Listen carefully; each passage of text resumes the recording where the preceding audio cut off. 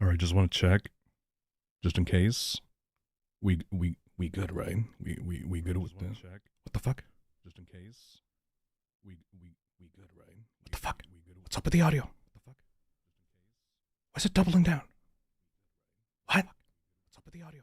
What? Why is it doubling down? What? What? What's up with that? What? Hold on. What? Are you fucking kidding me? Hold on. Are you fucking kidding me? Oh no. Why? Why? Oh no. Shit. Why? Fuck. How does that? How do I fix that?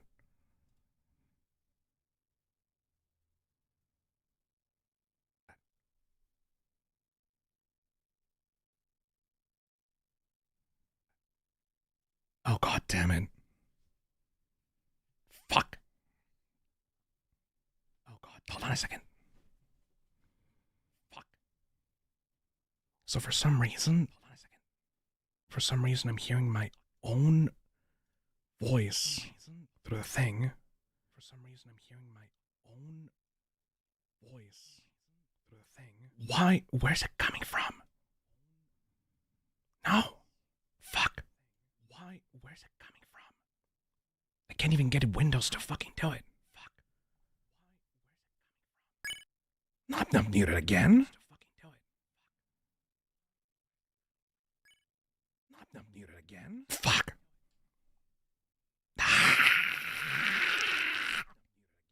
Fuck.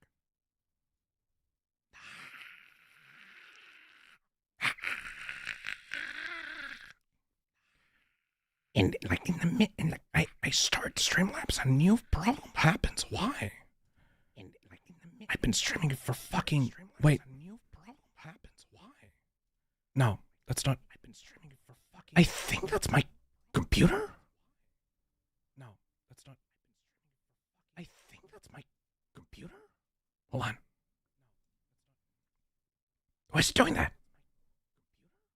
Hold on. Why is it doing that? Why is it doing that? Fuck. Why is it doing that? Fuck. Did Windows updates?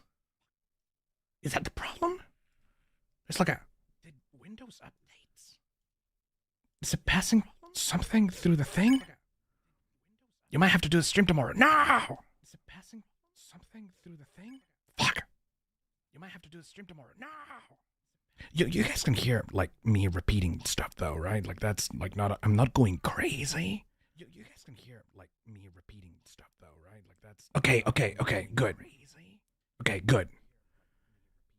Like, that was not a problem before. I'm going crazy. Wait, is it one of the filters? There's no way that's one of the filters. Like, that was not a problem before. I'm going crazy. Wait, is it one of the filters? Do you have any chance to have the stream open somewhere that you haven't looked? That's a very good question. Oh my god. Wait. Open somewhere that you haven't looked. That's a very good question. Oh my god. Wait. No. No, that's not possible. Okay, I'm gonna... Wait. No. No, that's not possible. Turn off all the Chrome tabs. What the fuck? What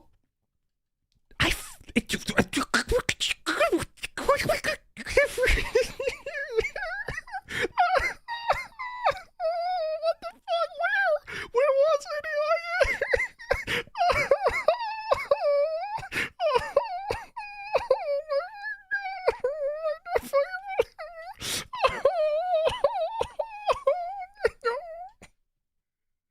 I'm gonna fucking cry.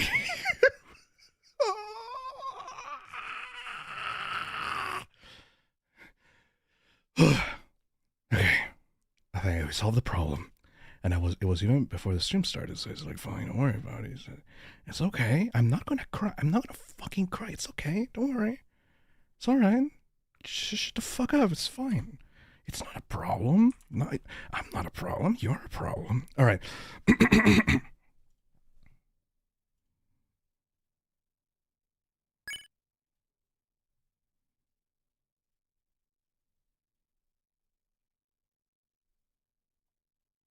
Okay. I think that we're all good. Phil, you good? Shut up. All right. It's actually starting now.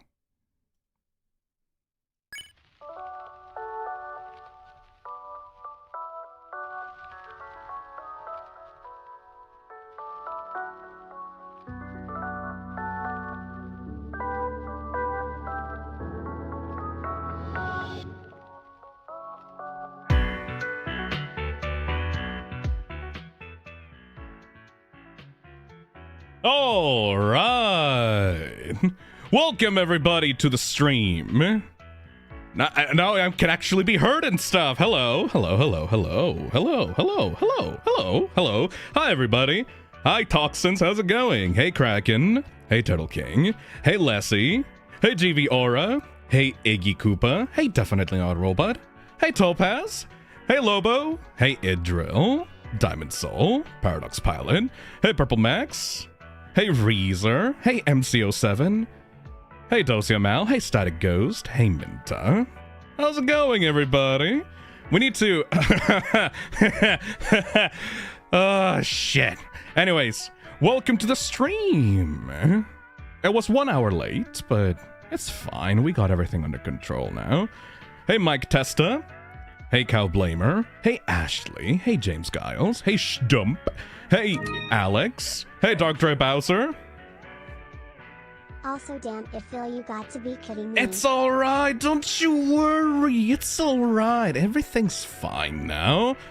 I totally did not have to mess around before the stream started for 1 fucking hour because Streamlabs almost deleted all my settings. Months. Also, happy Thanksgiving to anyone who celebrates it today. I'm one of those who celebrates it today. Fuck yeah, happy... Not birthday. Happy Thanksgiving. Wait, is that America's birthday? Is Thanksgiving America's birthday? Happy Thanksgiving to all the Americans out there. I think that constitutes like what? 95% on my viewer base. So like happy Thanksgiving to you. Technically? No, that's the 4th of July. What the fuck happens in Thanksgiving then? What do you people actually celebrate? I'm not American. So like, can anybody explain what you guys do in like Thanksgiving? Thanksgiving is America's dinner. Well, that's a little bit late compared to the 4th of July, ain't it? We just eat a lot. Family. I don't celebrate Thanksgiving, so I don't fucking know. You mainly eat. I do like a holiday where you just eat. That sounds pretty nice. I think it's the day the turkeys rebelled against the humans and then the turkeys offered the humans pizza. I think you're in a different timeline, buddy. I think that you eat the turkeys in the Thanksgiving. Happy Thanks Day! You know what I'm thankful for, Angry? Being able to stream without having fucking audio issues! Anyways. Hello everybody, welcome to the Toxic Terror Game Jam, the 4th stream related to the Toxic Terror Game Jam. This week, we play them all! We need to play them all, we need to play them all. We need to finish them! Hey dog-loving gamer, in Thanksgiving they got turkeys off the menu. Not in this timeline at least. Hey real random lad. Nothing silly happened, nothing worth playing to curb your enthusiasm. Anyway, let's get jamming. Let's get jamming. Also, for real though, I do have to re-enable the super chats and notifications that happened when I was doing the privated version of the stream. Skello Melon donates to and says, bro got force-fed. Oops, all mic problems, Serial. Ugh.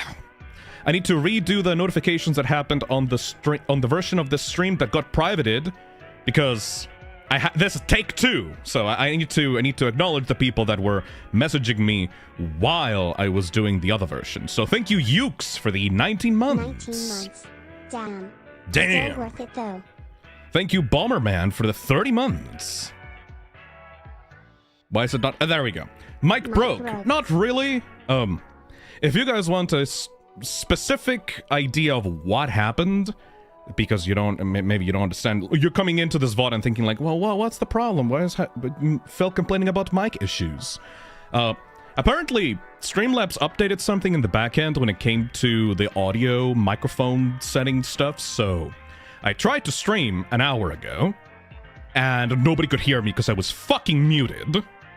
and after like an hour of fiddling around, I managed to get it back up working again.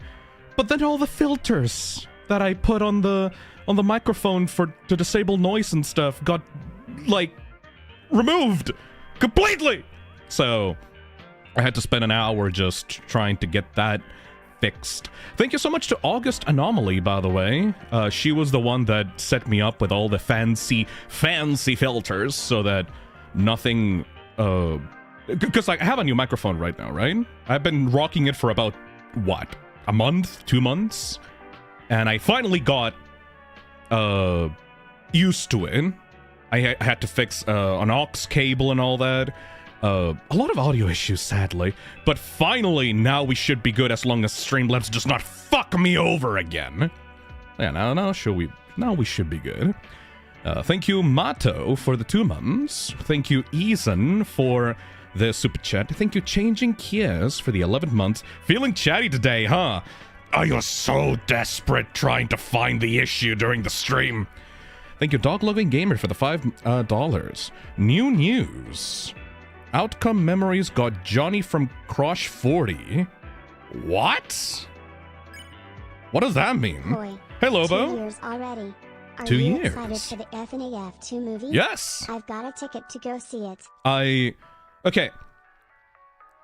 Can we talk about the FNAF movie for like a second before we start the Gamejam games? Because I'm actually pretty excited for it. Who's gonna go see the FNAF 2 movie day 1 on release? Raise your hands if you're going to go see it with a friend or just by yourself, really. I don't give a fuck. Skello is gonna. Okay. Topaz is gonna. I'm seeing it with my sampling. Ooh, nice. Dosie's gonna see it. Funky Foe's gonna see it. Skello Melon's gonna see it. James Giles is gonna see it. Octojoker's gonna see it. Purple Mac's gonna see it. Slime Scientist's gonna see it. Obviously Lobo, obviously Kraken, Blighted Sky, Static Ghost. Okay, shit ton of people are gonna go see this thing day 1. Fuck yeah. Hell yeah. If you want my personal opinion on the first FNAF movie, I think it was pretty neat. Though, I definitely am not very good at doing quote-unquote reviews of movies. Well, because I am not much of a movie buff, you know? I'm not someone that has the capability of critiquing movies well. I just go and see it with a friend or by myself and I go, oh, I like this. Or I go like, I fucking hated this because I was so bored. In the case of the FNAF 1 movie, though, I actually really liked it. I loved how the animatronics were all like actual props. They were not CGI. They were physical animatronics created by Jim Henson's workshop, I think. And the whole pizzeria was really well constructed, and I loved the moment where Freddy and friends absolutely go to town on those like robbers that break into the pizzeria. That was my favorite part of the movie. The one where like, for some reason, a woman approaches Freddy's fucking face and then gets dragged into it and gets fucking cleaved in half. That was amazing. Also, the cupcakes surprisingly got a lot of attention in that movie. Not sure why. I can't believe that the animatronic that got the killing blow on Springtrap, Mr. William Afton, was the cupcake. I didn't really think that would, like, kind of unexpected, but still good. Also, Matthew Lillard was a dream. Ever since I saw the FNAF 1 movie, I instantly, like, replaced every single mental image of William Afton in my head with Matthew Lillard. Like, he is the guy, in my opinion. So yeah, that was great. I was not really keeping up with the marketing for the FNAF 2 movie, though, because I'm not really much of a huge movie person. Like, I'm never gonna become, like, desperate to see a movie, right? It's just, if it happens, it happens, and if I go see it, I go see it, right? But from what I've been seeing of the FNAF 2 movie marketing, there's a lot of YouTubers and people that got shown the FNAF movie early that seem a little bit overly enthusiastic about it. I mean, duh, they're fans of the series, so why wouldn't they be overly enthusiastic? But it's more of a thing of, like, I feel weird, because I don't know how to feel about YouTubers essentially being PR managers for a franchise, right? Because the whole idea is that obviously they benefit from talking good about FNAF, because if they talk good about FNAF, then the overall reception of the series is positive, therefore more attention can be brought onto the eyes of the franchise. But that kind of seems like you kind of have to be positive about it. I can't imagine, like, Dawko, for example, Mr. King of FNAF himself. I'm not counting Markiplier, by the way. Markiplier is not the king of FNAF in my eyes, mostly because he cheated on the FNAF 2 10-20 mode, like, challenge on his video. I think that Dawko is the king of FNAF, in my opinion. Anyways, like, I can't imagine Dawko going into the FNAF 2 movie and going like, I fucking hate it.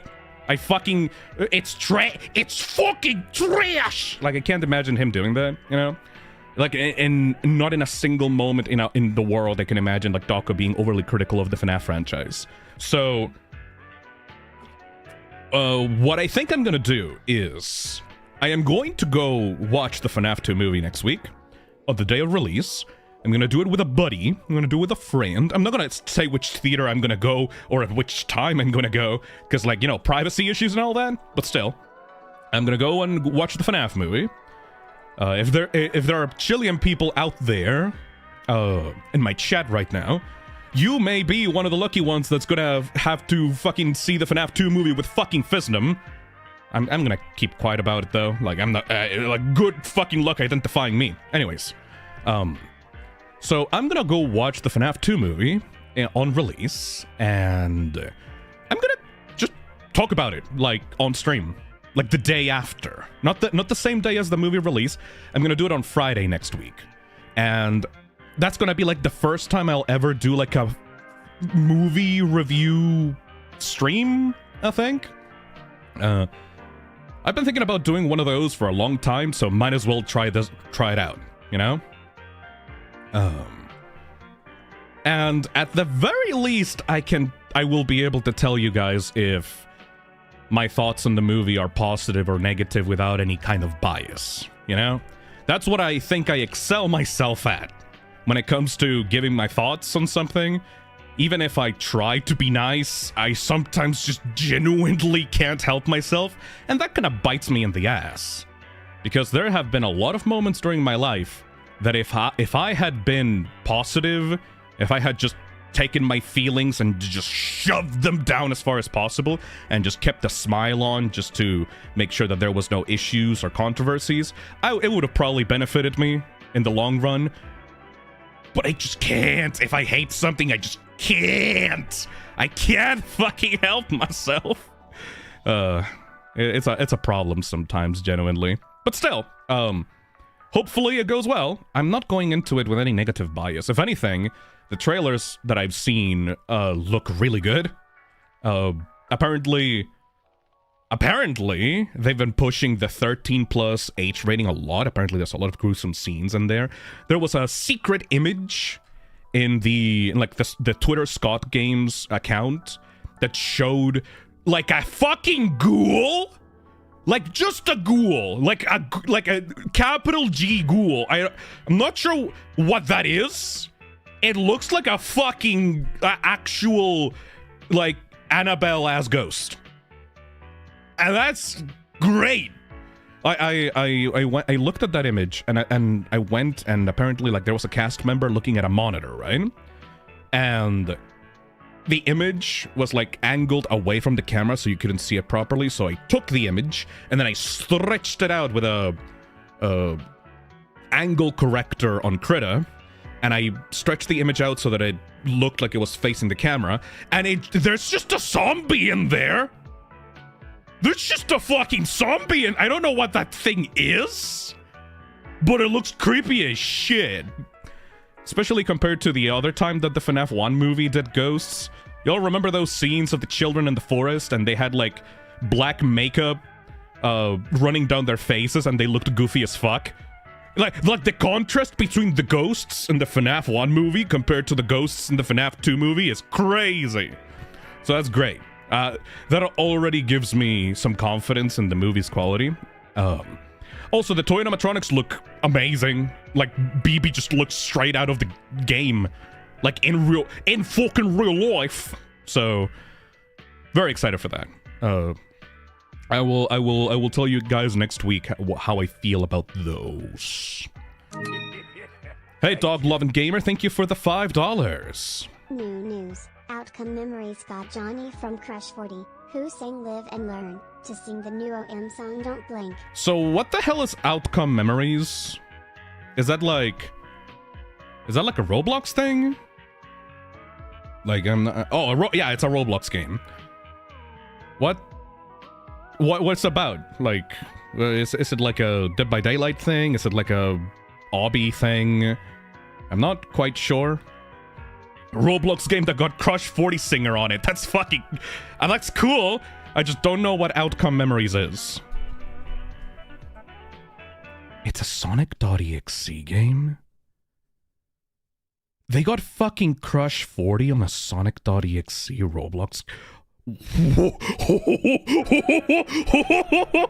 okay, yeah, now I see why it's so fucking, impressive.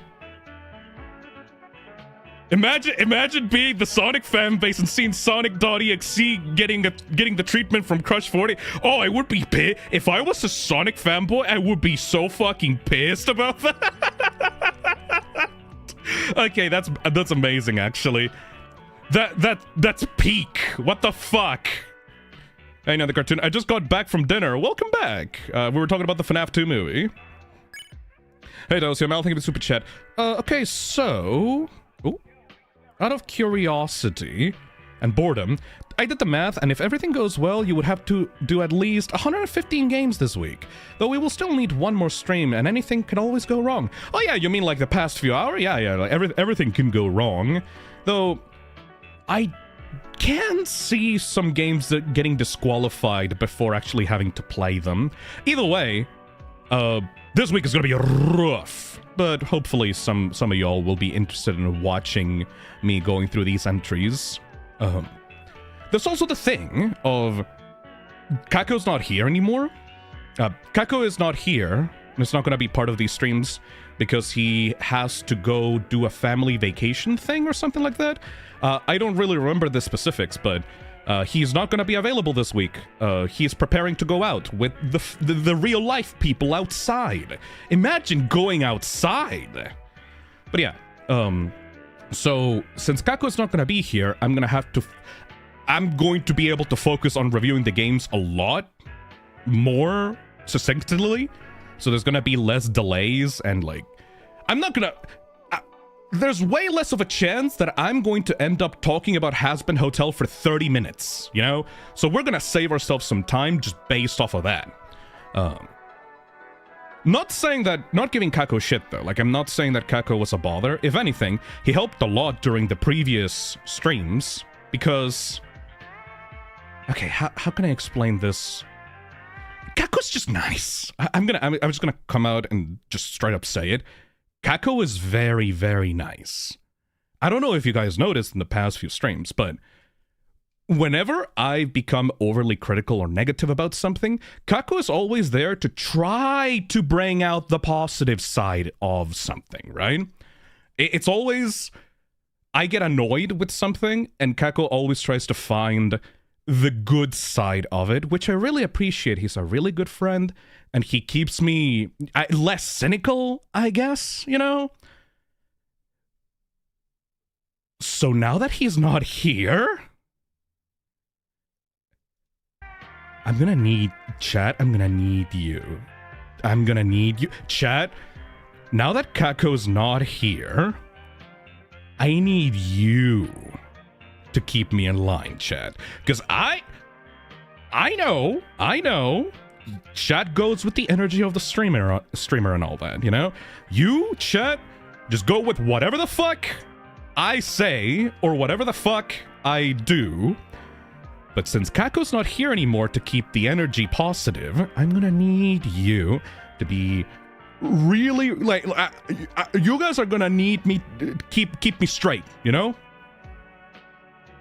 You are the good cop from here on out. Yeah, I'm the bad cop, you're the good cop.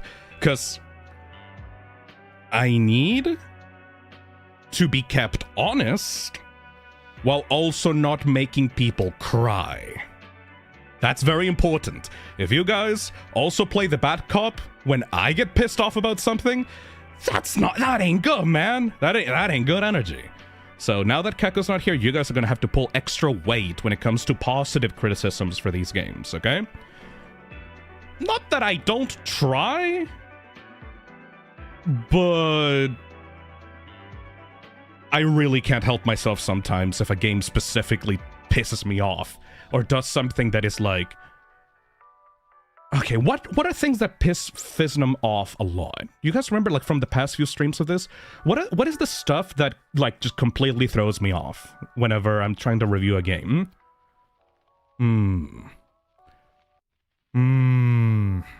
Awful ending? That's more for, like, finished games, but yeah, if a game ends very abruptly, that kind of takes me away from it. If I'm not enjoying myself very much and then it ends abruptly, like that, it's like kind of a wet fart, you know? Overcomplicated games. Yeah, if a game throws a lot at me all at once, that is terrible in my opinion. Loud noises. Oh my god, yeah. Okay, Skello nailed it. Loud fucking noises or very repetitive noises. If a game has no soundtrack and they grabbed a single sound off of like freesound.org and it's like a 5-second loop of the same noise over and over again, I will just be like in the most horrible mood ever, you know? I think that should be a mark for any future game developers out there. You kind of need to emphasize the music on something, because I can spend an hour doing a repetitive task as long as the music is fucking 10 out of 10, you know? Flashing lights, yes. Honey Lavender nails it as well. There have been a couple of games on this game jam that do not have regard for flashing lights, probably because the developer made it in like a very well lit room in like the middle of the day, you know? But the flashing lights when there's like a full screen flash and it's like every 5 seconds, that it just immediately puts me off, you know? Exactly, yeah. There's a bunch of stuff. Games that have bad writing. I mean, no, I'm a fucking Resident Evil fan, dude. I'm a fan of Resident Evil. One of the worst written horror series ever, especially in the first game. I don't mind bad writing unless the game is all about... Okay, wait. I don't mind bad writing if the game is focused on something else. If the game has bad writing and it's all the game is, then fuck me. Like, that's... I don't think I can find a worse thing than a game that has 90% of it being writing and the writing is bad. So if you struggle with writing in your projects or games, try to focus on the gameplay or like the mechanics rather than the story or the cutscenes, you know? GBR says, funny bad is more fun than boring bad. Oh, if a game has bad writing, but it's short and it's funny, that actually can be like some points up for me. Like that can be a good thing rather than a bad thing. It really heavily depends on how you do it. Hey Coden, thank you for the super chat. I was getting a new monitor, so I missed out most of it. We literally just started. Hey Melodram Artist, thank you for the €10. Not sure if anyone told you, but Zeeker's Shadow dropped Welcome to the Dark Place a month ago and it looks pretty good. Yes, this means the development of Lethal Company is back on track. Oh shit! I thought that Seekers was just permanently done with Lethal Company. Hopefully the new game is cool. I have not heard anything at all about Welcome to the Dark Place. Thank you to Dog Loving Gamer for the $5. Crush 40 made official Sonic songs like Live and Learn, and Outcome Memories got a singer to play in their new song, Don't Blink. That is so fucking cool. I can imagine the regular Sonic fans being very, very jealous about that. Hey Eddie, thank you for the super chat. Will you check out Markiplier montage mods someday? I have no idea what that is. Hey Froggy, thank you for the $10. Thanksgiving started when we came over from Europe a long time ago, and we're thankful to the natives for helping us during the harsh winter. Just don't ask about what happened to the natives after. Yeah, I was gonna say, that's a very nice holiday, but the outcome of that holiday doesn't seem a very that's awkward actually. Hey Hayden, thank you for the $5. Happy Thanks Day, Phil. Yeah. I'm thankful for all the laughs and comfort you bring. Aw, thank you. Also, Reddit post comparing reviews, including pros and cons. Hmm? But what? But thank you though. Thank you for the $5. Thank you, Angry, for the $2. Wasn't there a thing someone stole Toy Chica? Are you talking about like a cardboard cutout? I'm not sure. I don't keep up with much FNAF stuff, to be honest. If there's like a singular Reddit post, oh yeah, they were talking about FNAF 2, the FNAF 2 movie. There was a Reddit post comparing reviews, including pros and cons. Yeah, I have not touched the FNAF subreddit in a very long time, so I wouldn't be able to tell you what was in those posts, you know? A guy stole something about Toy Chica. Man, the simps. Can you imagine how Toy Chica VTuber people would go fucking crazy for that? Hey, Choppy Pie, thank you for the $5. You're a chill green dude. Have 5 papers and a fake Peppino. Oh, thank you. I like fake Pepinos, one of my favorite bosses from Pizza Tower. Hey, Dosio Mal. Okay, so to put it better, Outcome Memories is basically a DBD with Sonic.exe, but you can beat the shit out of the killer. Metal Sonic also has a fucking Roaring Knight skin with a custom SFX and everything. Why is that weirdly appropriate for Metal Sonic? Hey, I Yelling Dude, thank you for the $5. Hey Phisnom, I wanted to make a fan games, not FNAF, and I was wondering if you could give me any tips making a game? Again, I'm not a game developer. It's been literally over half a decade since I was a game developer, and I was not even a game developer, I was a fan game developer, which is not really much of a title. I'm not sure why people consider my opinion when it comes to making games, important. I'm basically just a dude playing video games, and like right now, I don't really have much of a, authority when it comes to that. But if I could give you a suggestion, I would say, don't be perfectionist. Make something small, like 30 minutes small, even if it seems too small for your own liking. People that start out with game development usually compare themselves to the greats, you know, like, I want to do something as cool as this. But that doesn't work because doing that takes years of practice. So if you want to do something, anything, make something lesser than what you are comparing yourself to. Make it 20 minutes, 30 minutes, whatever you want, as long as it's smaller than what you want. Because then you'll be limited by the time. You'll be limited by those conditions, I would say. Hey, Melodram Artist. Developers, don't sleep on sound design. Yeah, very important. Very important. If you don't do the sound design well, people are just gonna be annoyed. It's just as important as visuals. Happy Thanksgiving to the Toxic Cesspit. Happy Thanksgiving, Burning Bad. Thank you for the 3 months. I am thankful about being able to speak with my microphone correctly without any audio issues. God, I'm so thankful for that. Hey, Weona. Thank you for the super chat. Do you still plan to do the Toxic Sonar reviews on December? Yes. Next week, if you guys want the news on the docket for next week we're gonna do a FNAF 2 movie review on Friday. Then we're going to be announcing a Toxic Sonar review stream. Like, it's gonna start next week, and it's gonna go throughout all of December. Because, like, I'm not sure about the prices. I'm probably just gonna do merch for the prices. It's not gonna be like the Gamejam, which is like has like monetary incentives. It's probably gonna just be a merch prize thing. But yes, it's gonna start next week for all the artists of the cesspit. I know that there's a lot of you.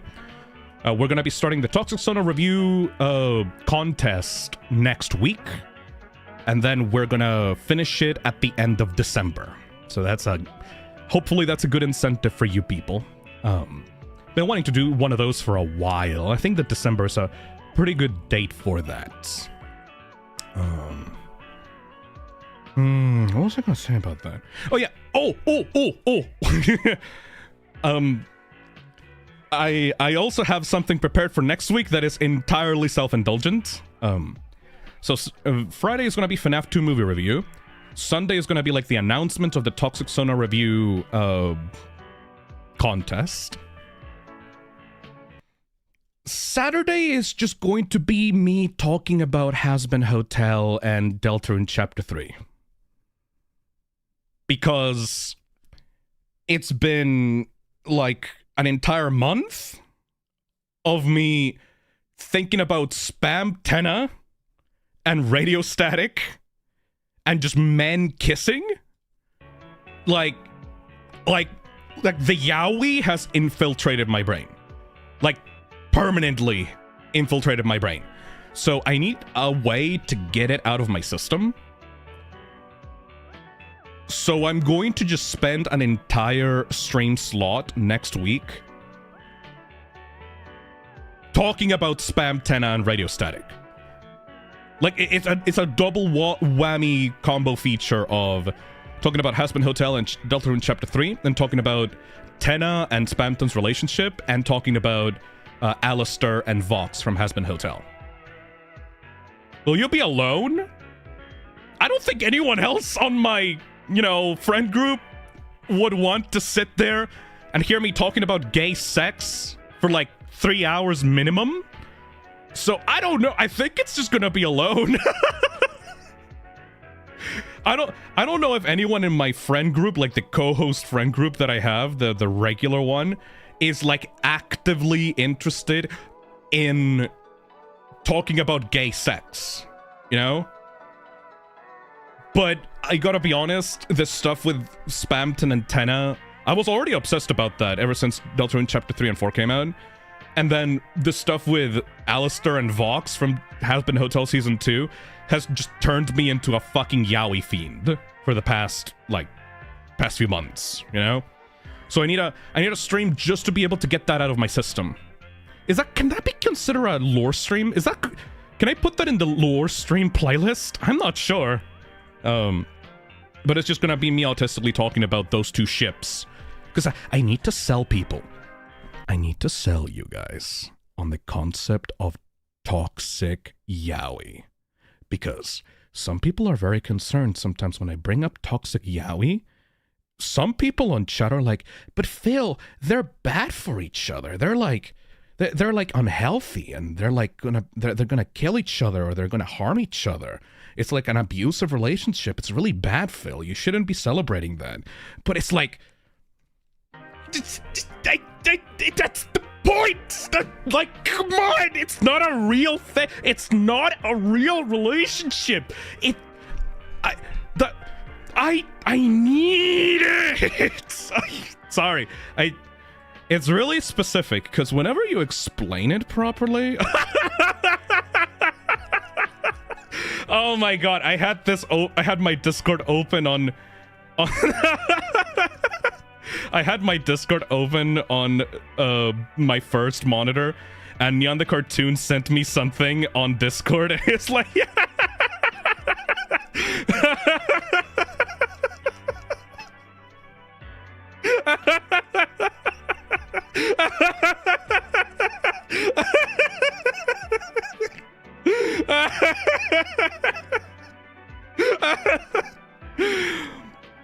I can fix him.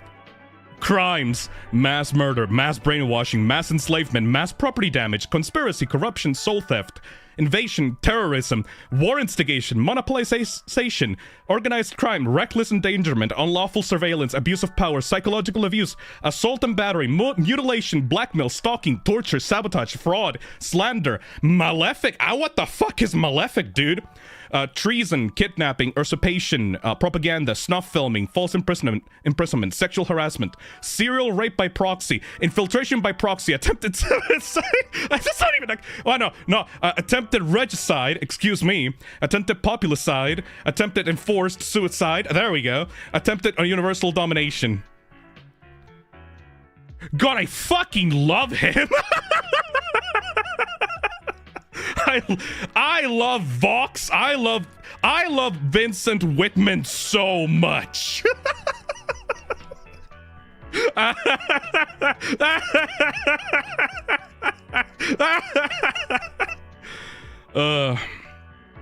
sorry. I know some people are gonna be like, Phil, but that's very problematic. How dare you? You're promoting like bad relationships. Like, no. Like, that's the beauty. That's the beauty of fiction. You can enjoy something fucked up. You can enjoy something that's bad without actually affecting reality. Like, that's the point of fiction. It helps you feel things that would be bad in real life. Why do you think people like horror games? You know, like, I like horror games not because I want to feel in danger for real, but it just gives me that itch, you know? It gives me it satisfies that adrenaline itch. Ugh. God, I fucking love Toxic Yaoi. Oh my fucking god. I probably sound really crazy right now. I apologize. Hey, Space Cowboy, thank you for the $5. Hi, Phil. Happy Thanksgiving. Thank you. I made the butterscotch cinnamon pie from Undertale. Ooh. I do it every year, and I finally didn't botch the whipped cream. Ooh, hopefully it's tasty. Hell yeah, Space Cowboy. That's really wholesome. Aw. Thank you so much. Hey, Giraffe, thank you for the super chat. Hey, Phisnom, hope you have a great time today. By the way, that was a guy called Deimos that stole Toy Chica. The entire animatronic? Like, that's a crime, though. You're not talking about the entire animatronic, right?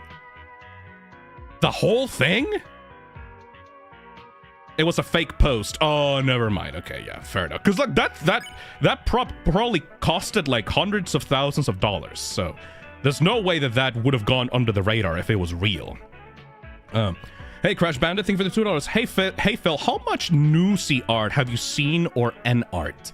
After I finished Murder Drones, my entire timeline became flooded with Murder Drones fan art, which I find extremely cute. If it weren't for the fact that definitely means that I'm being monitored online and the algorithm is like subtly pushing me towards things I think I would enjoy. But I like it. Like, it's nightmare dystopian reality, but I like it. So, fuck yeah, give me more Murder Drones. I don't give a fuck. Hey, Julitas, thank you for the super chat. Hi, Phil, I really love your videos. Thank you. For some reason, my pet snake likes to watch the TV when your streams or VODs are on. Fuck yeah, what's up with the parasocial animals? We had this before on stream. There's a lot of pets that are just really into my VODs. First a cat, now a snake. Fuck yeah. Pet snake. Also, pet snakes are awesome. More power to you, Julita. Oh, fuck yeah, dude. Not the parasocial snake. Okay. I'm gonna lift a restriction when it comes to parasocialness on my channel. Pets are allowed to be parasocial towards me. I believe that you can let your pets be as parasocial as they want with me. Fuck it. Let them see the VODs. I don't care. Hey, Melodrama Artist, thank you for the €5. God forbid we display people being bad for each other to make something interesting and teach people to not do the same thing. I don't think it's a lesson. I don't think that Vipsy Pop wrote Radio Static because she wanted to make an allegory or a lesson about a toxic relationship. I think that she just loves Toxic Yaoi. Sometimes people display bad things in media, and it's not because they want to make a lesson out of it. It's just that they want to write something awful. And that's okay as long as it's not exploitative, you know? And oh my god, Radio Static, it's specifically Vox's attitude on it. I can't get into it right now. I'll save it for next week, because I will be yapping for hours about Radio Static or like Spam Tenna, you know? Toxic Yaoi is so good I could die. Yeah, it's delicious. The keyword is delicious. Radio Static or Radio Silence? I go with Radio Static. That's my ship name, I think. Hey, Boo, thank you for the super chat. Vox is a red flag. Sucks because I love red. Man, boy, you're such a red flag. You're lucky I love the color red. Anyways. Hey, Wandering Ghost, thank you for the $5.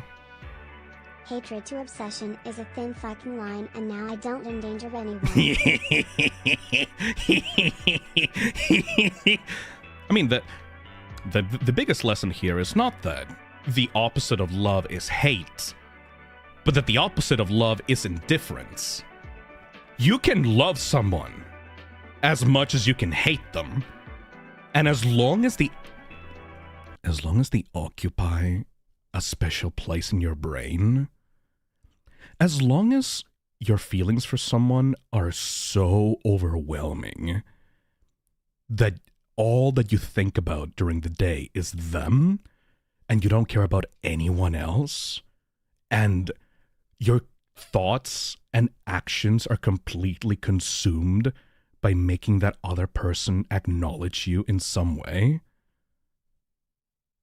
that's romantic as fuck!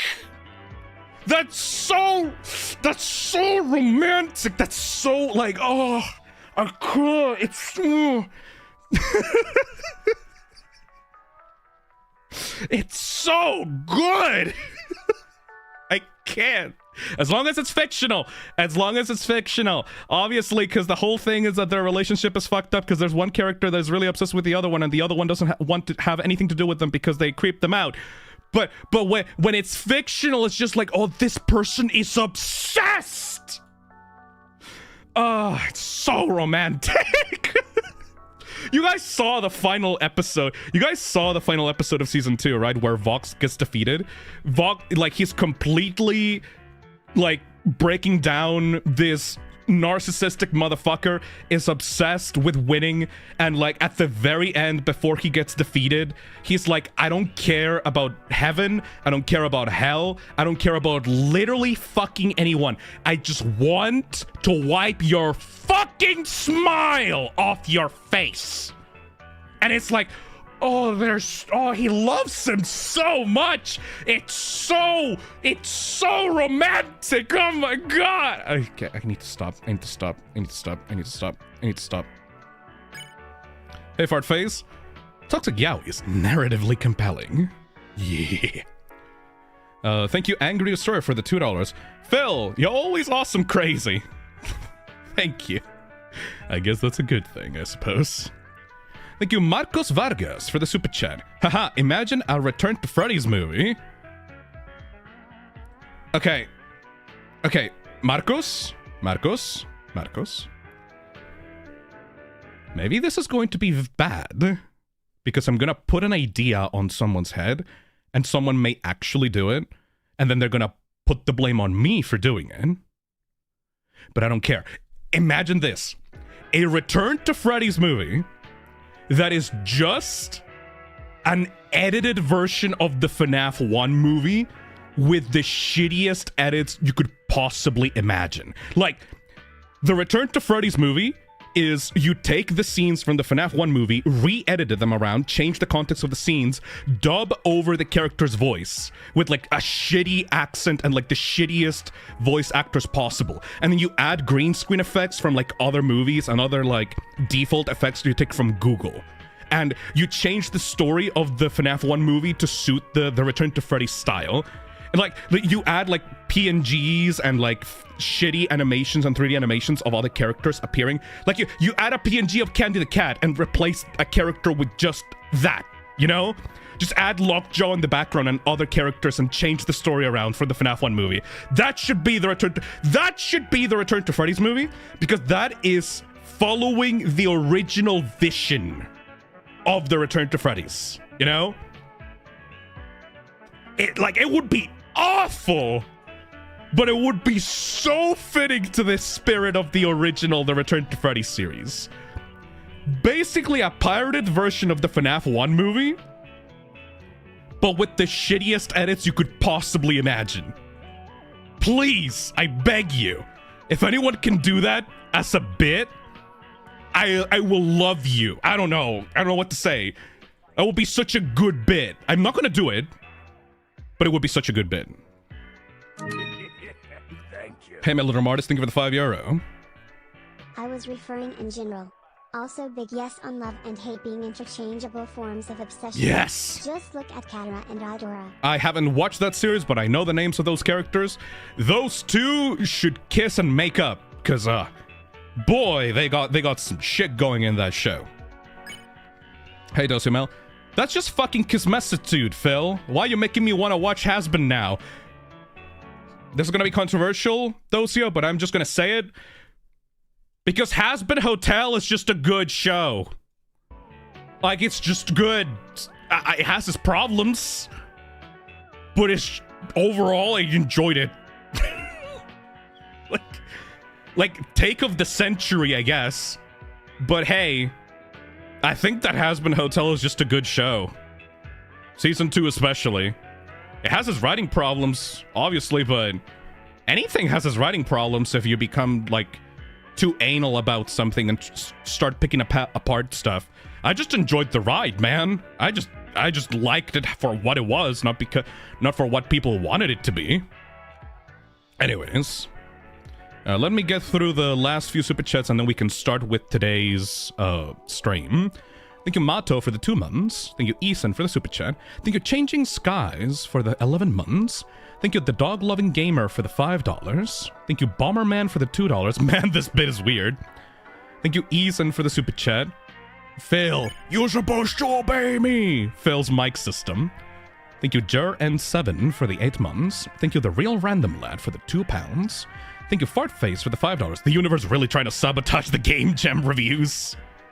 Man, why is it always the Game Jam reviews?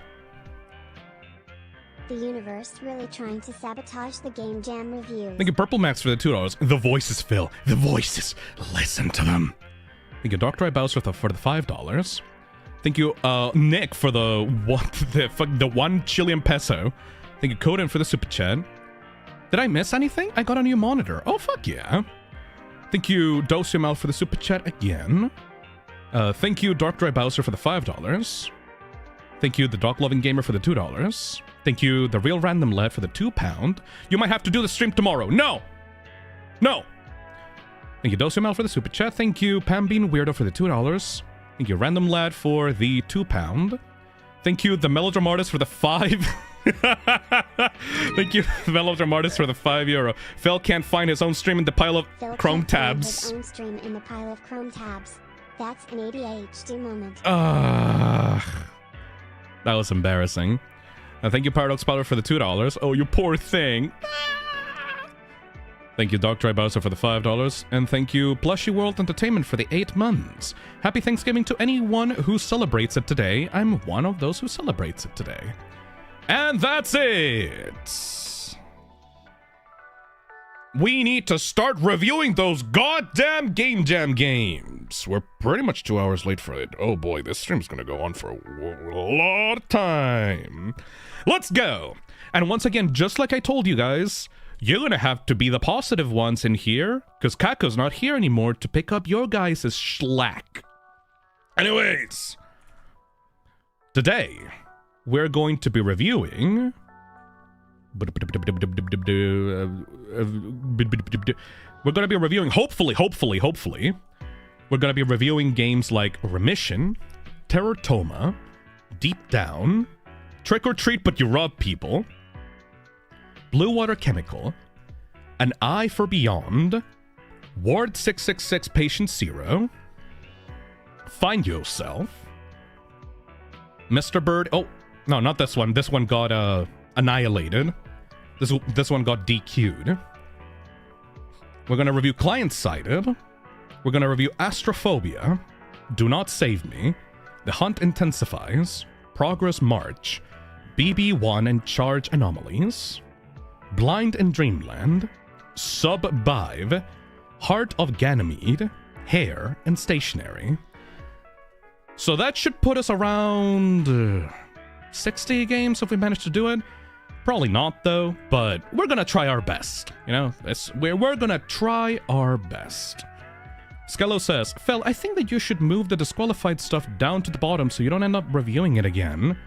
As long as I see the red thingy here, we should be fine. Though what I can do instead is grab this. I can mark it like that, so that I don't count it.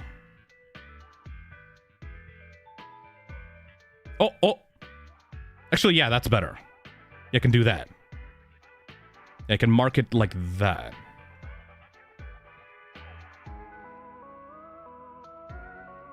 There we go. So now that is around the same color. So that won't show up, basically. Erased from existence. Because I don't want to fuck up the formula that I got here for the counter, you know? Anyways. Oh! I also need your help, you guys' help for judging something, actually. We need to talk about one specific entry that I'm kind of on the fence about whether or not I should disqualify, or if I should try it out anyways. So, I'm not even going to say the name, but I was going through the games that I was going to review today, and I found a game that actually looks really cool. If you want the description of it, at least on the page, game page, it says it's basically observation duty, but you are in the room, you're not looking at cameras, and you're trying to sleep. So basically imagine trying to go to sleep in your bedroom, but stuff changes on it, like observation duty, right? That is really cool. Really genuinely cool concept for a Sit and Survive, right? And then I take a closer look at the thumbnail for it, and I like I don't know, do you see it? You know, like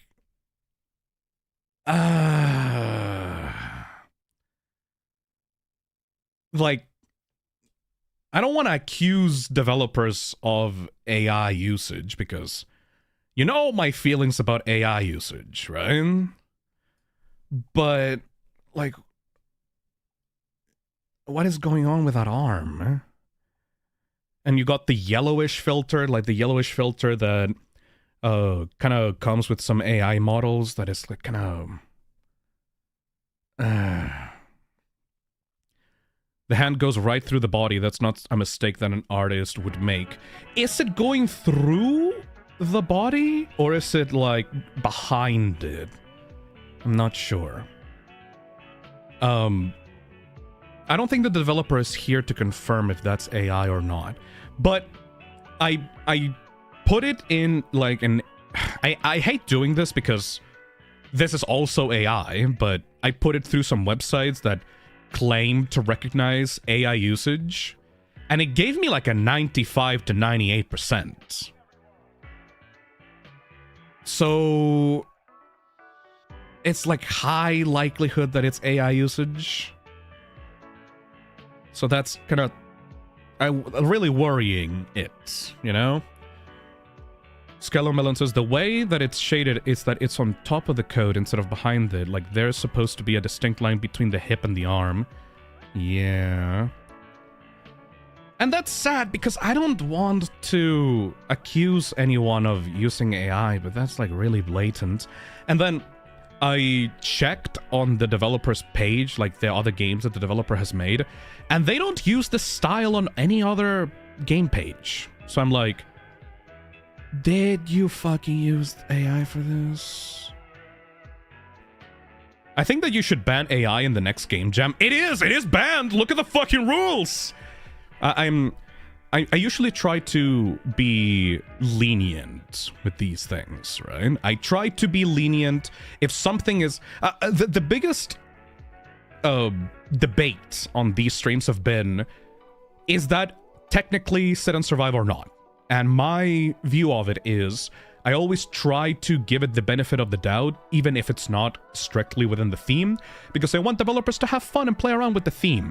But I don't want to give a pass to AI stuff, though. I don't want to give it a pass. If something looks like AI, I don't want to set that precedent of, oh no, it's okay if you use it, but no. Like, no. Just no. The real random lad says, probably because of the deadline, they couldn't commission art, so they got AI to do it. A shame, really. Yeah, no, if somebody doesn't have time to commission art for the thumbnail, I would rather you just have a black fucking square rather than AI. So I'm not sure if this is AI. I don't know if it gets really hard to tell nowadays if something is genuinely AI or not, but I'm gonna have to like take that off, because I don't want to give it a chance if it could be AI, which is a shame because I saw the other screenshots in the page, right? And it was genuinely cool looking, like the concept of observation duty, but you're trapped in the room that it's happening in. That's like genuinely a cool concept for a sit and survive. But if it's using AI, then it just completely ruins my mood. Incorrect anatomy, and the website flags it as A plus 90% positive. Yeah. Conclusion, it's almost certainly AI. Alright, well, if that's the case, then I'm gonna have to disqualify that, sadly. Maybe if the developer is watching this and wants another chance, you can contact me through my business email. Some people have tried to skirt around stuff and add patches through weird links and other stuff. I accept patches and questions about the game jam through my business email. So I guess they can contact me through there. But that's about it, really. Alright, thank you for that. I just wanted chat's thoughts on that before we got started, because I was feeling really bad about disqualifying that, but I'm not accepting AI. I did that before, by the way. I look through these games through a virtual machine and I see like the title and the menu and the assets, and if I get a smell that it's AI, I just annihilate it off stream, you know? If it's real art, I'm sorry, but I think that we got a majority vote on that. It's really sus, you know? How much AI slop have you gotten, Phil? I think about 5 of the entries that I've disqualified or I have removed from the page in between these streams have had, like, AI assets.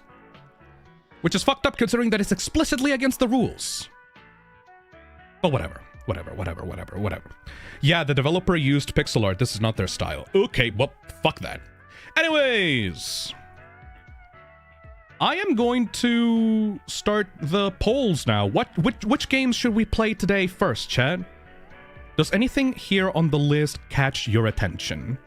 We got Remission, TerrorToma, Deep Down, Trick or Treat But You Rob People. That sounds like a game that chat would like to see first.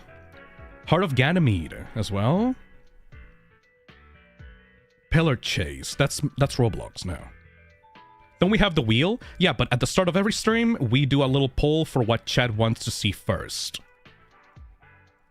Okay, we're gonna ask, what game should we play first? And it's gonna be Heart of Ganymede, Trick or Treat. This is the first time we're doing the poll. It's always been a poll at the start of every Game Jam stream. Alright, we're going to do Not Save Me. And any other stuff? Find Yourself. Is that on the list? Yes, find yourself. All right, pick which one we are going to start out with, chat. I think it's probably going to be Heart of Ganymede or Trick or Treat, considering what people have been saying on chat, but just in case, I put 2 more options. And while I wait for everyone to throw in their vote, the vote is live on the live chat right now, by the way. Please go vote. And I will wait like 5 minutes for that. Oh, as we wait for people to choose, I will also notify, if you haven't seen my Twitter or Blue Sky, for the next season, I'm thinking about featuring more fan art on the channel.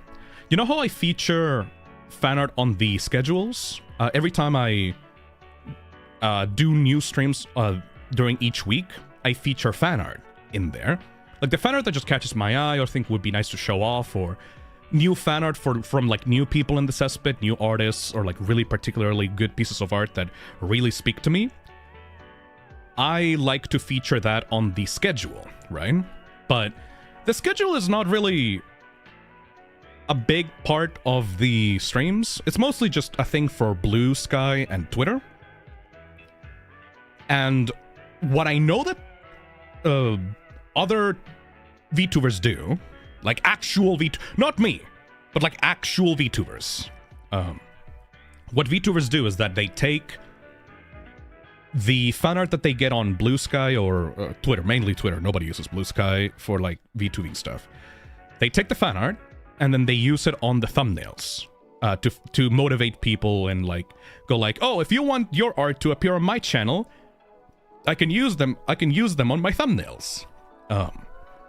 Problem is, my chat culture and VTuber culture is on completely different culture, you know?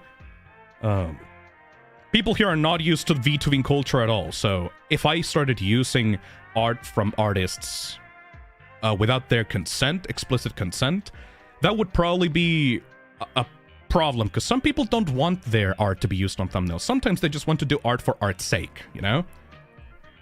So what I am thinking about is, I made a post, not this one actually. It's a quote retweet to that post actually. There we go. So, go away, Grok. Need advice. Been thinking about this more. What do you all think about a tag artists can use if they want to get consent to use their fan art on thumbnails? With credit, of course. If that sounds good to you, what name would be best? Maybe something like Fistlook or Fish Show? So, if you want to have your art appear on thumbnails, I think that it would be a good idea to have a tag on Blue Sky or Twitter exclusively dedicated to use that, like, to give consent, you know? So you can post it on hashtag FissArt, or you can post it on that tag, and it tells you, okay, Phil, I want you to use this for the thumbnails, with credit on the description, of course, you know? Bro, we just got rid of the AI. Yeah, it's a problem. Every single day it becomes a worse and worse and worse problem. I was throwing out suggestions for what the tag could be. Somebody made a really good suggestion. Approved toxic, like suspect approval, and then I changed it to like approved toxic. So right now I'm in between Fish Show. This seems what people are going towards the most. But approved toxic is also really good in my opinion. So after this poll is finished, which is going to be in a few seconds, I think I'll make another poll here to get people's thoughts, like the people that actually watch the streams. Fistnail. No, I don't want Fistnail. That's a... I think that gives people the wrong idea of what it could be. Fish Show. Ugh. Thumbnail. Ugh. Fish Show is nice, though. Fish Show is nice. I love someone saying thumbnail. I don't like that. That seems that gives off some red flags. Anyways, yeah, that's what I wanted to talk about before we started as well, just to check, you know. Anyways, 252 votes. Seems that people want me to start with trick or treat. That'll be my pleasure. And finally, this is a poll that I'm going to keep up during the entirety of the stream. What tag should we use for fan art? Fan art? How do I word this so that people know what I'm talking about? That people want me to use in thumbnails. There we go. And I'm gonna add hashtag fish show, then hashtag approved toxic, 5-frame.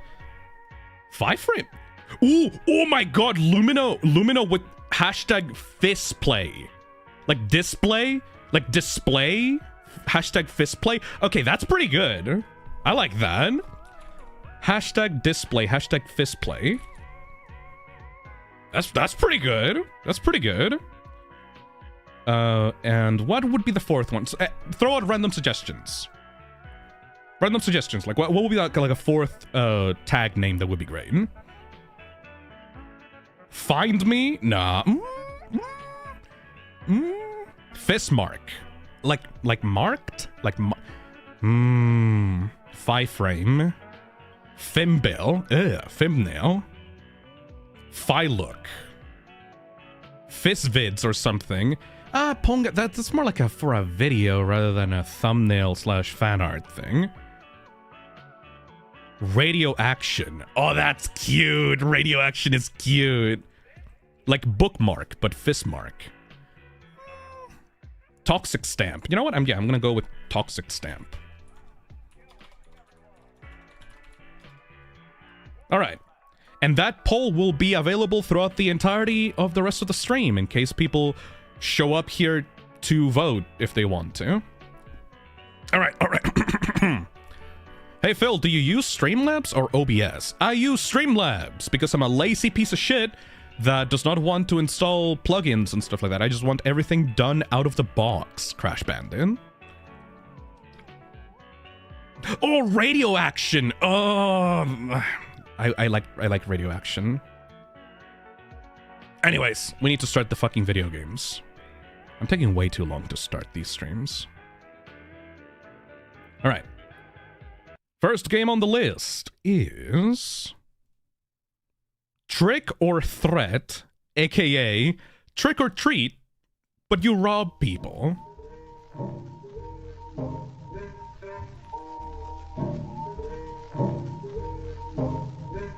Gonna adjust the music just a little bit.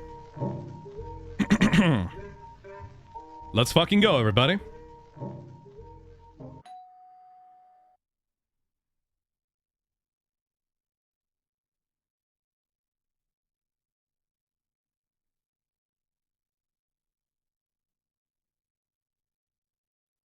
Hello?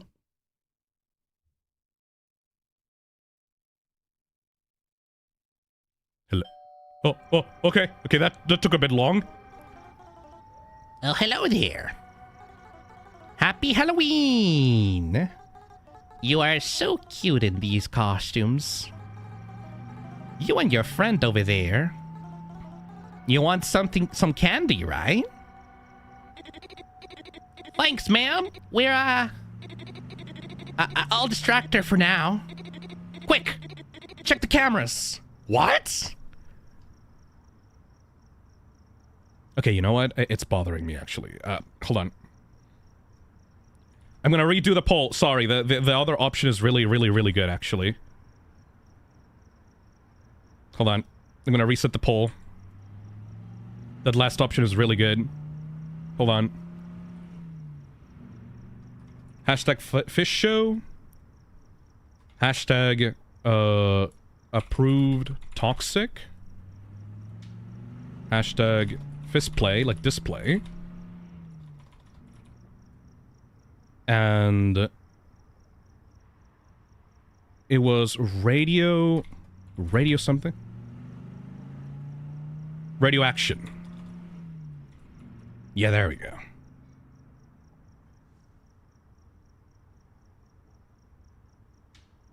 All right. Quick, check the cameras. What? There are a lot of things in here.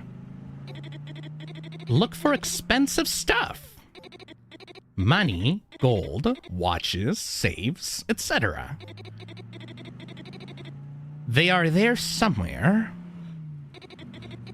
Find and click on as many as you can. You found one. Cool. Its value was added to our profit. There are probably more. You can look for some more, or you can close the cameras on your signal. Are you ready? Okay. So we just click on stuff? Is it just gonna be only one house, or are we gonna go through the house trying to find valuable stuff? Every time we mouse over something. Okay. Hell yeah, we're robbing this place. Do we just need to find every single thing that we can interact with? I like the concept of it, but how does the actual gameplay function? Like, are we done? Can we just say, like, we're good to go? Yeah, we've already interacted with these objects. The button above the door. Oh! Hands up! That's a robbery! What? The house! Now! I will not repeat myself! Open the cameras again! What? Find us there. We will go through each room. I will grab the loot you found. Once we're done, close the cameras. Turn to your left and call me. What? So we just...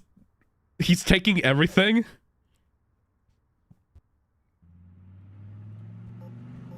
This is such a fucked up concept. Wait, we're an iPad kid robbing people of their shit? Seems so. I guess we just, yeah, we just wait on... I guess we don't have to wait? A duck? Are we gonna get shot at? Alright, we found them on the camera, so now we call him?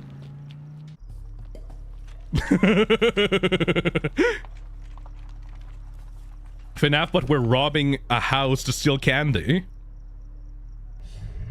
What?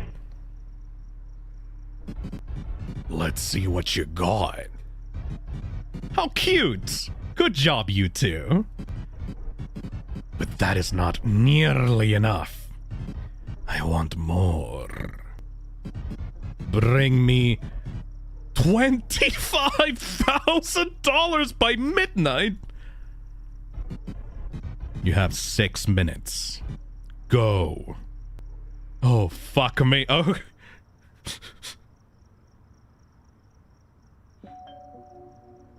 All right. Yeah, okay, we actually have a time limit. We have 6 minutes. Okay, let's go. They have a gun! Are we still doing this? We do get twice as much for this. If there is a gun in the house, but our chances to get shot... Dang it! Someone called the cops! Run! What? Run!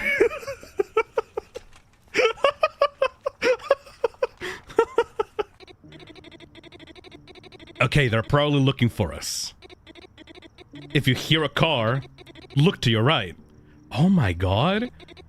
Don't let the cops see you. If they do, run immediately. Okay. Oh, this is so stupid. Oh my god. In a good way, by the way. We're literally looking for cops. Five Nights at Freddy's, but we're running away from the police. Okay. Oh, we still have 6 minutes, though. Is that it? Is that all that's valuable in this? I think that's all that's valuable in this house.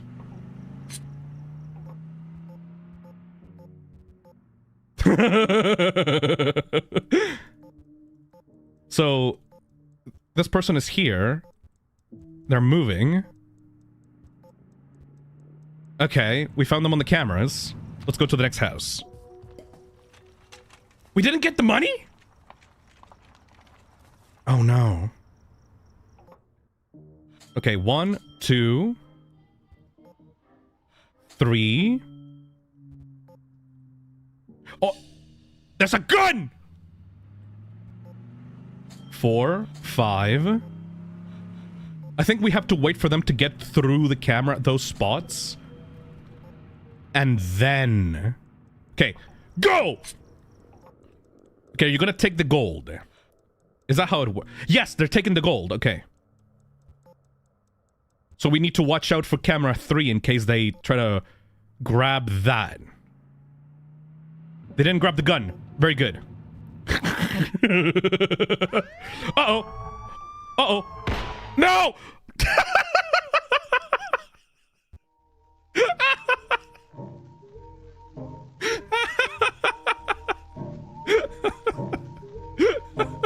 They fucking shot me.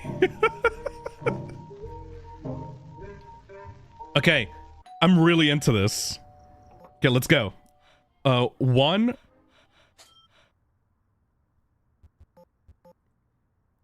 2. It's a little bit hard to understand how it works initially. There we go. Send it out. I don't see the cops. Alright, so as they continue to go through the house, they will grab the items. I have to watch out for the cops as they go through the building. And after they're done grabbing everything, we just fucking run. Oh, shit.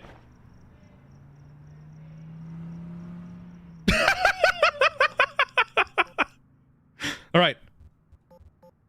Do they return to the living room after? I think they got everything. We need to go. Oh my god, this is so Yes! Yes! Yes!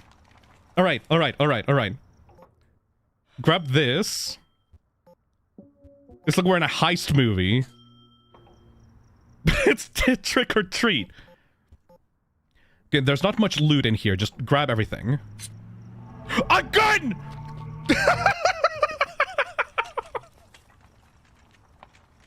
We need to run away if they have the gun. Alright. So they have the gun in their person. 1, 2. This is 3, 4. Okay, everything seems nice. Oh, cops!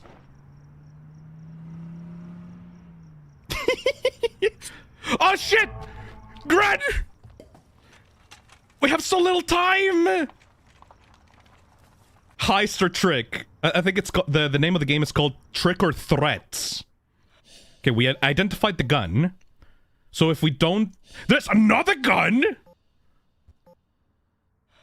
A third gun! That's not worth it. We need to get out of here. That house... That house is... It's occupied by an NRA member. We're not going in there. No siree. Another gun! A second gun! A third gun! Oh shit, a fourth! Get out of here! I don't know where we're trick-or-treating through Texas. Okay, 1, 2. Okay, a first gun. 6. Okay, might be worth it. Okay, go. Shit.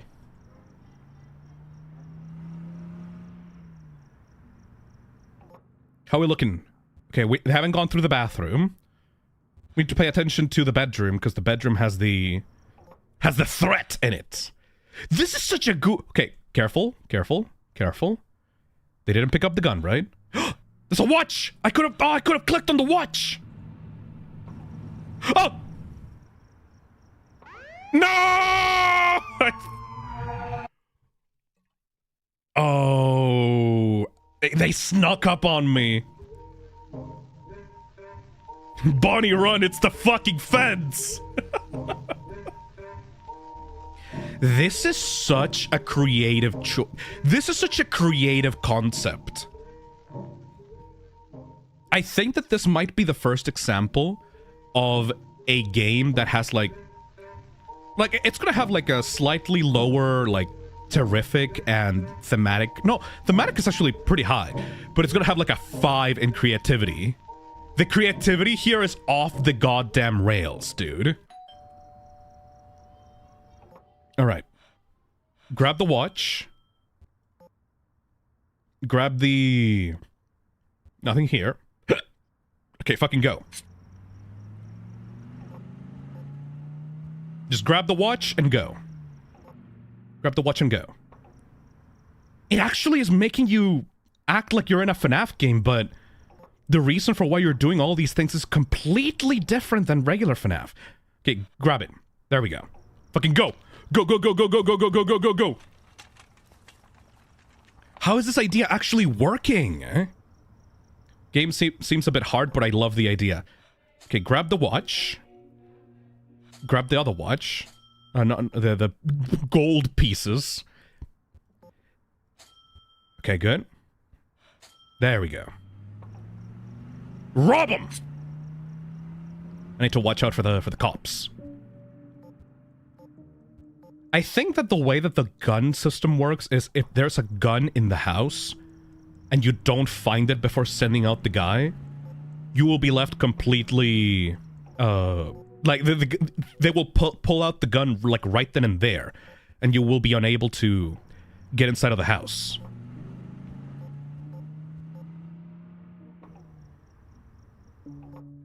I think literally my only issue so far is that each house seems to be kind of the same. There seems to be some randomization to it, but visually all houses in this neighborhood kind of look the same. I guess that's less of a problem with the game itself and more a problem with, like, suburban, like, life design. Okay, they got everything. Let's go.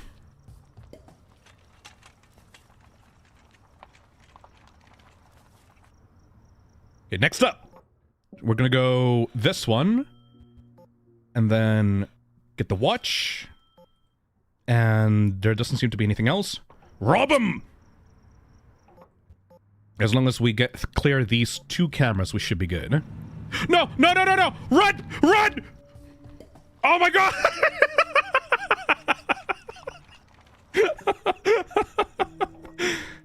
Okay, they have a gun.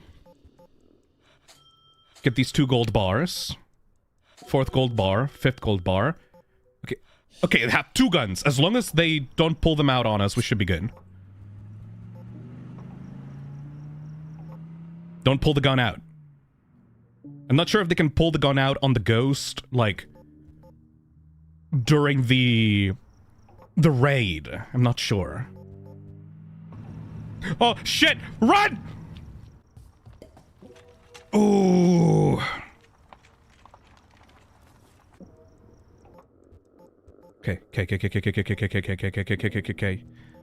We only have 3 minutes, dude. Okay, go. Just as long as they get to this point of the house, we should be good. No! God damn it! The cops gone by so fast. I think that, yeah, we're spending too much time watching the cameras. We should be looking out for the cops more. I think so far, at least, there seems to be no risk of the owners pulling out the gun during the raid.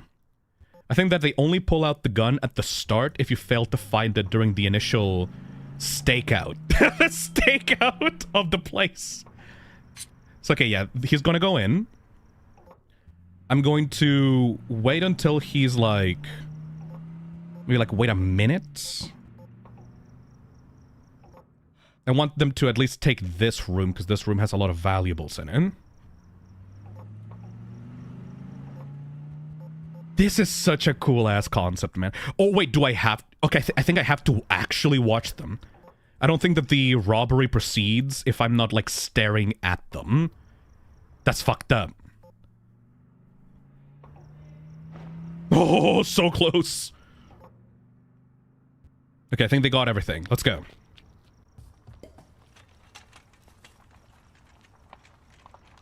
Shit. They can take the gun at the start of every room. Oh, that's fucked. So there's threats in the cameras, and there's threats in the... the outside.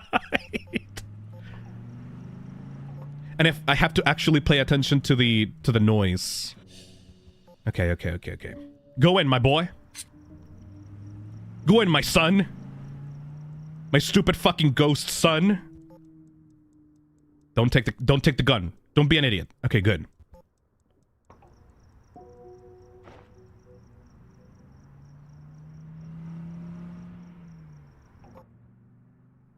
Oh god. Please. Don't take the gun. Don't take the gun. Good. We just need to go to camera 5. No! No! Go! Jesus, the cops are so sneaky. Those fucking pigs! Okay, we got all that.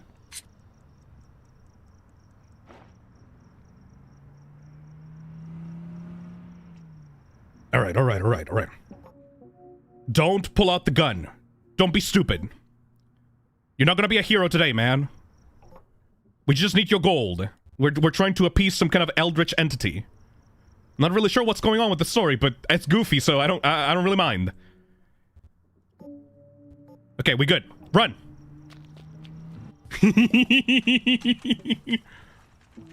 Oh, this might be a lot of money. This might be too much money. Okay. What? We have 4 minutes, though. 3 minutes. Okay. Go in, my son! Cops coming? Okay. Where are they? Okay, they're in the living room.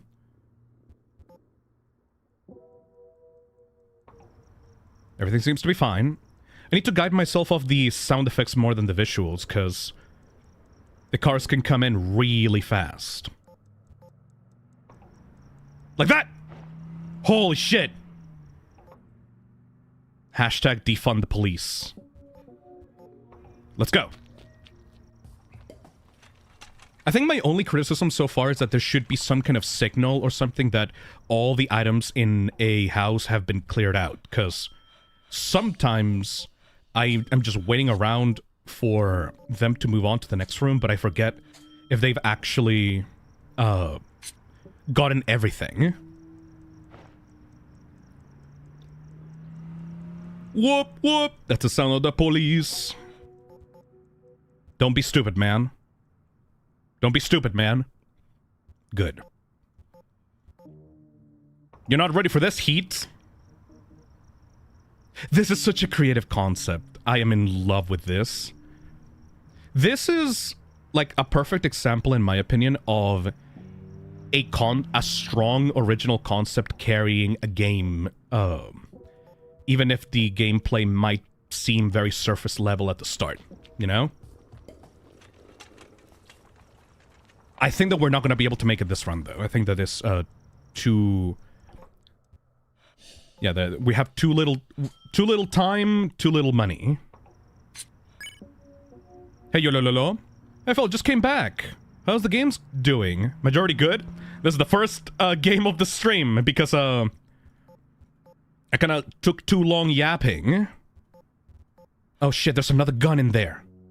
Oh shit, this is not worth it. We need to go.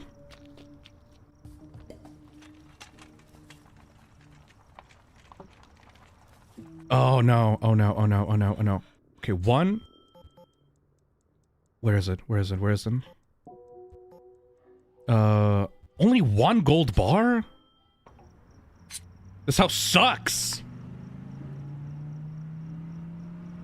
Yeah, I talked too much about Yaoi at the start of the stream, so this is the first game that we are playing on the stream right now.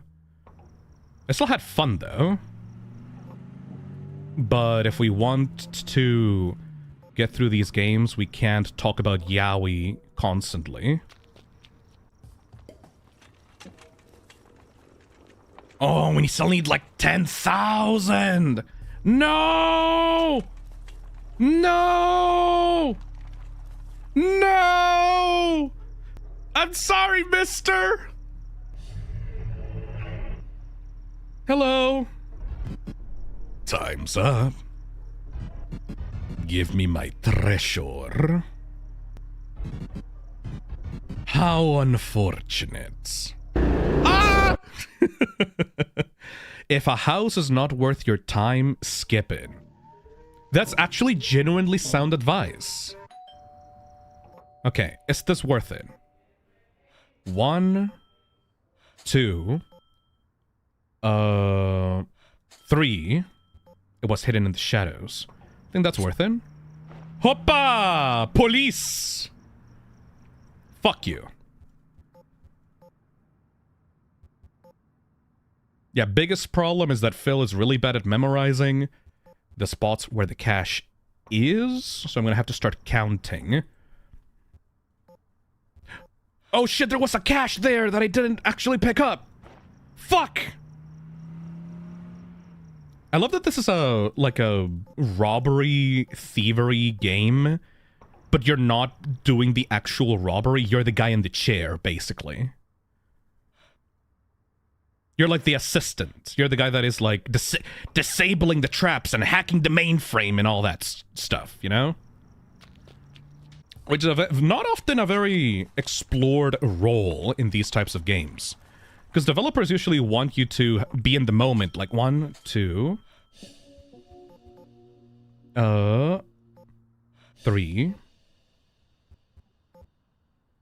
4... That's not worth it, man. The ADHD ain't helping. 1... Oof. Oh, this is shit. This house is shit. Oh, no. Oh, we're getting such shit house RNG. Ah. Oh, 1, 2, 3. Okay, that's already good.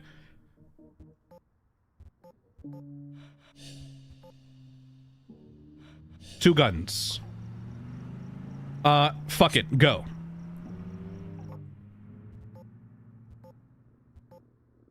Don't pick up the gun, man. Ain't worth it, man. Good. Get everything. Get everything from this room. Yes. Good. Run! This is a really cool gameplay loop. Oh my god. I thought it was a joke game, but it actually has like a little bit of strategy to it. Ah, 2 guns, 2 gold bars, 3 gold bars. Ah, do it. I believe in you. I believe in you, Ghosty. Come on, come on, come on, come on, come on. Come on. Good. Come on, you can do it. Don't mess this up. Come on, you can do it. Just get the fucking gold bar, asshole. Can't be that difficult. What? No! If you see a gun disappear, run away! Oh, I can imagine, like, if you took this game and extrapolated it and added, like, a bunch of animations and, like, oh, this is such a good, like, game jam concept, you know? If you added a little bit more clarity to the visuals and mechanics, like, this could be so good. Lethal Company, but give me your shit or get shot. Exactly. This house has nothing. Oh my god, you guys are poor as fuck. Get me out of here. Alright, alright, alright. It's a great game, but it's very understandable if you don't finish it because it's really hard. Yeah, the time limit in here is very restrictive.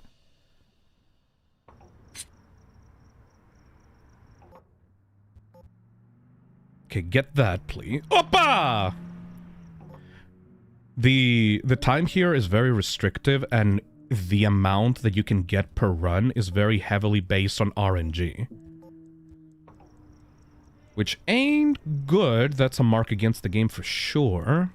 Also, the controls for, like, swapping between these views are a little bit awkward. Especially if you're in windowed mode. But overall, this is a really fun idea. 6,000! Alright, right. One. Oh, another gun. Another gun. Is it even worth it to be here? No, not really. Get out of here. Black Bloom says, I think it's a case of a game that perfectly executes its idea and scope. I don't think it really needs expanding unless you completely revamp it. It's more about clarity of the mechanics, because the developer is currently on chat trying to explain a bunch of the intricacies of the game. Wow, this house rocks! Oh my god! No! No! Motherfucker! Oh, that was such a good house! Oh, that house was delicious! And then we got a brokey house. God damn it! That could have been so good! Anyways, like I was saying before, this is a case of a bunch of the mechanics not being slightly clear, because the developer is, like, screaming in chat trying to explain exactly how stuff works. Which is, kind of an issue. I feel like the game itself should speak for itself, you know? But the ideas here are so fun. I'm having a blast just trying to get through it. Okay, there we go. Trick or treat. Trick or treato.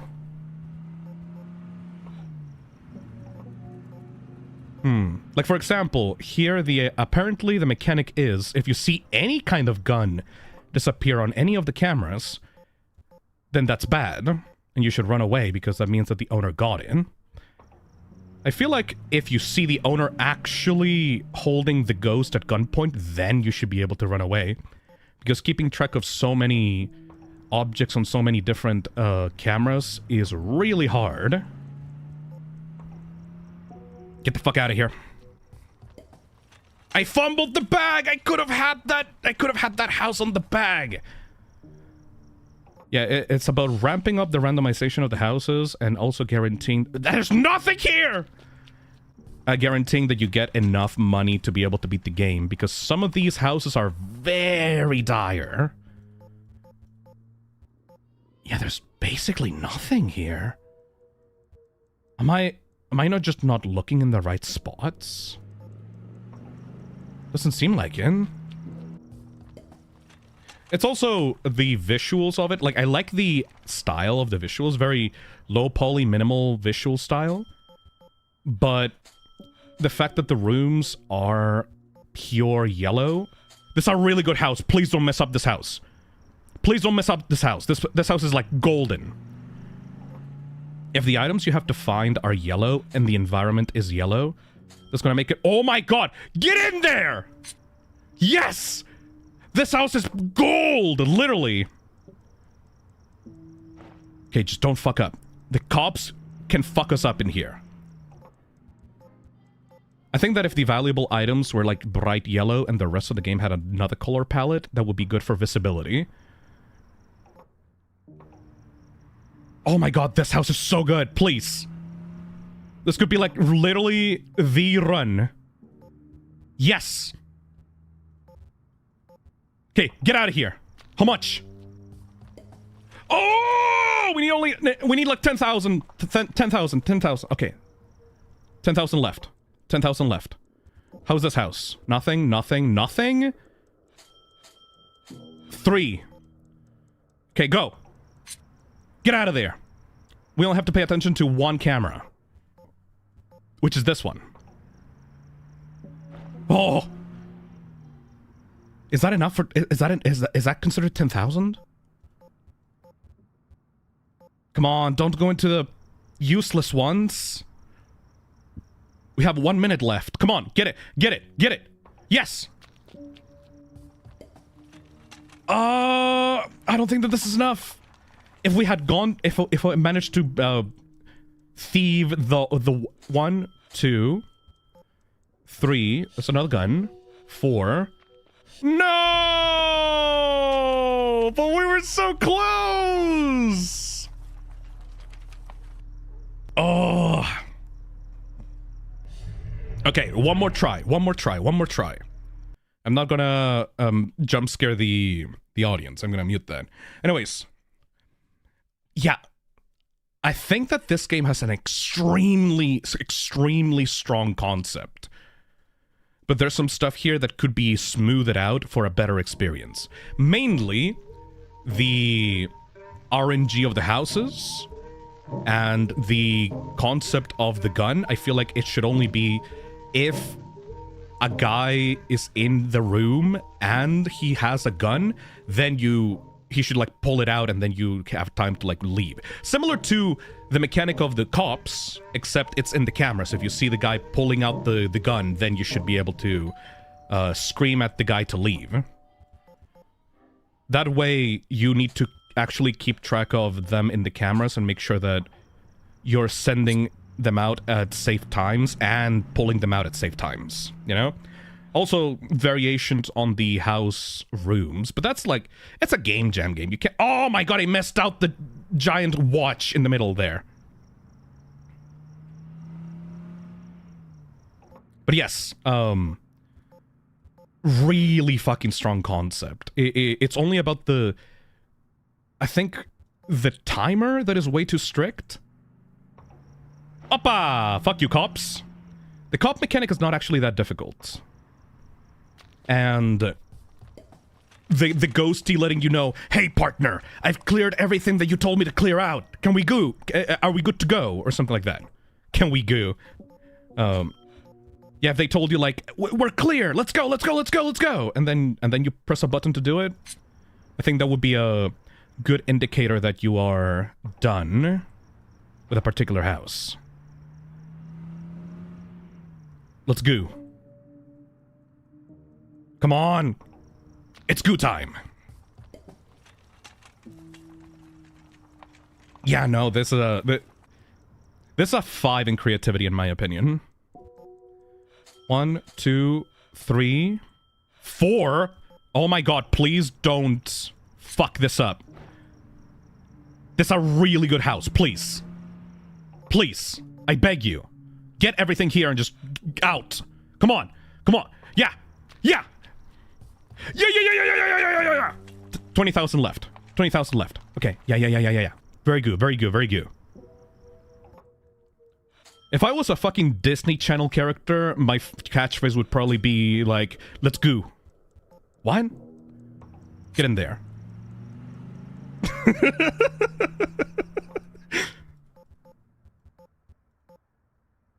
All right.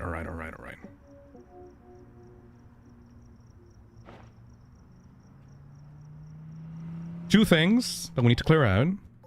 1 here. Go. And this one. Yes. The exact millisecond that you see this... Let's go. The Goo Gang is at it again. Alright.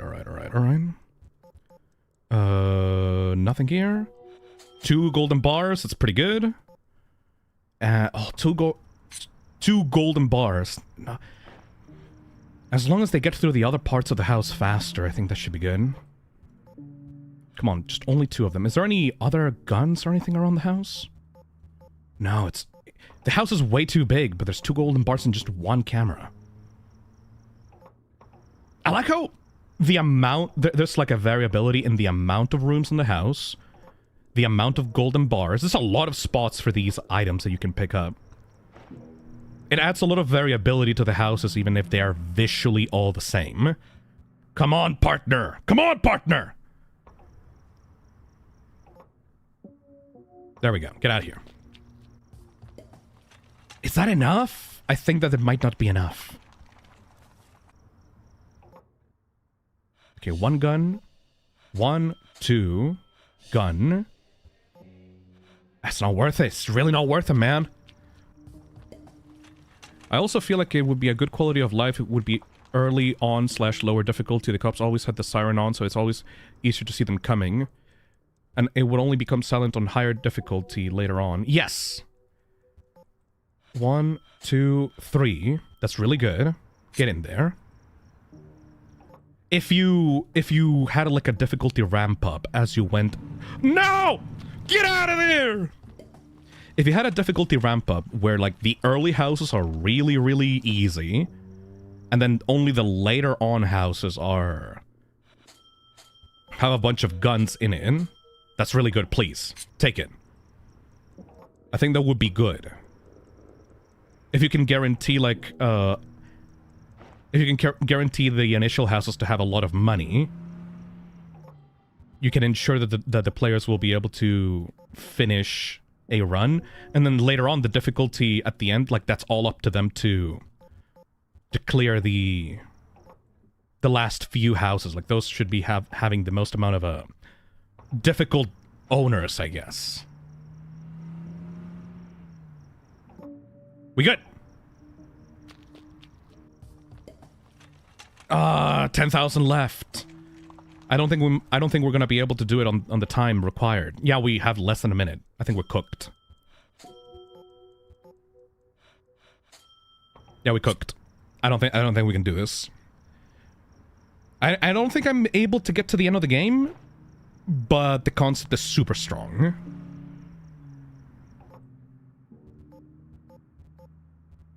Yeah, no, no way we're gonna be able to beat this. Oh well. That is good for this review, I think. We're so cooked. Oh, only less than 10,000 left, man. That would have been like... And... done. If we had like 2 more good houses, we could have... Maybe one more. Maybe one more. Can we do it? Chat, do we want to do one more? One more attempt. One more attempt. One more attempt. I kind of want to do it again. Just one more. Just one more. Just one more. One more. Okay. 1 gun. That's fine, I think. I think that there are some houses that do have good stuff, but they're way too small. Oh, shit! Yeah, there's some houses that are way too big, and the amount of reward in them are way too small. So this guy takes a lot of time to clear out those houses. Which makes it even more not worth it to try them, even if there's like 3 gold bars, you know? 1, 2, 3. Ooh. As long as you stay in the... Opa! Please, take it, take it, take it, take it, take it. Very nice. Yeah, it's all about balancing the size of the house, the amount of guns you find, and checking for the police. This is nothing. 1, 2, 3, 4. That's not worth it. The house is way too small, way too big for that. Like some houses will only give me like 2,000, like 2k to 5k. I need something above 5k for it to be worth it. 1, 2. Yeah, see, like that's 2,000. Fuck off.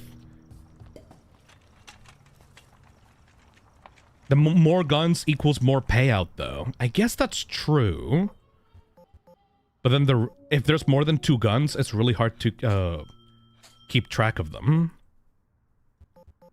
Yeah, see, like 2,000 for like a 4-room house. Yeah, I like that there's strategy here. 1, 2, 3.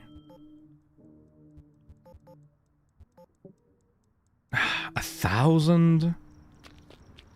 Like, that's not enough, man. That's I need at least 5K. 1, 2, 3. Gun. Okay. That could be good. That could be strong. As long as we keep track of the guns. There's 2 guns here that we need to keep track of. Yodel-a-hee-hoo. Where did I yodel?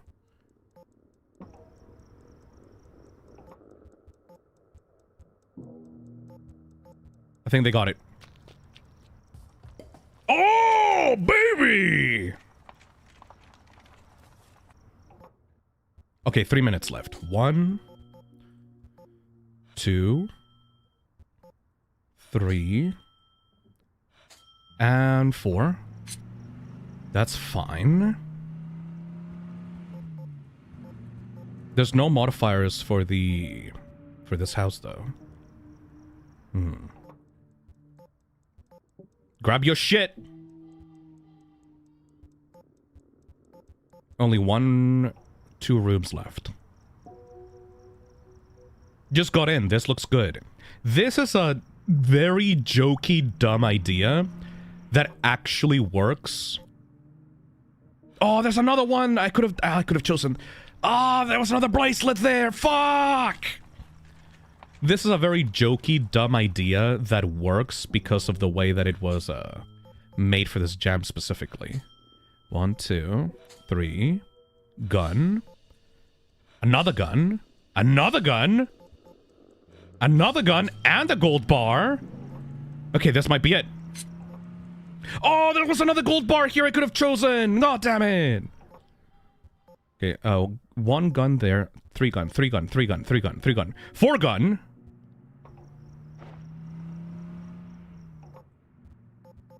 Any gun missing? No, all gun good. All gun good. All gun good. All good good. All good good good good. All good good good good good. Glug glug. Go. Ah! We're so close! We're so close! We're so close! 3,000, 3,000, 3,000, 3,000. 1. Okay. Okay, good. Okay, good. Go. I don't care, man. Just go. Just go. Just pick that up. Pick that up. Come on. Come on, man. Come on, man. Uppa! There's so many guns. There's literally so many guns. There's literally so many guns. And I forgot about some of them already. Just pick. We're literally about to die as well, by the way. I would just like to point that out. Please. Please, just pick it up. Get out of here. Oh no, we're just shy. Ah!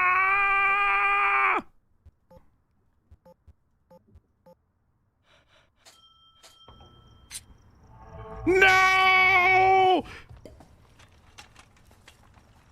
GG's.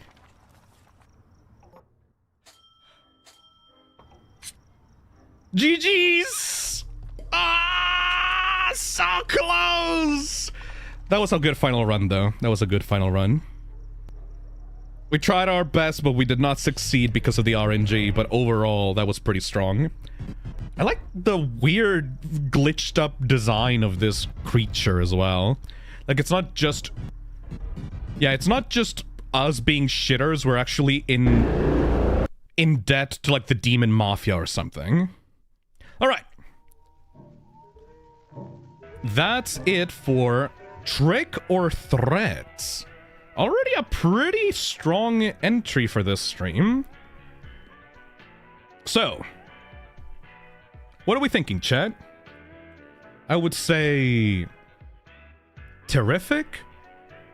The gameplay could be really addicting, but I would say it's really hampered by the limited time.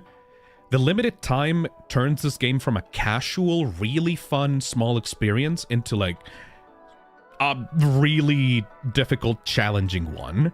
Which I don't think that it should be the vibe of this. I think this should be like a little bit more, you know, chill, more cutesy thing.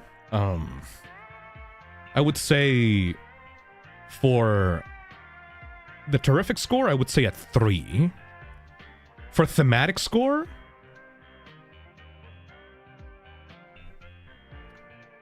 so we are basically the guy in the chair in a heist movie. You watch the cameras, and you have the cop view. You have to run away from the cops whenever you see them, and I would say like a 4 or a 5. I think the biggest problem with the sit and survive aspect of this game is that there is a lot more going on in the cameras than in the actual sitting aspect. No, but the cop thing is good. You sit and you survive, exactly. I would go with a 4 on thematic, and I would go with a 5 on creativity. Because thematics wise, I think that the game is just good for the theme of the game jam, but creativity-wise, as in the way that the mechanics are constructed and the way that they are presented, is just the cutest little weird subversion for like a Halloween game. Very, very strong, in my opinion. Alright. Let's go into the next game. Alright, we need to start picking up the pace, because we are 2 hours in and we only reviewed one game. Let's spin it!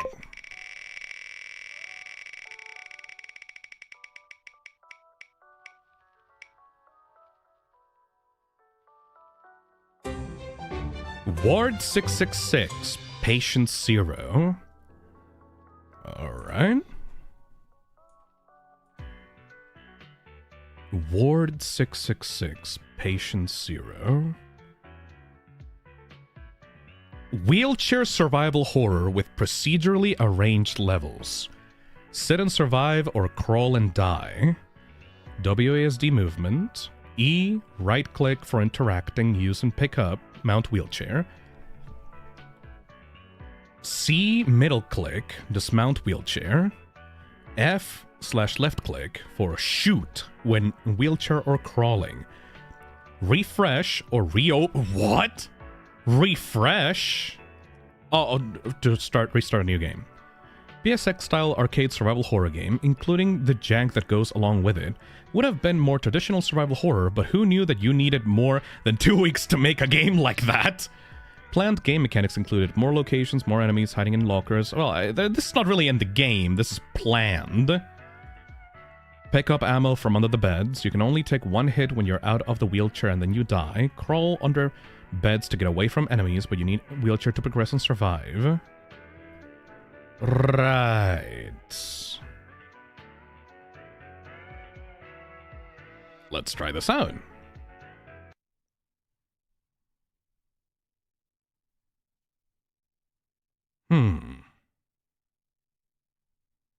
More wheelchair fun. This is the third time that we've gotten a wheelchair-based entry on the Toxic Terror Game Jam. I told you all, by the way. I told you all that people were going to do the wheelchair thing.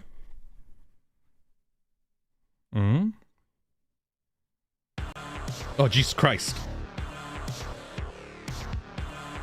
Code, graphics, sound, music by Jim Crash. Story by Legendary, Saniya, and Jim Crash. Oh my god, it's so loud! Darkness. That has been the velvet over my eyes for a long time now.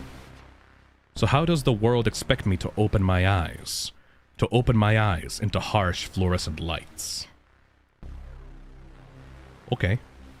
I have no memory of my true identity, even lesser my name. But Patient Zero was the last of things that were whispered to me. Whispered during my state of nothingness and state of sleep. So Patient Zero is what I should go as and leave. What the fuck?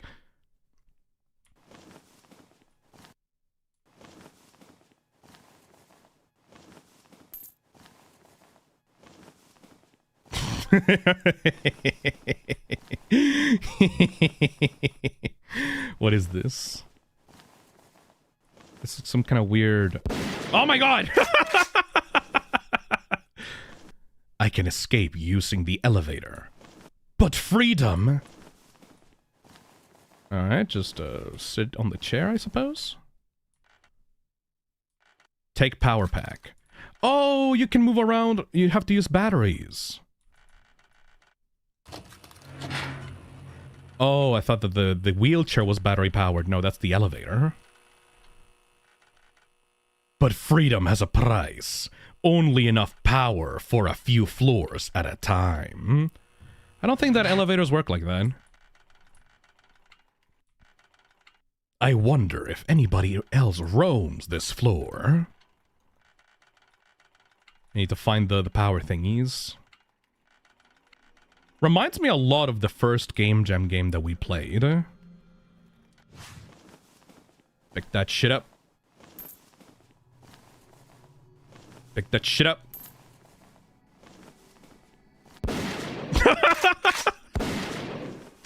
I love the sound. Fuck off, my dude.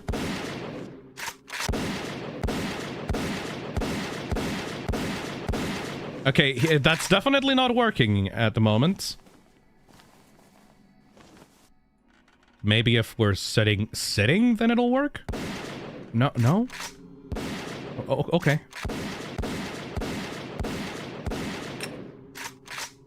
Either the shotgun is useless or that bitch is tanky as fuck. Oh, okay. We got it, though. I guess the wheelchair took care of that problem. Okay.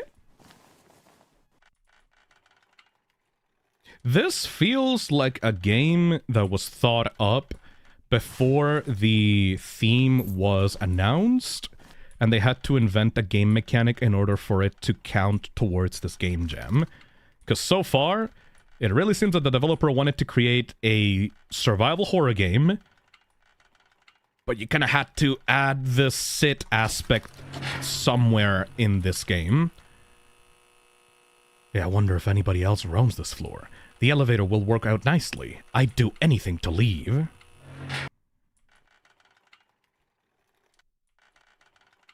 Alright, so it's just going through the levels of this hospital. And I guess just grabbing the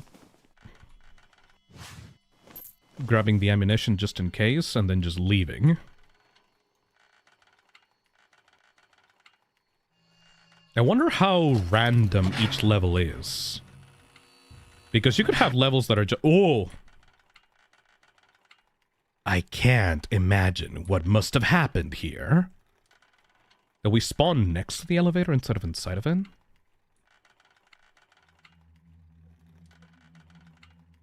Ooh, there's a guy. The guy went through the floor. Why is the narration on the walls? The dude must have like written it after he got into the floor that he's on. He doesn't have he doesn't have a journal to write on, so he just wrote it on the walls.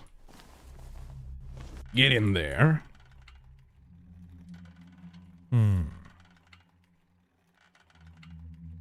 I like the idea of a survival horror game that has randomly generated levels. But at the same time, that would take a lot of effort to make. Like, even the developer said so in the page itself. Survival horror Okay, so are you also invincible, or what's up with you?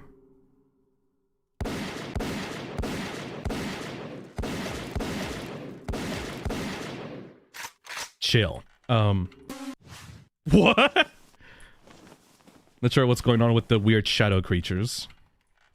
But as I was saying, even the developer himself said that the concept of a roguelike survival horror game is a really fucking hard thing to do, especially in such a short amount of time.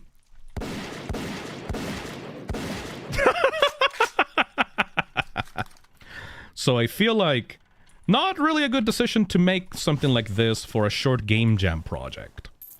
I think overambition is something that plagued the developers of the lower-rated Game Jam entries a lot.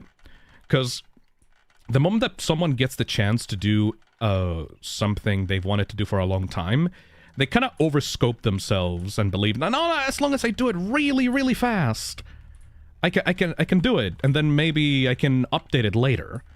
But gotta be honest, guys, that is going to hurt your project. If your mindset is that, oh, don't worry, we'll fix it later after the jam is over, that is going to be very detrimental to your finished product. If only there weren't so many floors. Because when you have a game jam, you're supposed to have a really strong slice, you know? Think about it like this. If you are a developer that's working on a game jam, you're not supposed to make part of a sandwich. You're supposed to make like... no, not a sandwich. Let's see. What would be a good... Let's say that game development is like making a full course meal. Like you're gonna make a main meal and then some dessert or something. And making a game jam game is like making a single cupcake.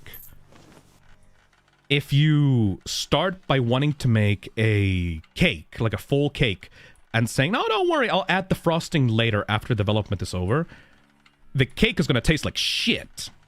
And you're probably going to feel really discouraged by people not liking the unfinished cake. That is preventable if you are setting out to make a cupcake instead earlier on. Then you'll be able to make a nice little small cupcake with a lot of frosting and a lot of delicious sugar and frosting and whatever else cupcakes have. I don't know, like chocolate filling or something. And then people will be excited for the future because they go, oh, this developer managed to make a really nice cupcake. I love this cupcake. I wonder how it'll taste, how a cake from this developer will taste, right? Think about it from the player's perspective. Would you rather eat a cake from the developer that gave you a really nice cupcake? What the fuck is going on? The dude is floating. Would you rather eat a cake from a guy that gave you a really nice cupcake before, or a guy that gave you like an unfinished cake? What the hell? Why can't I pick this up? There we go. Food analogies are bullshit, but they really do work sometimes. I left a little bit. Why are we talking about cupcakes? It's a food analogy. Food analogies are nice, because they're very understandable, and it makes me hungry. I would rather get a good cupcake, thanks. Exactly. Real Random Lad says, by working within restrictions, it can help you think outside the box. Yeah. Unless... It's not a...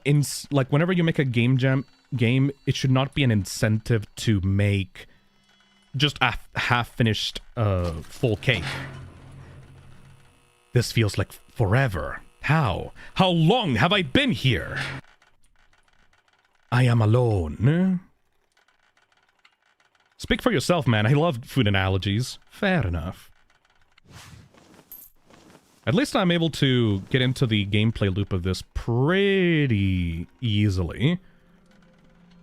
Oh, difficulty. Difficulty is also another thing that developers should watch out for.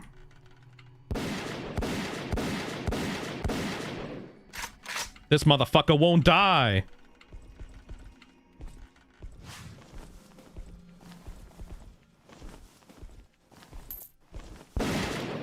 There we go. In my personal opinion, if you're going to make a Game Jam game, I would rather play a easy game over a really challenging Game Jam game. Because if you're doing a Game Jam, you're not going to be able to watch out for complete... What the fuck happened to this guy? I just sent him into the Shadow Realm. You're not going to be able to balance it very well. Because balancing is something done at the end of the development process. And some... Oh. That guy was freaking out. Balancing is done at the end of the development process, and sometimes it can take a lot of time to get it just right. And if you get it wrong, you risk making a Game Jam game that is way too frustrating and difficult for it to be worth continuing, right? Hey, Winter Braid, but would you rather have a 90% finished brownie or a 2 or 70% finished cupcakes?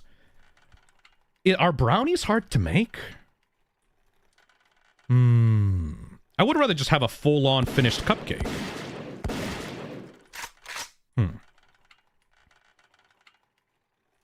But yes, it's hard.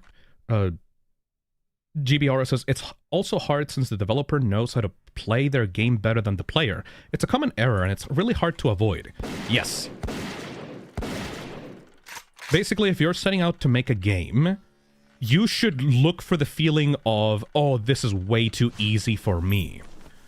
Because if you play your game, and you, as a developer, are having issue or are being challenged to beat it, that means that it's going to be fucking impossible for a regular player.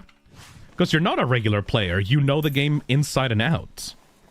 It could be a situation where you are using a strategy to survive, and the player does not know about that strategy because they don't know how the game works 100%. I think that most people would rather just have an easy game rather than a difficult but kind of icky-looking one. These stock sound effects for the shotgun are so fucking funny.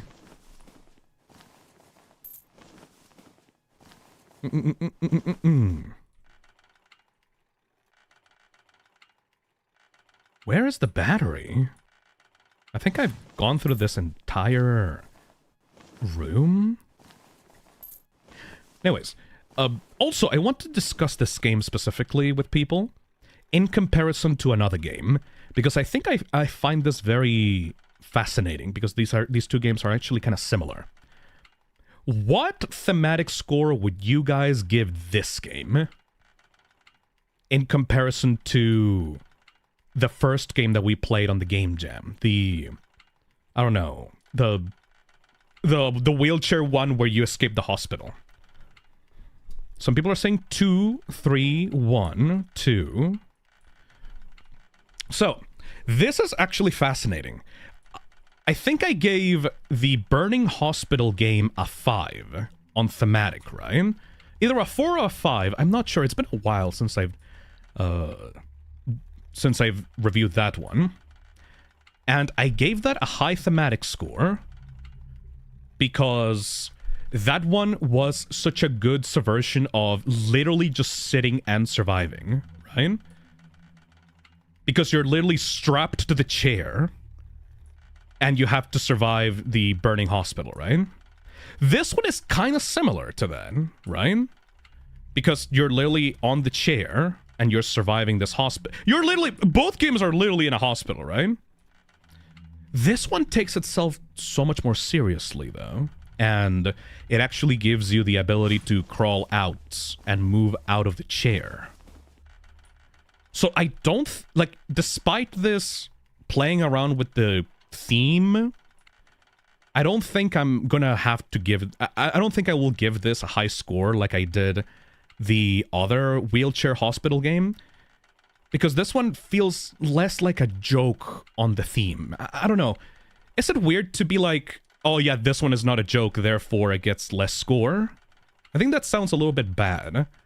But it's more like, if you're cheekily playing around with the theme, I feel like that's more commendable rather than something feeling like an excuse, you know? Also, yeah, crawl and shoot. This is much more focused around, oh, you have a shotgun, you have the ability to crawl around and pick up the ammo and stuff like that, hiding under the beds. It feels like it's not focused on the joke. Where the fuck is the battery? Am I blind? Where the hell is the battery in this level? It heavily depends on the context. The whole point of the hospital wheelchair game is the joke that you're sitting on the wheelchair and getting out of there to survive the burning hospital. This one, it's less of a focus. The wheelchair is less of a focus because you have all these other mechanics and enemies and ammunition and hiding under the beds and stuff like that. It's much less of a focus on the twist of the theme, you know? Winterbraid says, it does kind of feel like a normal slow survival horror game with a wheelchair tacked on. Exactly. Weird Name says, this is just a regular shooter, not in theme at all. It is an interesting concept, but it's a shooter and that's it. Yes. I feel like the wheelchair, Burning Hospital wheelchair one is extremely on theme because it just focused on the joke. And the joke is, you're in a wheelchair, your legs are broken, get the fuck out of there, survive. This one is just much more traditional, serious survival horror gameplay. And I think that the battery bugged out. I feel like I've gone in circles in this level for like 20 minutes. Did the oh, there we go. I guess I just never went into this side. Thank you. Hey, Melodramartist, thank you for the €5. I think it's also about execution. Mm-hmm, The wheelchair joke in the first game was amazing because it really affected how you moved. Oh, yes. I don't feel very... I don't feel like this game's controls are very unique. The wheelchair one had you had to literally grab onto the two wheels and spin them individually, which is such a funny fucking control scheme. This one is more like regular tank controls. Hey, Addy Shine. I wouldn't give this a high score because this game doesn't sound much with the premise that you're sitting in a wheelchair in a way that wouldn't be possible without the player just sitting in a wheelchair like the other one. Yeah. Like, if this was just an old guy with a limp, it would make just about as much sense gameplay-wise. Where the fuck is the battery? Pritzy on chat says, it would be interesting if the enemies were alerted by noise and you had to balance out how fast you'd travel on the wheelchair while making a little noise as possible. Oh, remove the gun, basically, and turn this into more of a stealth game? That would be more on theme, because it places focus on the wheelchair, yes. Where the fuck is the battery? I'm gonna go crazy. What the f... Oh, okay, there we go. There you are! The big problem about having random level generation as well is if you're supposed to travel around like a survival horror game in these locations and every room kind of looks the same, that really affects the navigation of a survival horror game. NL on chat says, what if enemies could take away the wheels of your wheelchair? That would be interesting. Maybe like taking away the wheelchair wheels, and then it's even more difficult to control your character, and so you have to maybe find like an extra wheel or something in the environment to get you back up to speed. Something like that, I don't know. Imagine if you change the gun with a sword and you have to move in a weird way to make it swing. I don't know. That would be funny as shit. Place that butt. The first to enter, last to leave. Why have I been so blessed? I wake and live another day. When things stay in one place for too long, they perish, they rot. Patient Zero, who had been once locked under inevitable stillness, has deteriorated entirely. The core of that place, I was holding up what remains of its legacy. I have been there since the start. That is who I am now. I am all that I am all that I am. And so as Patient Zero, I have torn it apart at the seams and taken my leave. This is the end. Thank you for playing. Thank you, Jim Crash.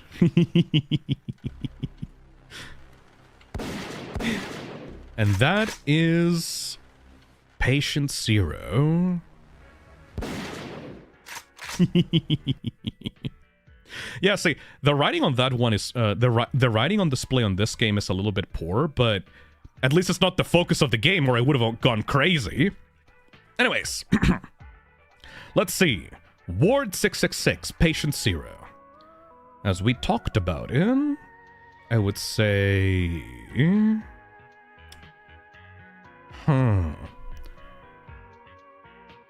Gameplay-wise, very basic survival horror. The roguelike randomized elements don't really help the game stand out much. The control scheme was more of a... yeah, the control scheme doesn't really add anything to the game. It's more just makes it slower. I would say 1. Thematic score? I would say 1. And creativity score? I would go with a 2.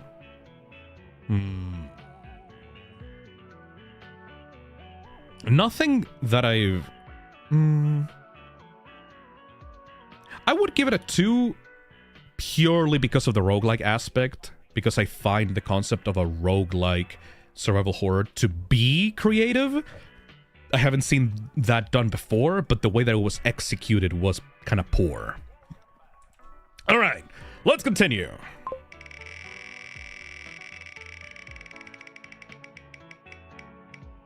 Ow.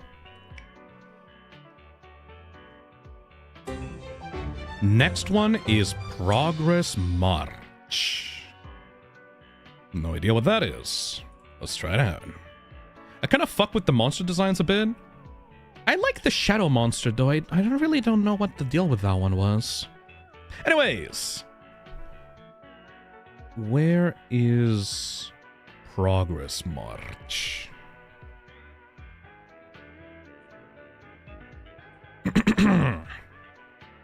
You are alone in an old childhood bedroom, surrounded by ever-changing sights of the future and past.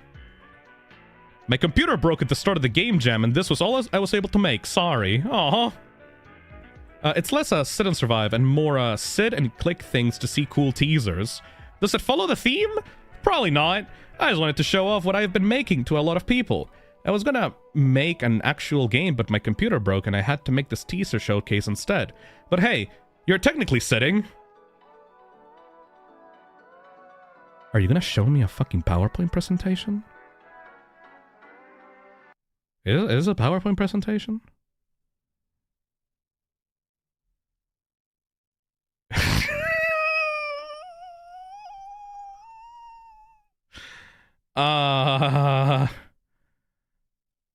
I see.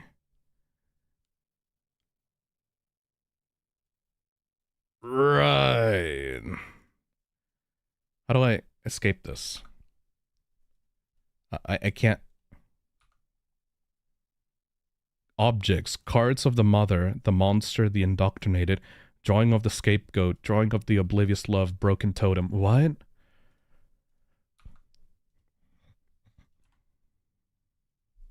So I can't even back out of looking at the things?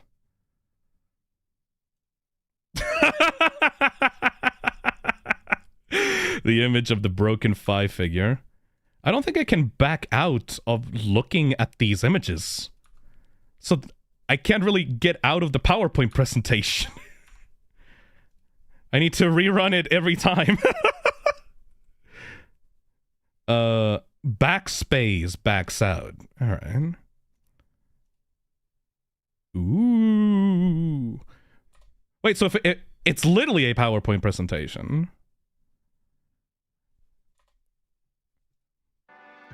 I'm gonna have to disqualify this one. Because, no. Sorry, man. That's just a sequence of images. Can't really say much about that. I mean, I guess it could be mean, but what's the point? Yeah, no, it's okay. It's okay, man. Sorry to hear that your computer got busted in the middle of development, but I can't really do much with a PowerPoint presentation, man. All right, let's run it again. It's a 555 in our hearts.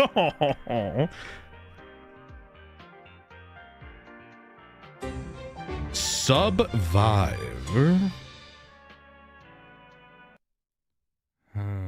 So this one is interesting. I tried this one out, and I initially was planning on disqualifying it for the stream, but then it did something, and I think I kind of spoiled myself on this, and I don't think I'm gonna be able to finish it. It's weird. It's a weird entry. It's a weird entry. I just want you guys to see this one. It's not even about it being good or bad. I want you to see it and what you think about it. Okay? Let me open Subvive.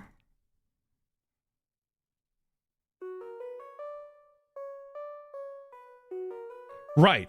So, look at this.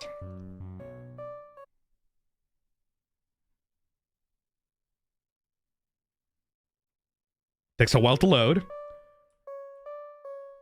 Was it to move? Can you get to minus 180 depth, right? Oh god, is it Flappy Bird? Right, so the whole point of this game is to go below a certain, like, water limit, right? I played this for like 5 seconds, and I was like, okay, I'm probably just gonna disqualify this because this is not survive at all, right? Like, this is just, what is this? It's just like the one level from Crash Bandicoot where you're like underwater and you have to swim around underwater, except it's just a game maker 2D thing. Like, okay, well, what the fuck's the point of this? I don't really get it.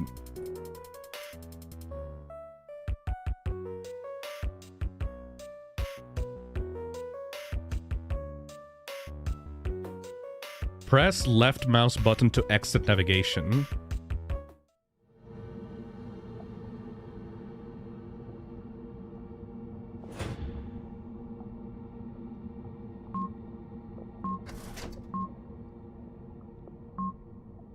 Like, what? There's a guy in a submarine. And there's, like, someone with a scuba tank or something around here. There's like a window in front of us. Yeah?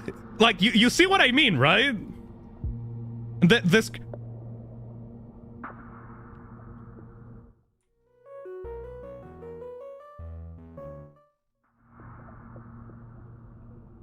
And you need to continue going down.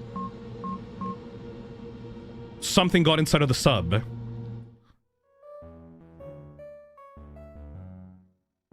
I know, right? This is weird, right?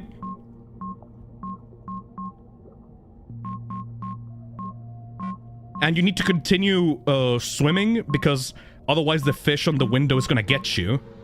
But there's someone inside of... So, like, you see what I mean, right?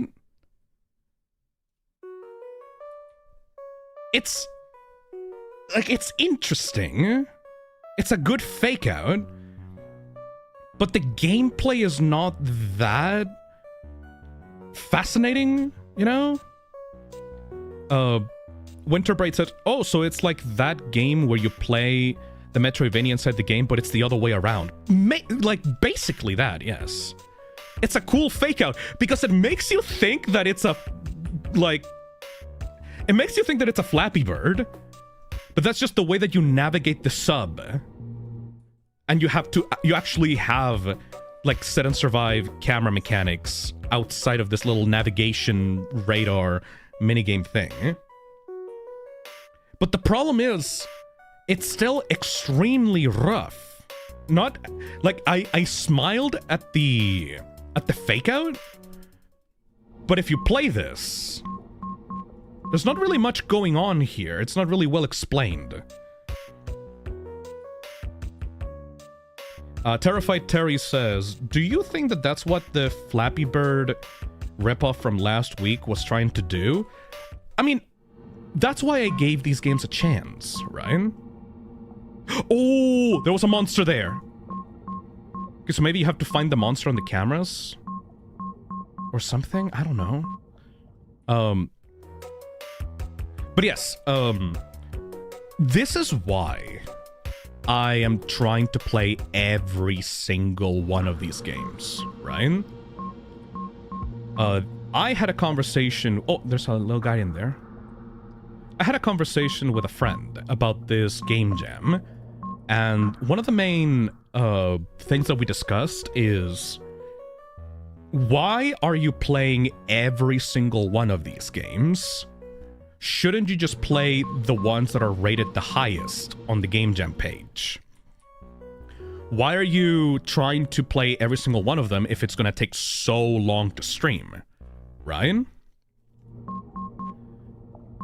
And this is the reason. Like, this is, in my opinion, the reason for why I want to do it this way. Oh god, the fish is still there. Oh! Because sometimes a developer has a really specific idea that is not really well communicated on the game's page, but it's still cool, right? It's not the biggest, oh my god, this is so amazing, I love this game kind of deal, but the concept, the fake out concept is really cool. And if I picked and choose the games that I was going to play purely off the game page, or purely based on other people's feedback or other people's reviews, I feel like I would miss out on a lot of these small surprises, right?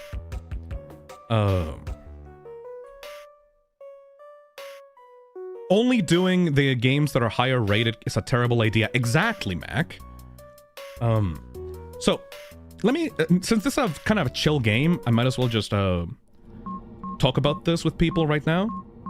There's a monster there. Fuck you. Fuck you, fuck you, fuck you. Get out of here.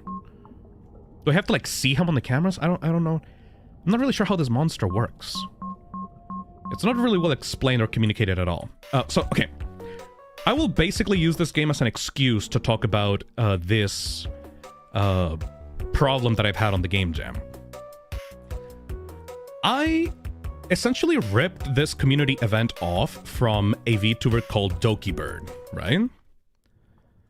I really admire DokiBird as a VTuber. She is, like, a person that has a vision, and once she has a vision for a community event... Get out of here, fishy! Shoo! Shoo, fishy! Shoo! I really don't know what to do with this fish, honestly. Wait, what? I survived? What the fuck? I might have broken this game. Oh fuck. Well. Anyways. I think I broke the game. So what I was saying is that Doki Bird is a really big inspiration for me. I really like her community events, and I really like how creative she is with her community. So I wanted to essentially do a game jam inspired by her, the way that she did it, right? Thing is, she also got way too many entries for her game jam, and essentially had to be forced to pick a few games from the game jam and stream them in one single stream. Yeah, I think I broke the game because, like, I'm invincible now. Fuck it. And I didn't want to do that. I wanted to do a... That took a bit. I wanted to do a series of streams just so that everyone got their chance in the spotlight, right? Okay, that's enough for this game. Because I think that we got the point across. But yes, problem is now I see why Doki Bird only did a single stream to showcase these games, right? Because holy fucking shit, I have literally hundreds of entries to get through. And that can be really tough, especially for the games that are very underbaked, that people can feel really bad about or really nervous about being showcased on the stream, right? So what do you guys think about that? In general, I'm not even telling you what to feel about that. I'm telling you, what do you think about that? If I do another game jam in 2 years, should I do it more like Doki Bird, where I pick a collection of games to do in a single stream? Or should I do a series of streams again? Now, keep in mind, in 2 years, hopefully the channel will be bigger than what it currently is, so it might be even more challenging to do all of them, you know? Also, let's review this game right now. I like the series of streams personally. There's pros and cons to both options. Resource says, cool concept, but the mechanics are unclear. Yes. For Subvive, I would go with 1 terrific score. Actually 3 on the thematic score.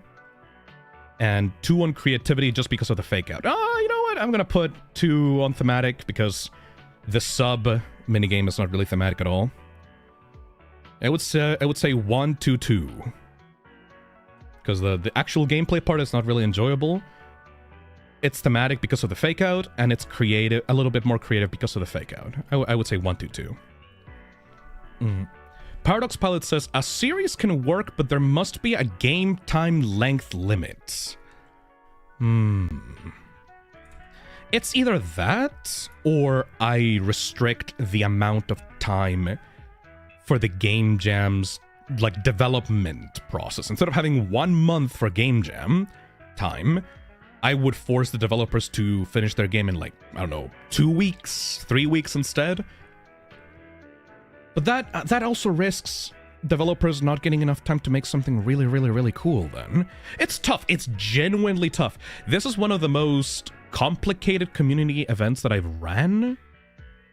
And it's really tough to know where to go from here, right?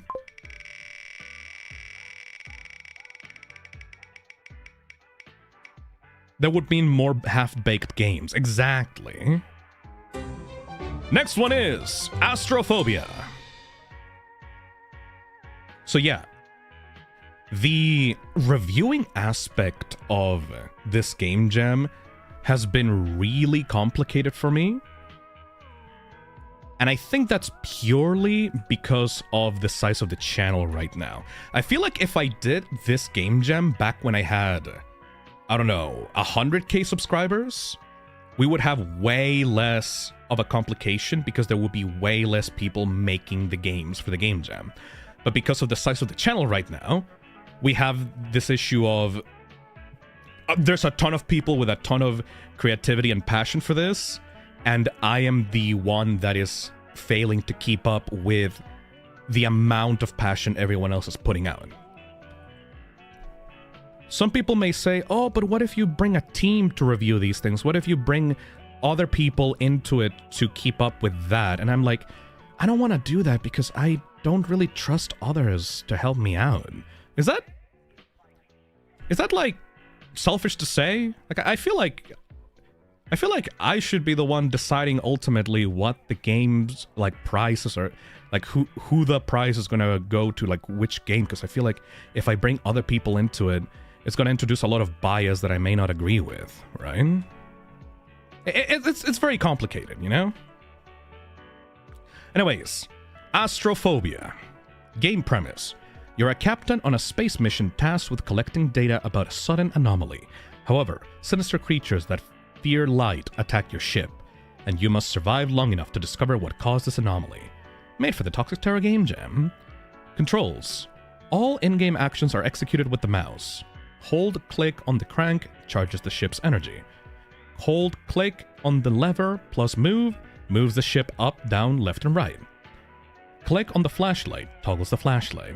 Interface. 3 key pieces of information are displayed on the monitor. Integrity, the ship's current health. Battery, the ship's current battery level. Distance, shown just below the battery, indicates the distance traveled or progress made. Alright, let's try out Astrophobia.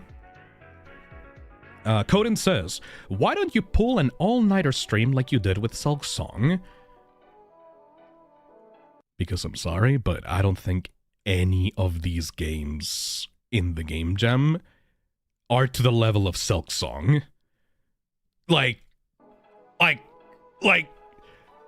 even the best of the best, the 555s, do not compare to Silksong. I think it would be very disingenuous of me to say that I like a game in this Gamejam to the level that I liked Silksong, you know? Like, people are doing a fantastic job, and I think I'm gonna struggle to pick out the winners in this Gamejam, but there ain't no way that I'm gonna have the energy to commit to doing a 12+ hour stream. Let's do Astrophobia. Where is it on this folder? There you go. Also, people need to sleep. Yeah, I also need to sleep. That Silksong stream took me the fuck out. And even then, even if we do like a 12+ hour stream, that's still not going to be enough. Because 100 plus games is woof! That's a lot of it. Also, I can't maximize this window. Shit. Also, it's just not healthy as well. Yeah, I know. Health is a priority, after all. Can't really minimize or maximize this window. Not sure why. Oh well, hopefully we can play it like this.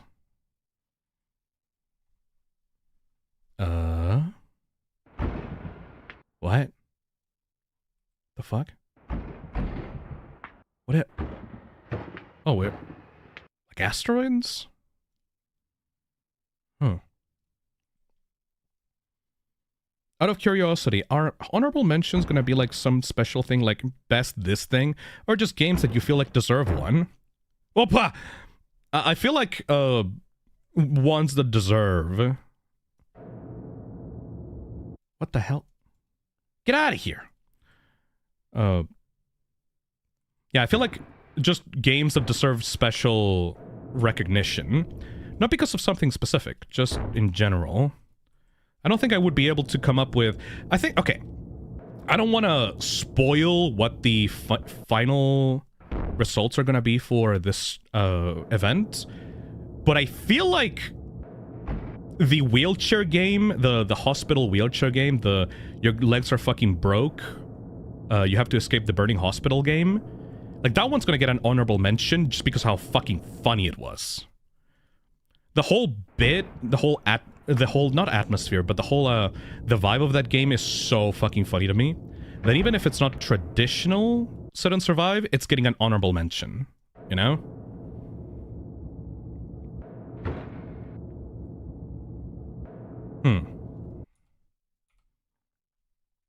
Not really sure what's up with this game.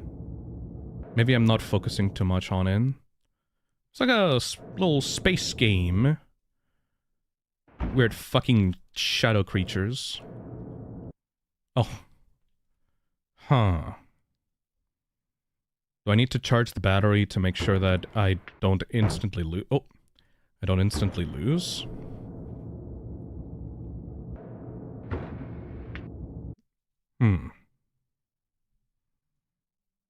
Not really much of an atmosphere either. I mean, I guess it's in space, so you can't really hear much sound.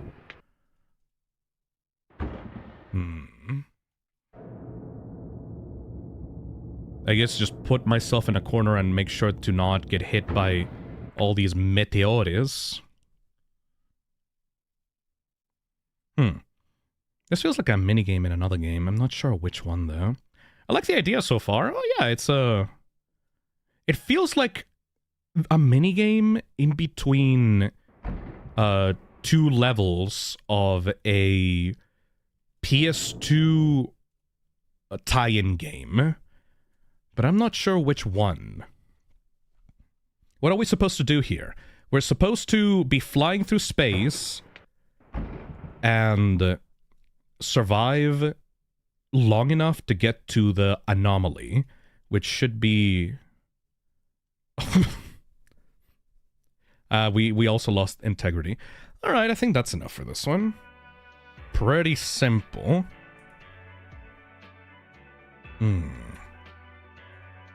I would say Astrophobia. Astrophobia. I will go 1. Thematics-wise, you do stay inside of the ship and try to do things to avoid being killed, so I would go with like a 2 or a 3 thematic. Creativity doesn't really bring anything out of me, honestly. Does not bring anything out of me. Alright. Yeah, we're gonna go through these way faster than the other ones. What was I talking about while I was reviewing that game? Yeah, just in general, I want to feature everything here that people made, even if I don't have nice things to say. Okay, let me think. Okay, genuinely need your thoughts on this, chat. Would it be too mean to play the games ahead of time, and if I have nothing positive or worthwhile to say about the game, then I don't feature it? Not on this Game Jam. I'm gonna feature everything on this Game Jam. I mean, for a future one. Because the biggest problem of this Game Jam is that if I don't have anything nice to say about the game, the developer is gonna feel really hurt because they tried something for the channel, and they wanted to give something of themselves to the channel, and you know, feel good about, you know, not doing the best job, but doing a job at all, right? But if I don't feature them, would that be worse or better? Because I feel like they would feel bad about being ignored, right? Like, if I say I will only pick out specific games that I like, and then I don't pick that person's game, that automatically means that that person did a bad job, and they don't even get to see their game featured on the channel, even though they spent all this time making it. I think not showing it would be worse. Yeah. Ark the Green Wolf says, I think weeding out obvious losing entries is needed. Maybe give a quick review to tell people which entries are disqualified. I mean, most games would lose because there's only 3 winning spots, right? That would cut down on a lot of games, but there are some games I would still like to play, even if they're not gonna obviously win, because they did something that impressed me, or that it was cool enough that I want to show off. It's a really difficult thing. How do you make sure to show as much of people's efforts as possible without it being overwhelming? Do not save me! This one is a visual novel. I was wondering about this one as well. This one is a visual novel by Cozy Stars. This one actually got submitted to another game jam called the Fear and Fantasy Jam, but it seems like they submitted submitted it to the Toxic Terror Game Jam first. I don't think I should disqualify it because of just that. I think I need to play it and see if this was made for the jam, or if it's just added here just for the sake of being added. Black Bloom says, not showing the game doesn't only mean that your game was bad, but that you won't even get to know why it was bad. Exactly, Black Bloom. I think that would be a worst outcome. I guess it's subjective for people, because would you rather not have that feedback at all, or get feedback that is really negative and not really doesn't have any praise towards your game, right? It's still worth a shot. Exactly, Auspus. We're gonna see if this game is worth a shot. I mean, the visuals and the imagery are like beautiful. Like, look at these drawings for the visual novel. It could be good. It all depends on the writing with visual novels, though. Topaz says, it's complicated. On the one hand, it'll make going through the actual entries faster, but having to comb through each game and then review them on top feels way too much. Exactly. All right, let's see. Do Not Save Me is a kinetic visual novel set in a dark tale where a maiden fears an obsessive knight as much as her monstrous captor. Ooh. Like my last visual novel, it's a pretty short play. It takes about 10 to 20 minutes to finish and hopefully enjoy. Given the heavy nature of the story, please heed the content warnings. If this is too much for you, I understand entirely. Content warnings: abuse/grooming, judicial ideation, racism, body horror, and blood. If you're still here, thank you. Your time spent with this short labor of love means a lot to me. Oh, phrases like that make me not want to disqualify this game, so let's give it a good old college try. Let's play Do Not Save Me.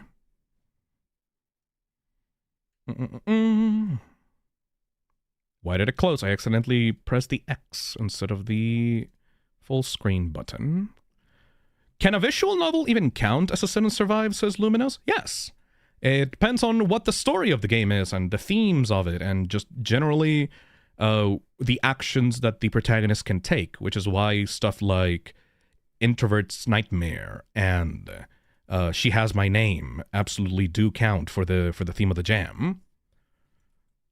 If it was just a visual novel about doing whatever else, though, I don't think that it counts.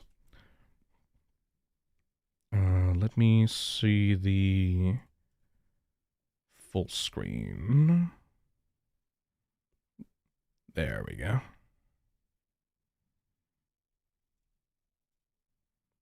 And just a basic Renpai thing. All right, this will be carried exclusively by the art and the writing. Let's try it out. Ooh.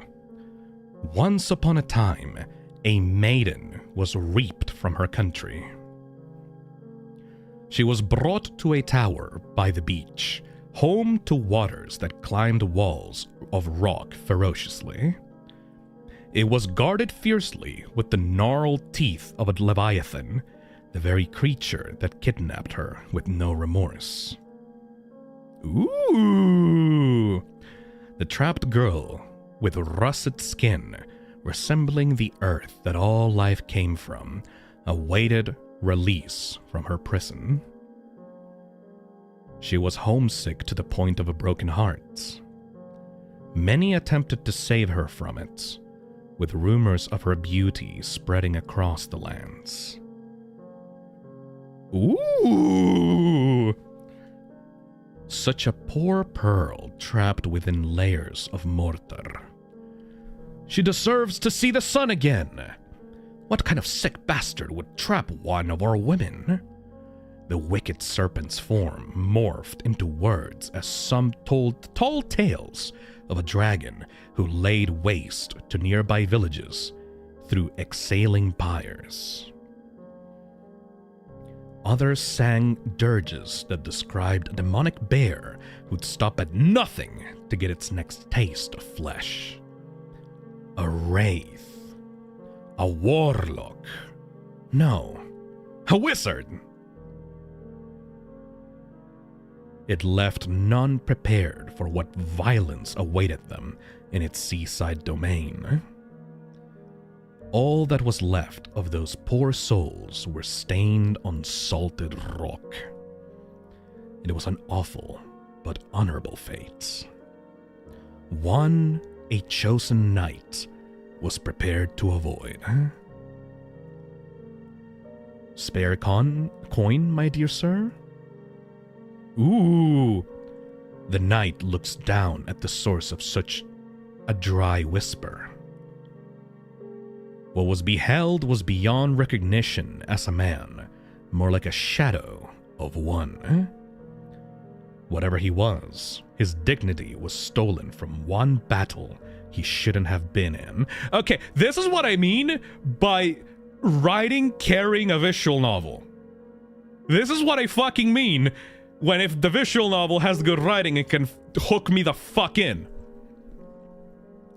He could tell by the scars, gleaming on cracked skin, that he couldn't cover with rags. Nothing more than a whelp begging for life. The knight kneels and places a silver piece into the derelict vagrant's hands. A shy smile comes to his split lip. Thank you, my good sir. Please, I am merely obliging my duties. It was more pity than anything else. Quite late, isn't it, sir? Preparing for a quest? Yes, I'm on my way to the stables to arrive at the Leviathan's den by the grace of dawn. By yourself? It is my quest to slay it. Surely, the glory guaranteed by such a feat is not well shared. This knight seems like an asshole already. No. You don't understand. I was part of a whole troop destined to put an end to that beast. Tears well up by Crow's feet. The memory brings him nothing but pain. Lost all of my men to that serpentine blight on our land, on our women. I did everything I could to save his last bride and protect my men from its foul power, but even in my prime, that wasn't enough. This tale's lone survivor continues to sob into his aged hands. That would not be him. That will never be him. A claw pushes through her hair. Its sharpened end is constantly snagging into a field of densely knitted nettles. Once again, you're rejecting even the thought of taking care of yourself. I know. Oh, it's always been like this, where it sees past the dark while her mind lies in and never blames itself for why she can't crawl out. Then you should be aware that this doesn't make me any less dedicated to my newest bride. He begins to comb against soaked hair, gently removing all tangles that stand in its way. The maiden grew to despise it when he was delicate. Any displays of affection only made the pit in her stomach grow. And with more memories being eaten away by her tower, the more she worries she is nothing more than a display of its love. She doesn't have the energy to walk off the sharpened cliffs of the island so that the seaside, a kind, nostalgic blue, could cradle her into the next life. No, she had to try again. Try at a time where I couldn't catch her. My. You really make your swain wait for a response. I'm sorry. Do not apologize. I've never had a bride like you. One that has denied me for so long. It clings tightly onto her hair now, holding it close to its disguised face. A deep sniff. A deep sniff follows. The maiden keeps a whimper down her throat. I know. You teach me patience, Ebony Rose. I cannot wait for you to bloom under me. Ugh! Oh, this fucking guy! Ugh! So let me please you. Let me be anything you want. The Leviathan has swallowed her subconscious whole with its insistent begging. She sinks deeper into the well. Another time. If you insist, my bride. Why does she keep this game up? This utterly sad display of a chase she will never give up. Nor will it. She knew it would break promises sworn, like it has time and time again. A sudden shudder runs through the room. The Leviathan's pupils turn into thin, glittering sheets. Someone has entered my domain. She sighs, knowing it's another fool arriving at his death. Stay here, Rose. Keep quiet. I know. Oh, the writing is so good! Fuck! The night arrives with sunlight dancing onto the cavern's waters, reflecting onto the turquoise walls. Stepping deeper into its bouldered stomach, he takes the time to unsheath behind the cover of a stalagmite. He prepares to strike as the sun rises. I know you're there, cretin. Oh, this guy's creepy. I know you're here to steal my bride from me, yet you hide like a lowly mouse I could crush with my heel. The knight steps out to disprove this lie, coming face to face with its human mask. If this was a strategy to disarm him, it had no use. There was nothing beneath those silk robes to be proud of. Its skin was poorly sewn, a taxidermy of stolen masculinity. Oh my god, this writing! I am so fucking locked in! Holy shit! Like, okay, obviously so far, like, thematic score, 1. But this fucking writing, though! A taxidermy of stolen masculinity. Oh, mwah, mwah, mwah, mwah. Oh my god! The knight wouldn't be surprised if this was a poor soul stolen from the life after to veil this monstrosity. What makes you think that you're so much more deserving of my rose?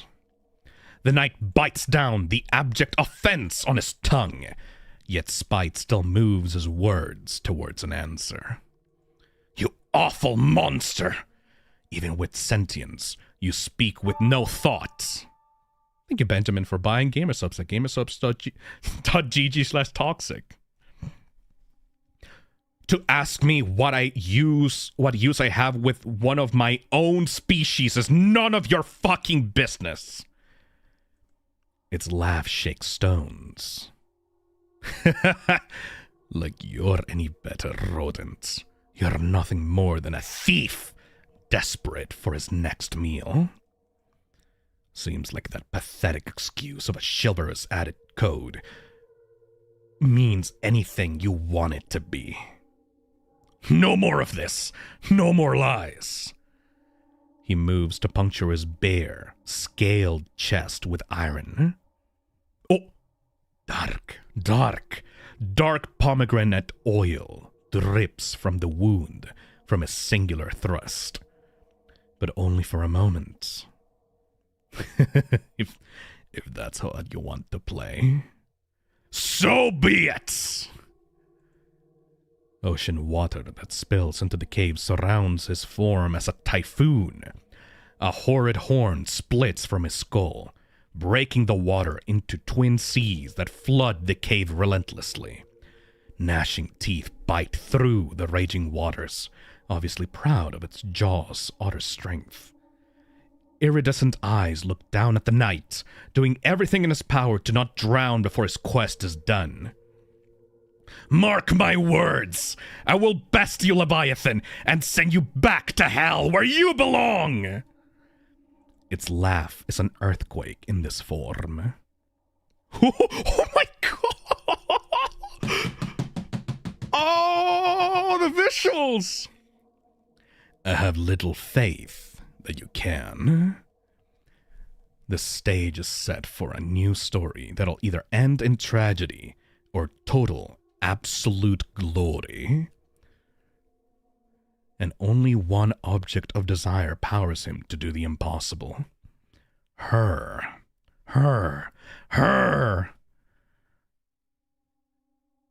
I like that that can be both described for the knight and the monster. The gore of his foe was still drying when he accomplished what he set out to do. He knew he wasn't done yet. There was still a damsel to save. As he climbed back up the mountainous cliff, he dreamed of his return home. The knight would be lauded as a hero with his new prize by his side. When he returns to the heart of his hamlet, they would raise their new champion above their heads whilst the sun set, becoming a dusky halo behind him. And once they eventually carry him to the steps as such victories inspire townsfolk, their fervor will power them down that hill to make the newly wed couple a feast that'll last them the whole season. Ooh. The knight's ascent of the tower is clouded with these thoughts, keeping his steps up the stairs heavy. And she knows he's here, her savior. Finally, joy racks her body whole. She's out of the well. The maiden meets him at the stairwell, blocking entry to her rotted room. Good work, knight. That creature will no longer terrorize me or your people, she says with a courtesy, eyes sparkled with hope. As for your payments, I know that the monster holds grand jewels and... I have no interest in such things. I want your body. Oh!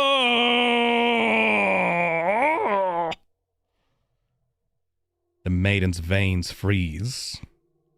Taking this as a mere fluster, he moves closer to inspect his bride. Your supple skin. Oh! The knight trails off lightly, hand pulling her closer to him.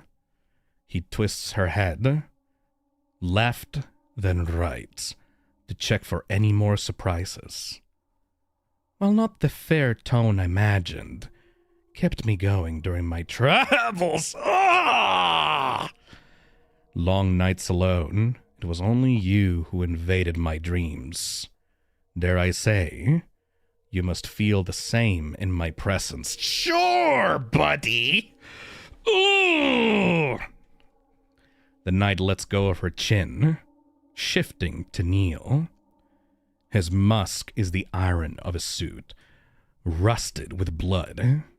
The maiden, violated by what reality is sinking in, wants to shrink away into the tower, to become one with its bare walls.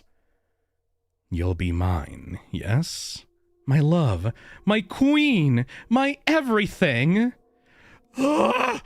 He continues with practiced prose in a language she couldn't decipher, but knew it was for the fantasy in his head. The knight's mouth had become a babbling brook, and he believed it to be poetry. She can't slam the door shut. She can't escape. His hand was on the hem of her tattered skirt, keeping her in place of her supposed fate.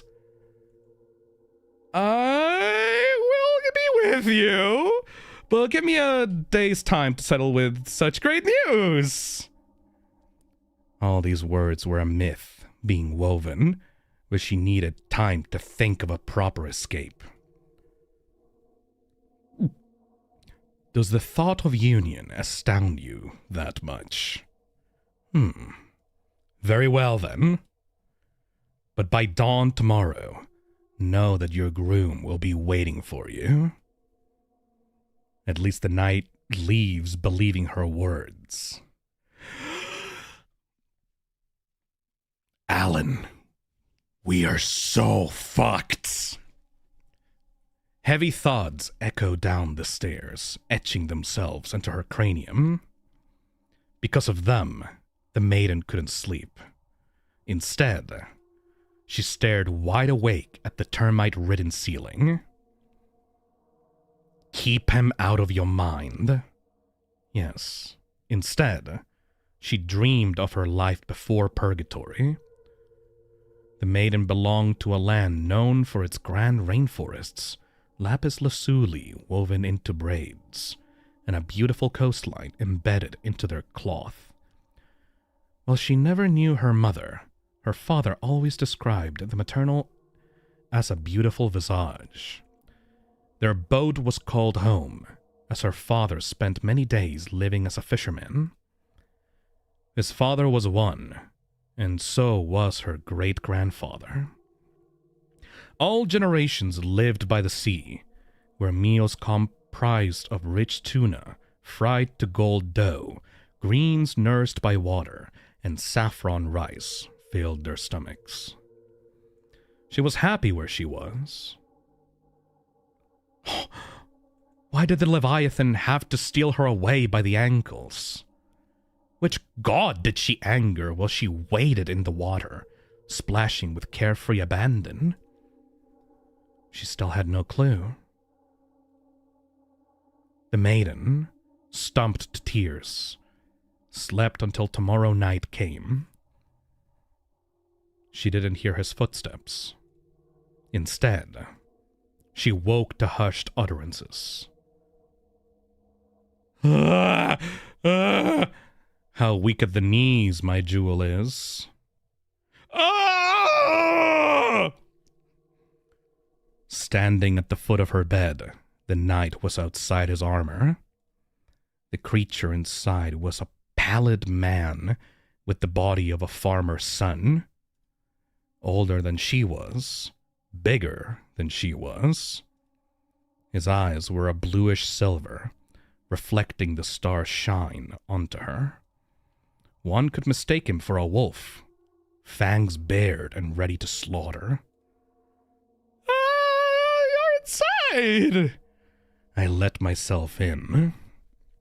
The knight places himself on top of the covers, thinking he belongs there. The wind bellows away what anger there was. Only the chill of the ocean calls her to escape. No. She couldn't cower now.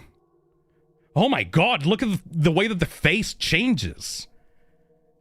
The chase would only continue forevermore. No more. What? The maiden pulls together what's left of her to hug him close. The contrast between her deep skin and his pale frame stands out to her only for a moment. Ugh. I apologize for the delay of our union. I was frightened for a reason, for your strength is impressive. Can we fucking stab this guy right now? I was worried I couldn't bear its weight. The knight leans against her body, sighing peacefully. It is no worry. You're here now. Tell me, adventurer, what do you plan to do with me after all these trials and tribulations? We will return to my village triumphant. There, my king will gift us with more land, and there we will begin anew. Your life, tied to mine, will be dedicated to making us a family of hares. I will raise our boys to be proud of who they came from, who I am. When he exhales the last word, the maiden moves to wrap thin fingers around the knight's neck. She ties them tight, tight enough that all she feels is sharp spikes crushing his jugular. The knight flails, his eyes bulging from their sockets. Joy flies through her body once more, for it's a pleasant sight. When no more air can pass through his lungs, finally, she drags the body to the grand window with an ocean view. The sea waves to her, twinkling under the moonlight. She apologizes to it in a whisper and pushes the knight out the window. His body misses the water and lands on a shelf of rock instead. It catches him, doing little to dispel the ghastly sight. His neck can only cling to its head, while the rest of the body becomes a torn, abandoned doll. He stays still, feeding the grass with its rot.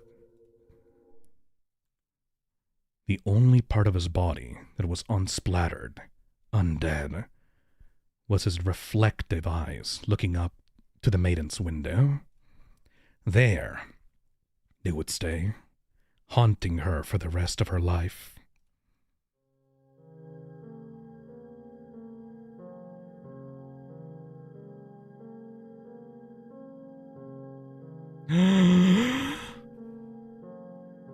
A life that is now hers.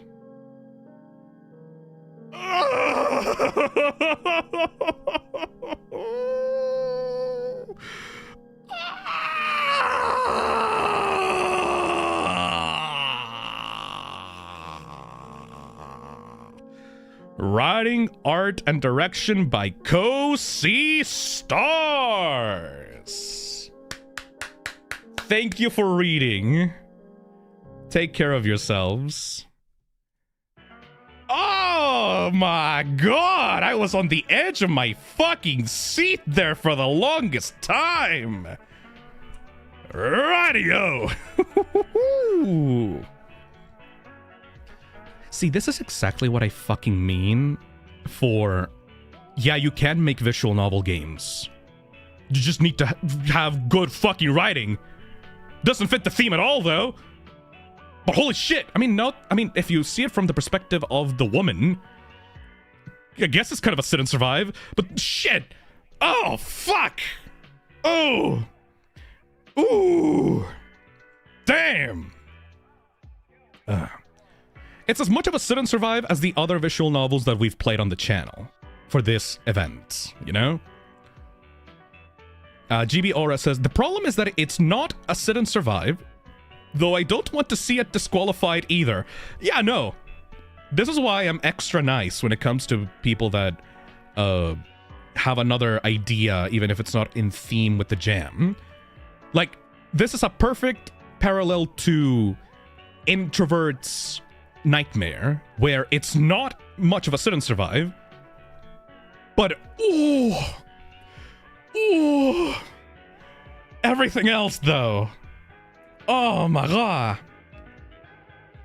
Yomikaki says, sit and survive for this entry was interpreted as the position of the princess in a thematic sense, so I think it counts. Yeah! Fuck me! Alright. Just tuned in. This was my friend's game. Your friend has, oh my god, the writing talent up the wazoo. Oh my god. And the art as well. The art that comes out of a not a comic book, like a children's storybook. Oh, that's so fucking good. All right. That was neat. Not many visual novels put me at the edge of my seat. That one did it though. All right. Let's review that one. So, terrific score. I would say it's a really short story. It's really well done. The visuals are really, really cool. I love the drawings to depict the Leviathan specifically, and the knight when he was at the foot of the bed.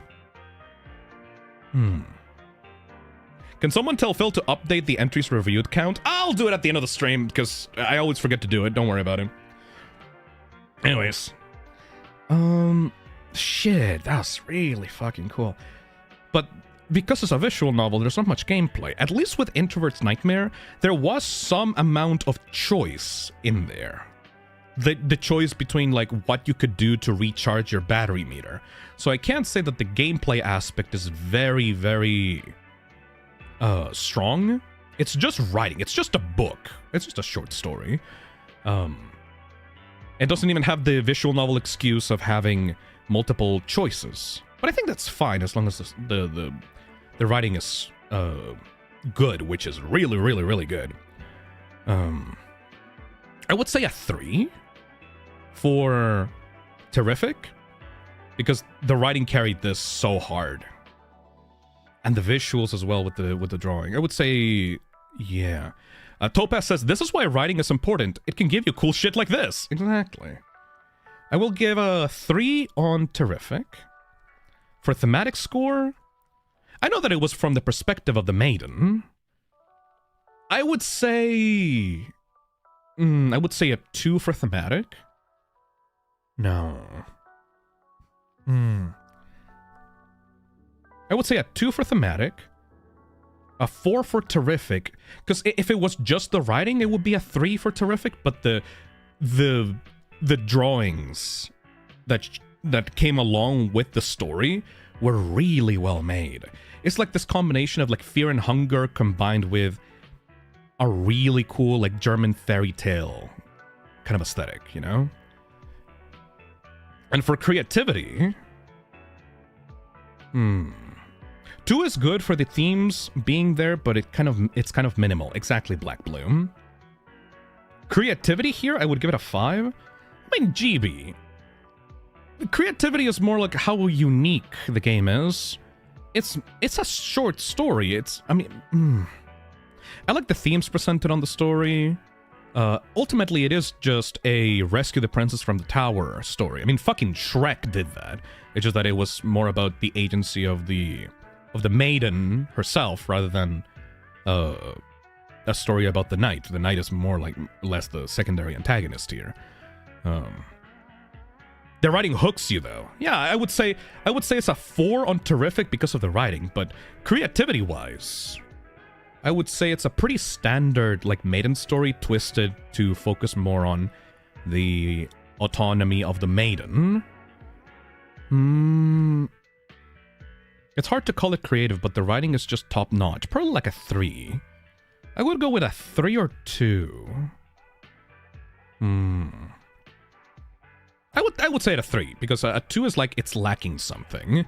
A 3 is like you did good. I would put a 4 on terrific because of the writing and the visuals. It's not a 5 because I think it's missing the one key important aspect, that is sound effects and music. Obviously, I can't imagine that someone that is that good at art and writing would also be great at music. But I think getting help from someone to do the music so that not only is it good visually and writing-wise, but music-wise, it would also it would benefit a lot from some more atmosphere in the audio department, you know? You know, so far though, I really enjoyed myself with this one. Does the game stick with you? It did for me. That is true. I did really like it. Topaz says, the writing and the drawings are what did it for me, because whilst it doesn't have gameplay, the story and the visuals are a really beautifully macabre fairy tale. If this was a book, I would be invested. Truing! I think that's why it gets a 4 on terrific. Pritzy says, the story reminds me of Hope, the other side of the story, so that trope isn't quite uncommon. Exactly. It's not like a mind-blowing, super unique subversion of the maiden in a tower story. Again, if Shrek did it, I can't really call it like uncommon or super duper creative. Not that I'm shitting on this game because Shrek did it first. That's kind of stupid to say. I'm just saying that the trope of subverting a maiden in a tower story has been done before. I just like the way that this game did it, you know? Anyways, it's a really standard idea written well. Exactly. Random lad. Alright, that's fucking sick, bro. Sick as fuck. Really happy with that one. Great job. Alright. Let's do another one. And hit it.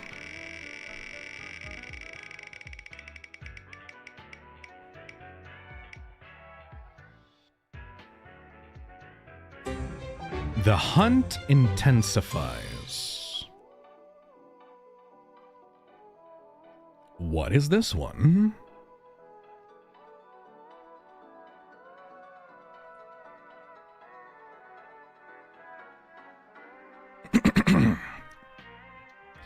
You are being hunted by loathsome beasts. The light of your campfire keeps the worst of them at bay. However, slowly but surely, more and more beasts creep out of the shadows. Stand against the hunters from the dark and survive to see another day. This game has you fighting against monsters that are hunting you down. Upgrade your firearm with the materials from your fallen pursuers. Manage your ammo, craft upgrades when you have the opportunity, keeping your eyes peeled for approaching enemies in the process. Take a stand and turn the hunt against the hunters. This game was created for the Toxic Terror Gamejam 2025, with the theme for the Gamejam being Sit and Survive. The game took around 4 weeks to develop, going through a few different concepts along the way, though a lot of that time had been to be relegated to college studies instead. Ultimately, the game isn't as fleshed out as I wanted, as I had to cut a few mechanics from earlier acts to finish in time. In the future, I might make an updated version outside of the Gamejam. Okay. Should we do the browser version or should we just do the download?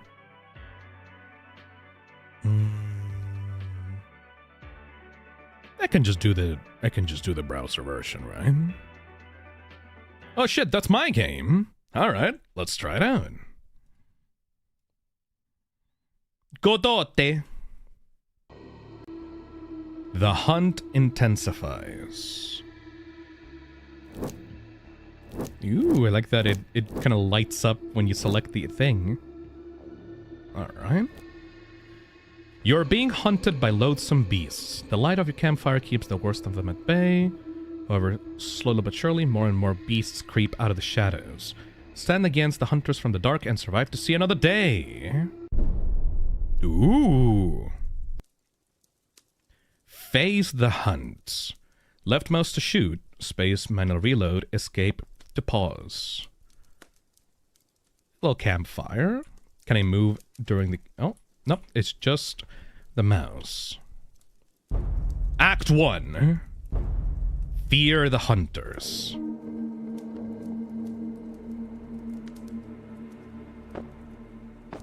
Fuck you.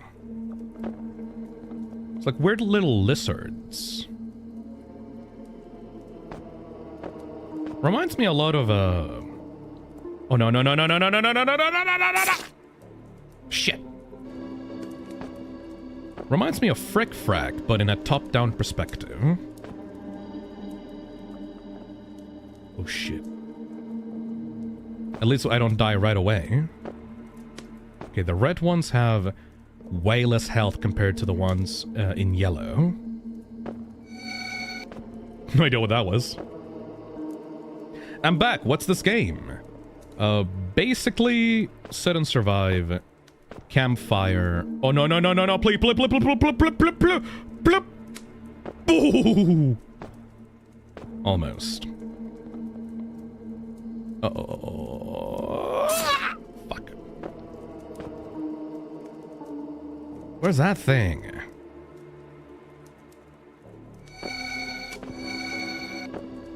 Oh, no, brother. Oh, no, brother. Oh, no, brother. Please.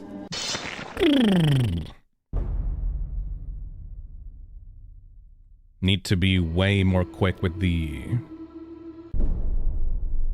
Need to be way more quick with the shooting. Don't forget upgrading. Can I do it in the middle of the... I can! Shit. Just need to get rid of the threats. Yeah, I'm gaining points. Didn't know that you could upgrade in the middle of it. Get the reload speed upgrade immediately.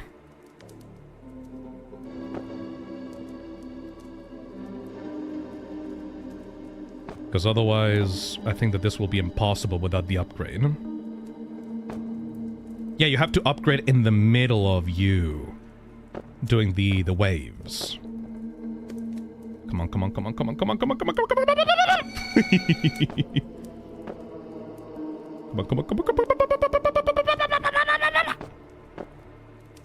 come on. Max ammo.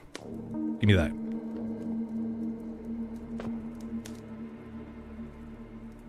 Music is eerie. Not sure where they got this music from. Uh-oh, uh-oh, uh-oh, fuck. Oh my god.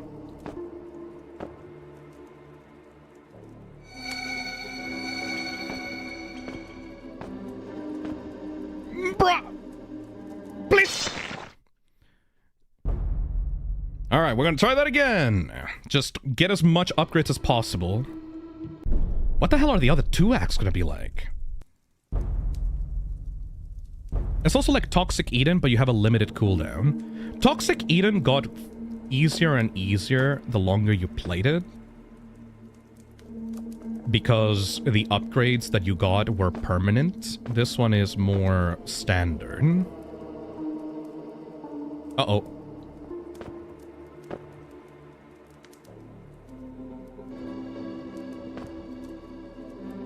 Surprisingly, it does kind of feel like a set and survive. If you think about the upgrade shop as like a camera system. Is that stupid to say? Because like... Oh no. Because it feels like you have to keep upgrading, otherwise you're going to be left behind in the dust. Later on. Maybe it's just because you hover at the top to get out of the menu!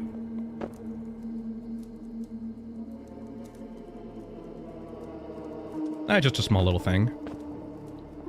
Yeah, okay, we got it. I wonder if this sprite work is original or if they got it from somewhere else. Motherfucker. Yeah, the best time to upgrade is when you are reloading.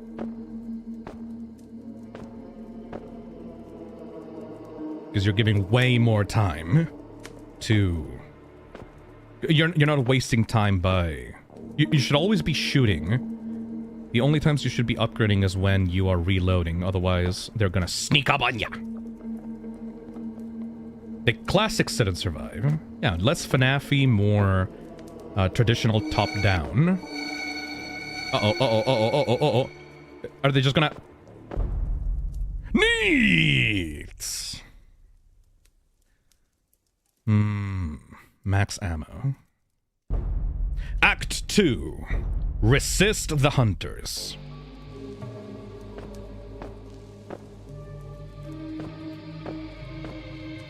Okay, this is way harder than the first act. Sprites are third party, albeit edited somewhat. Makes sense.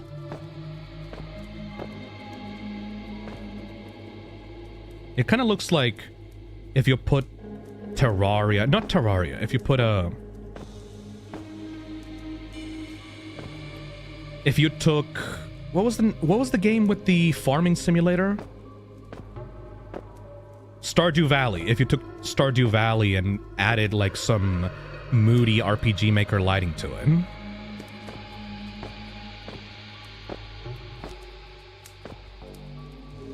Fuck off, weird slime beings. Uh-oh, uh-oh, uh-oh, uh-oh, uh-oh. Uh-oh, uh-oh, uh-oh, uh-oh. Oh, fuck. That's my fault.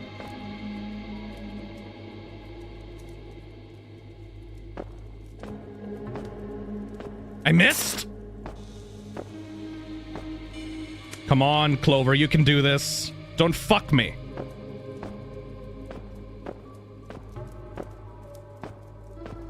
Oh no, oh no, oh no, oh no, oh no, oh no, oh no. Oh!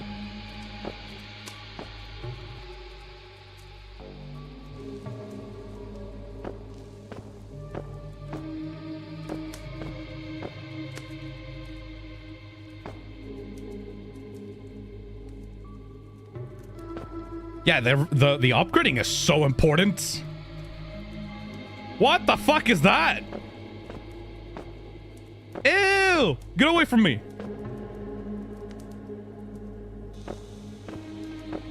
It's a bullet sponge enemy.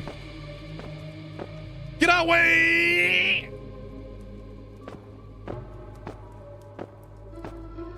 Get the fuck out of here! Ew! Dude! No! No! Oh! That was probably the end of the act anyway. What about Act 3? Oh, it's locked until I beat Act 2. Should have upgraded that power. Do I still have my upgrades? Nope, I don't.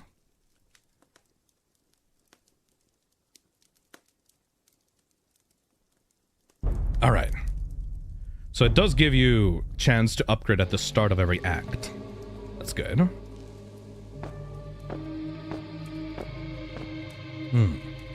Some people look down on these types of games because they're not as 3D or as cool as the other types of entries. I saw a lot of people being really mean to Toxic Eden and saying that it's not relevant to the theme, but I disagree. Like, before FNAF came out, this was the definition of sit and survive. You know what I mean? In fact, I'm pretty sure that Scott made a game in this kind of style that's literally called sit and survive. Correct me if I'm wrong. So I think that it's appropriate to have here. I think the worst aspect so far has to be the music, though. The music is not really conducive, like, not really appropriate to what the game is going for. I feel like if the visuals were a lot more creepy, the music would fit. But since these sprites are, like, taken from somewhere else, probably Kene, maybe Kene? I do know of Kene being, like, a good resource for, like, indie game developers. The music is very, like, genuinely creepy horror game compared to this, which is more like a retro arcadey type of game, you know? Oh. Fuck.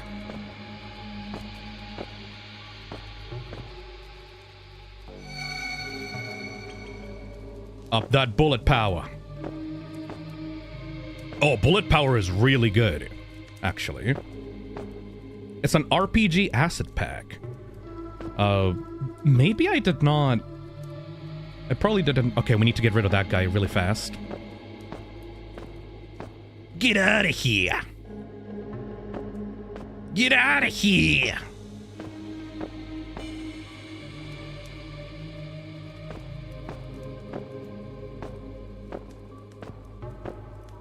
Oh my god, look at all that upgrade!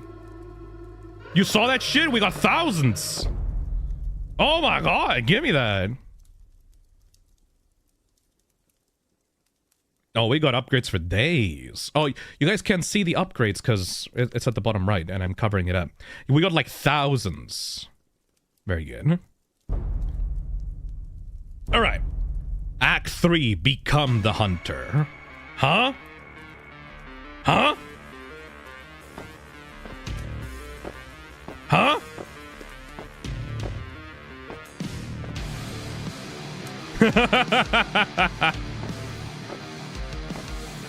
Become the Doomslayer. This is cute.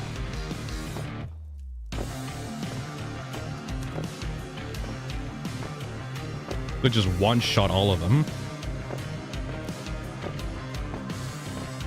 The only thing they fear is you.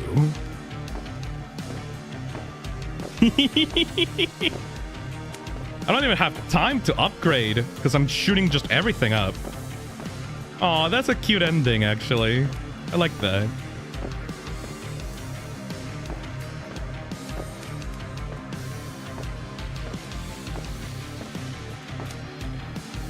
Upgrade this. Fuck yeah, max power.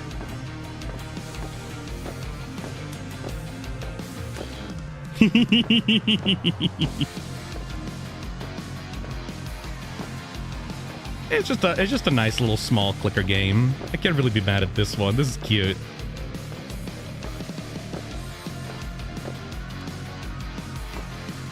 Rip and tear until it is done. You'd figure that they would run away and cower at this point.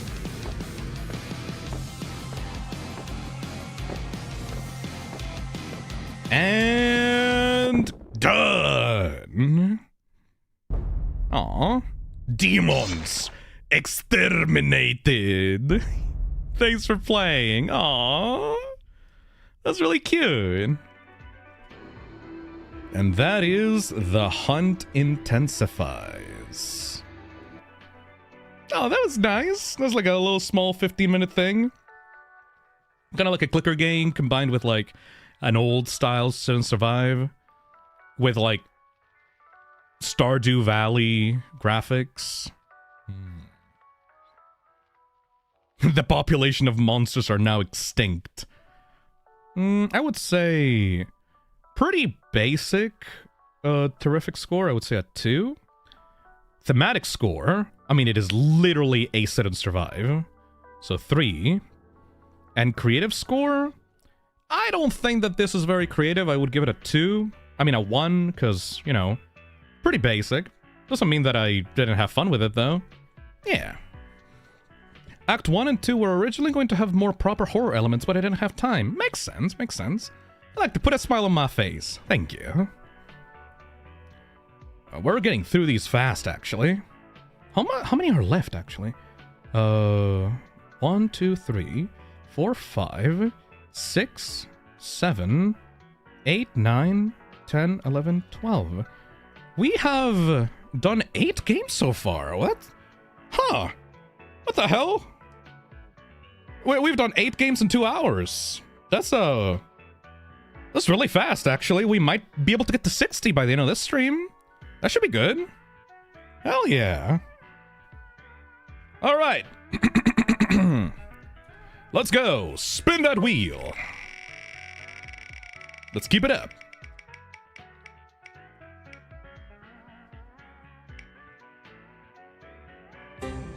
Find yourself. Find yourself before you wreck yourself. All right.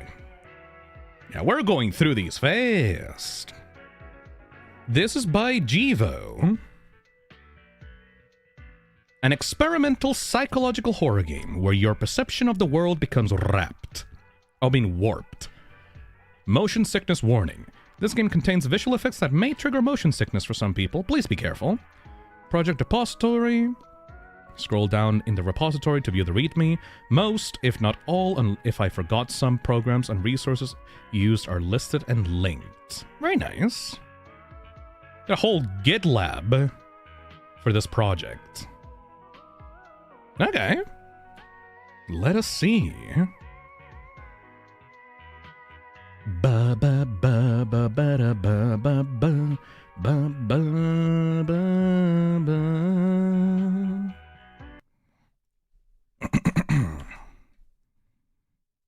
Thank you for putting the big ass full screen button in there. Saves me the trouble of having to mess around with some keyboard shortcuts. Find yourself by Jivo. Controls. WASD to move, shift to sprint, mouse to look, tab to inventory, and left click to interact. Seems pretty standard. Ooh? Huh? Oh! How the fuck are the visuals for this? Ooh.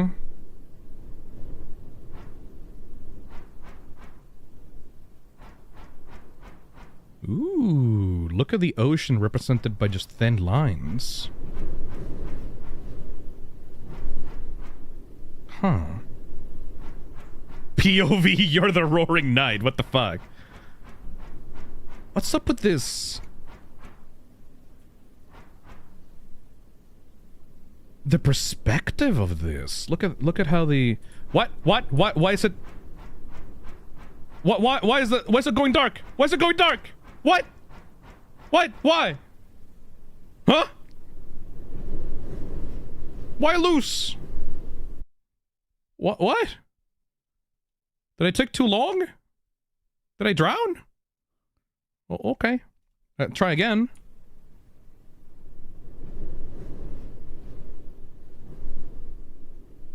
Wait.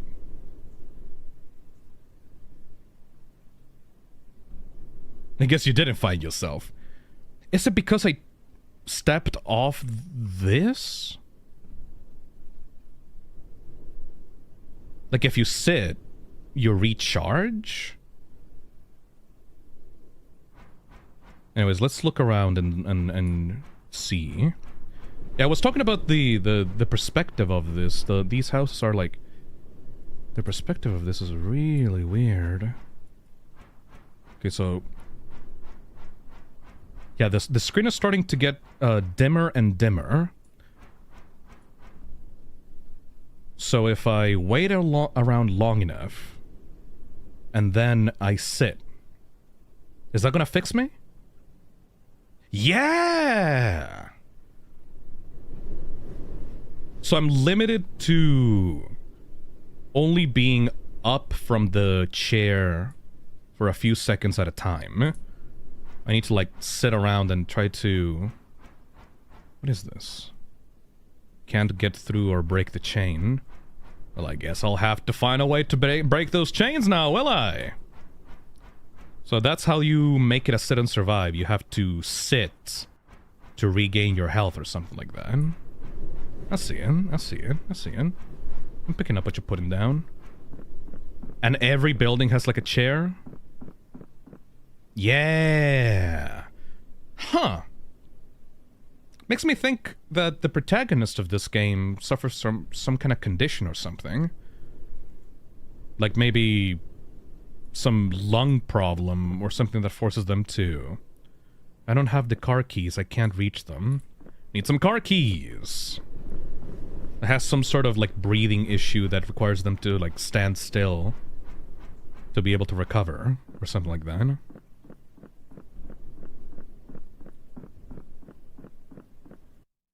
Found note in the store. Weird letter. Now here you are, stuck where you belong. Find yourself home. Just remember to keep your head on straight. And maybe sit down if you need to catch your bearings. Ah. Note found in the store. 8. Shit's locked. Oh, we need to get back to the chair. We need to get back to the chair. Fuck.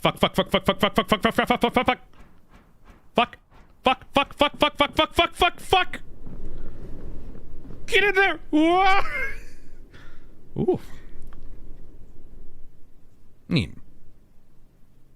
It's not asthma. Asthma is more like you doing extraneous activities. You would have some sort of those things that Invisigal has if it was asthma. You have to sit to survive. Yeah, exactly. This is what I mean by people trying to play around with the theme. I think it would be way too mean to disqualify this game because it's not my ideal sit and survive. Found note in library. 3. Like I like the little gimmick. Though I feel like there should be something more to it aside from just recovering health.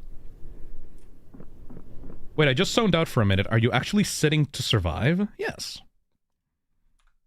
A key ring containing car keys. I think this is called mid-20s. Oh, come on. I'm 26. 6, and I don't have to sit down every few minutes, like, before my heart gives out. I think that'll be, like, my 30s, probably, though. I think I should probably do more exercise, though, because if I don't do more exercise than I currently am doing, I will probably develop some, like, health issues in my 30s or 40s. I need to start, doing more, sprinting, instead of just walking around. Manager's keyring. A large keyring with the key to the storage room, as well as a few unidentifiable ones. Alright. We're gonna go into the storage room. Because, daily walks are nice, but that's like the bare fucking minimum. I usually, like, to keep up exercise and to keep my body active, I just take like a, I don't know, like an hour or two walk around my neighborhood. But the problem is I get really, really fucking bored during the walks because I always just go the same place. Oh, you sit around in these little boxes. That's so cute.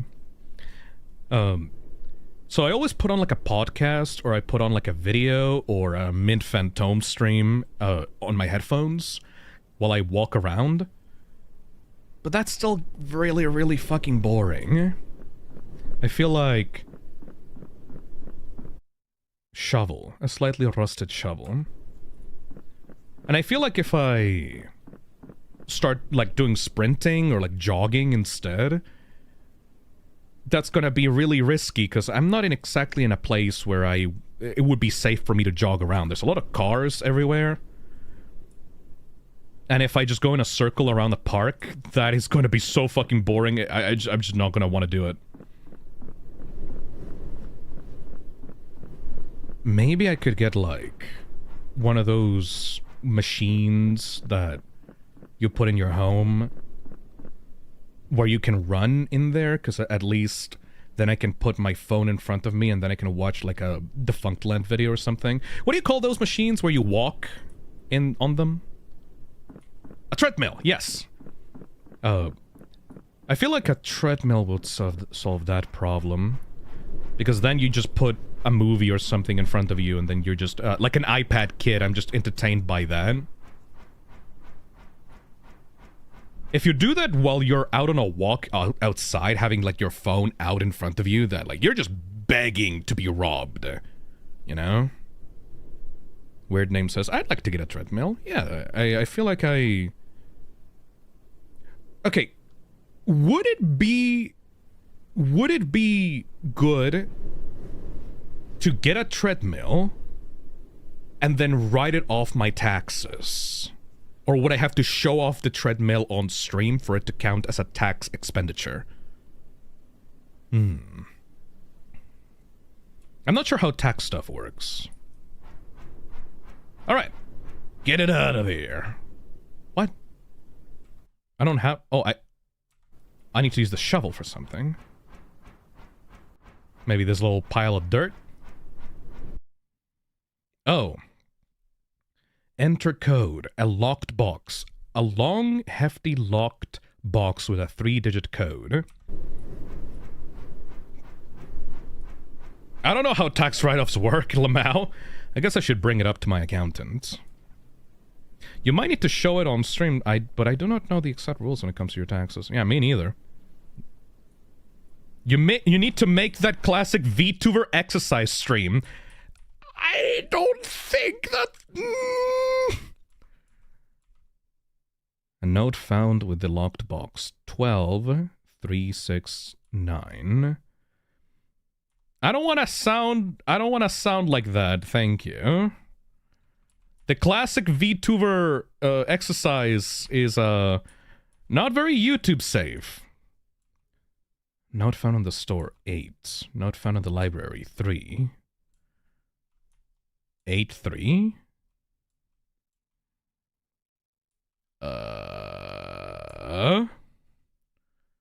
What does that mean?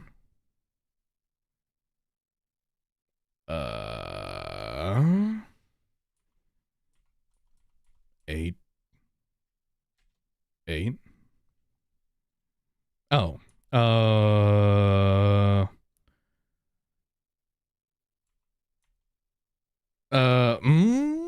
I guess the 12... It would be like 3 numbers off, maybe? So it'd be like 0... Maybe 0? And then 3? And then 9? It would be 6? No, what the fuck? 12,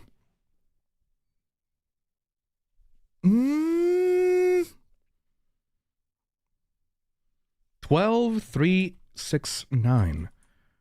What does that mean? Note found in library, note found in store.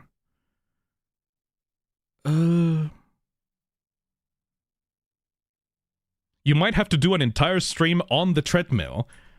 I do not want to do that.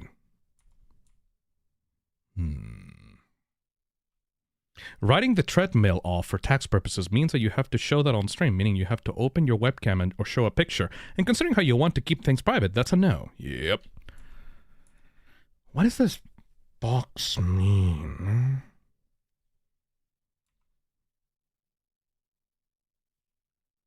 It's like... It's showing me a combination there. And there's a number 12. Is it like greater than?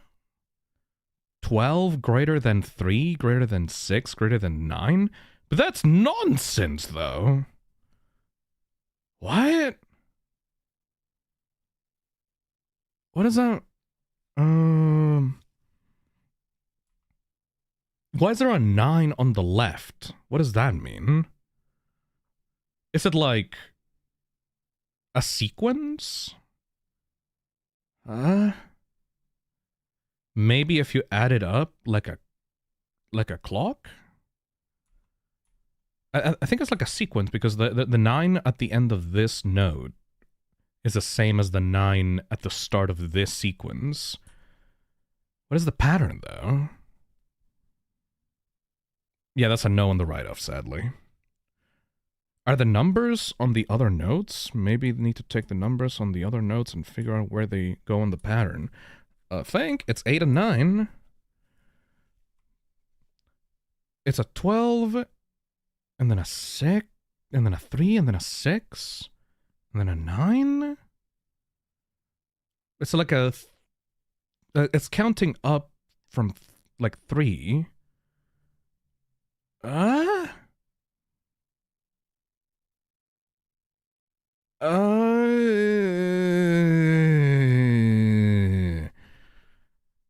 What does that mean? I don't get it. What do the marks mean? Like, is it a clock? Does the place where you get the other nodes have a certain amount of things? I don't think so. I mean, it's a 3-digit combination, so I could just bullshit this, but it'll take me like 30 minutes to do it. I don't get it. Like, why is there a 9 at the start? Why is there a 12? Like, what exactly is the puzzle? Like, what is it asking of me? Just 369? 369. Time. Oh, get low, get low, get low. No, it's not that.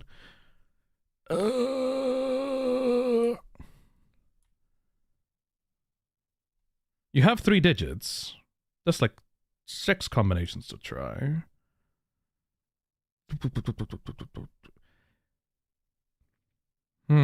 Note found at the store says 8. Note found at the library says 3. What is the point of that, though? It's not telling me anything. 3 and 8. Is there like another note somewhere else? Library, store. Maybe there's another note, like... Maybe there's another note here? I really don't know. Did I miss a note somewhere around here? Yes, I did. 7. Shit. Okay, so I just use these 3 numbers and I put them in a sequence. Okay, good. I'm gonna die, I'm gonna die, I'm gonna die, I'm gonna die, I'm gonna die, I'm gonna die.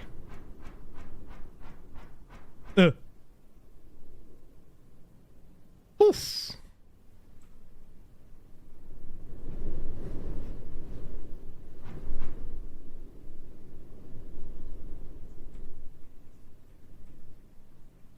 Alright, we've covered up full health. Okay, so 8, 3, 7. So 8, 3, 7. Nope. What about 8, 7, 3? Nope. What about 7, 8, 3? Nope. What about 7, 3, 8? Nope. What about 3, 8, 7? Okay, well. Bolt cutters. Oh, hell yeah. Resident Evil bolt cutters. Let's fucking go. What is... whatever. Cut the bolt... Cut the... What? What? What? What? Did it reset? Is that... What? Is that it? Huh? Did it crash? What? What? I think you won? That was so sudden. Was that the end? Huh. Yay? That could have been it. We didn't find ourselves. Huh. Okay. I guess that was the end. Or unless I did something... Did I press something that I shouldn't have?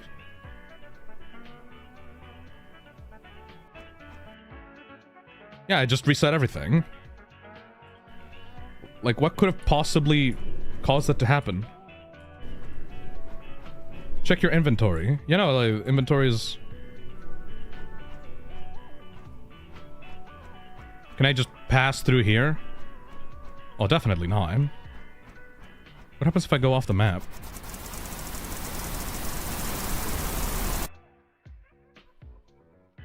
Okay, well, that's it, I guess. I feel like I'm missing something. Oh, I'm definitely missing something. There is a way inside of the mansion, actually. Why did it crash? All right, let's try that again, I guess. Okay, there is... That wasn't a sudden ending. There was something there. Okay. Why did it crash?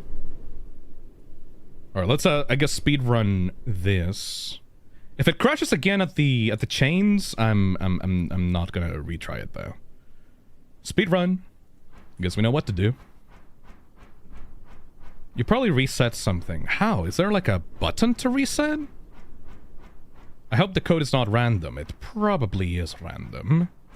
Usually we can test it out really quickly by just going in here. Anyways, as I was saying about the treadmill. Oh, it's not random. Very nice. Very nice. Very nice. Very nice. Very nice.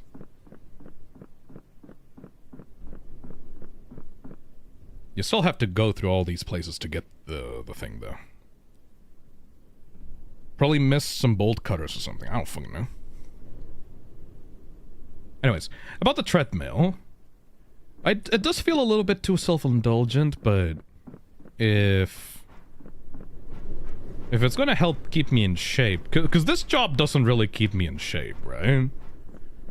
I feel like something like that is necessary, even though it seems like too much of a rich people thing to do. Give me those keys. Like, before I started streaming, I didn't really have much of a usable income. Like, the previous jobs that I've had before this streaming thing took off was being a Walmart cashier for, like, the electronics section of my Walmart, and being a data analyst for a packaging slash company. I forgot what we exactly did at that company, but it sounded fucking important. There we go, manager's ring key. But with all those jobs, I didn't really earn much to buy stuff for myself. Now, though, I actually can, because of people's support. So I guess buying something for my own health is good. I've been mostly worried about, oh, if I buy this thing, I better use it every fucking day, otherwise it's a waste of goddamn money. The only exception to that is Minto figurines, though. Like, I want, if Mint ever releases like an Android or something, I'm gonna buy the shit out of that. God, I don't know if you guys have seen my Twitter, but I've bought some Mint Phantom merchandise, and the first one arrived yesterday to my doorstep, and it was a Gamersubs cup, because Mint is sponsored by Gamersubs. And oh my god, it's just a cup. It's just a fucking cup, right? But when I opened that package, that was like, oh, oh, it's the thing that I like, but it's like here, it's physical. It's like. All right, let's open this box. Like, even though it's just a cup, the joy through my veins was indescribable. There we go. We got the bolt cutters. Very nice. So I feel like if buying the merchandise of someone that you really, really, really like brings you that amount of joy, I might have to make a shrine in the future. Would you guys like to look at pictures of me building up that shrine? Because I have a perfect area for a shrine in my office. I diagnose you with parasocial. It's fine being parasocial, because I am the type of person that is parasocial, but if I ever got to actually talk to Mint in any capacity, I would probably have a heart attack and die right then and there. So it's not like I'm able to break any boundaries. Anyways, I'm just saying, I have a perfect piece of furniture in my office. Okay, moment of truth.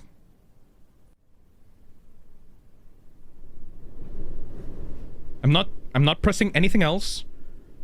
I'm just pressing the interact. What? What? Thanks for playing. I can't get through or break the chain. What? Hopefully, I can't read this. I can't read this. What? I can't read this. I want and subvert. At first, it was too many ideas. I can't read this! My amazing... I spent like half the talk as of writing this airs on this game. Tools used: Godot, Trench Broom, Blender, Funk Godot, TK's Free Sound FX. Thanks for playing, Jivo. Oh. Okay. I suppose so. Thank you, Jivo. I couldn't read what the message was. Because of the I can't get through the chain text. Oh well. So let's see. That is find yourself. Ah, the screenshot lied. I thought that we were gonna go into the mansion. There's no there. You can't get through here. Fuck. Oh well. If that's the case, I'm gonna have to go with a 1 and a 1 and a 1. Sorry about that, Jivo, but that shit left me very, very, very confused. Oh well. Next up, spin that wheel.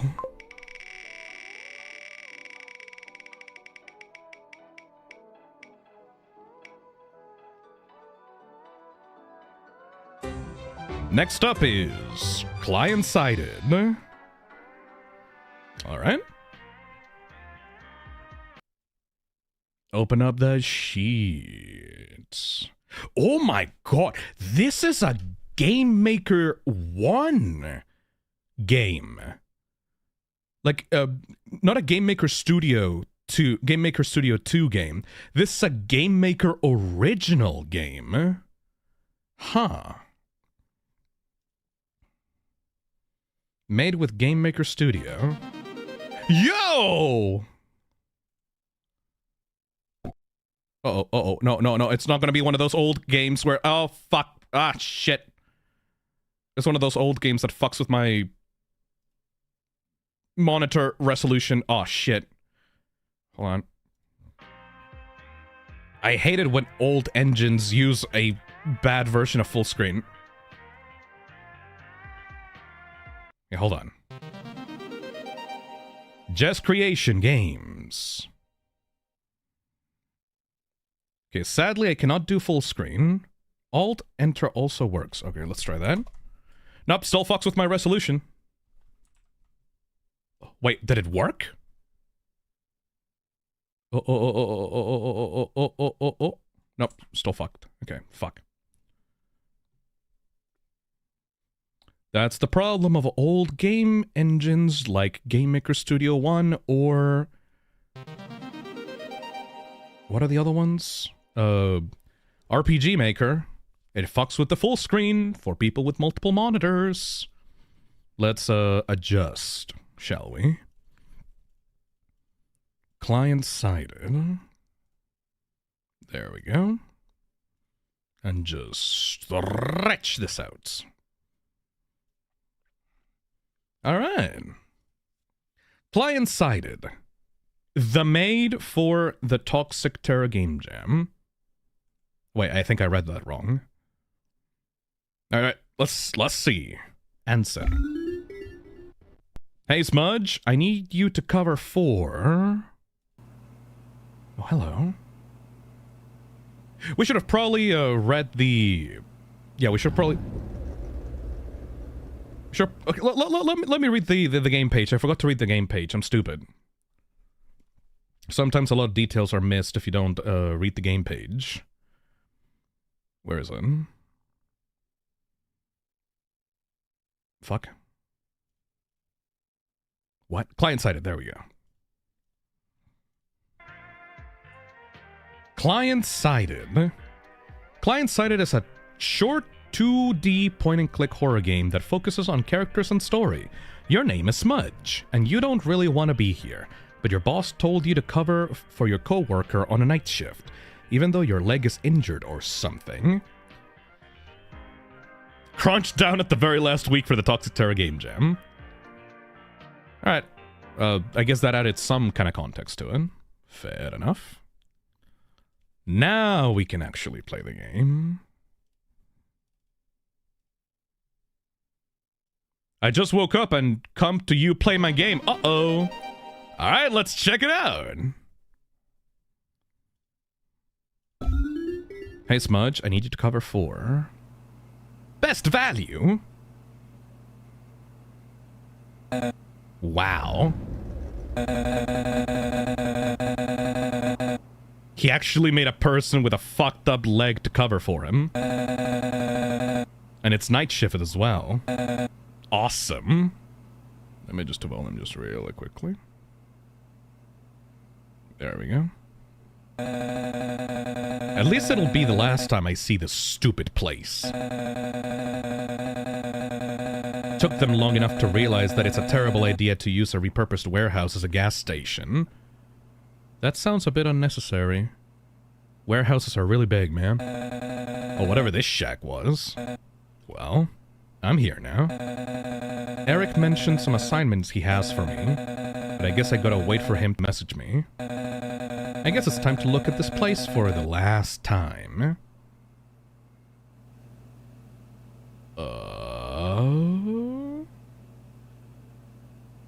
Is it like, papers please? Accidentally broke something on PC and now it won't show time. Whoopsie!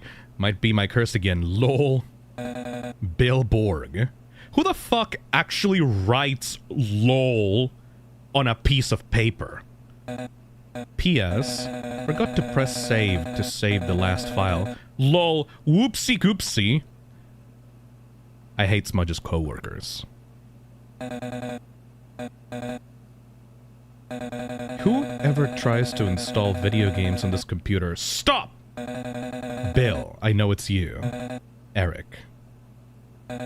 Number 1, scan a product. 2, select pump. 3, select payment method. If it's cash, tap cash and the drawer will be unlocked. Okay. Oh, it's like a little thingy. You can scan things with this. A poster promoting an upcoming game called Brightest Darkness made by Jessa Creation Games. What a lame fucking game. I advise you to tone down on the self-deprecation. I fucking hate the creator. They suck. Yeah, you should probably tone down the self-deprecating humor. Usually that doesn't come off as endearing unless you're really good at writing. It's one of the reasons some writings on this Gamejam kind of pissed me off a little bit on the initial streams. Okay, well, whatever. I don't even want to read this crap. Then why you put it in the game? A poster promoting some sort of ecology preservation, I think. The message isn't really clear, to be honest, honestly. To be honest, honestly? Actually, I think I knew a dude from that factory or whatever it is. They were like 7 bananas tall. It's insane. Oh, I recognize that reference. Bags of zombie chips. Between the two words, there's a parkour guy vaulting over a wall. Uh-oh. I think it's bootleg or something. These shady asses don't even say what flavor it is. Oh! Or do they? Hey, how's it going? Hey, Ethan. Nice car, Ethan. It's going, I guess. Can you get me a refill on pump 1? Also, these chips look awesome. I kind of like them. Ah! Okay, sure, give me a moment. I haven't woken up fully, sorry. Oh, that's okay. No problem. Take your time. I'm in no hurry. Beep.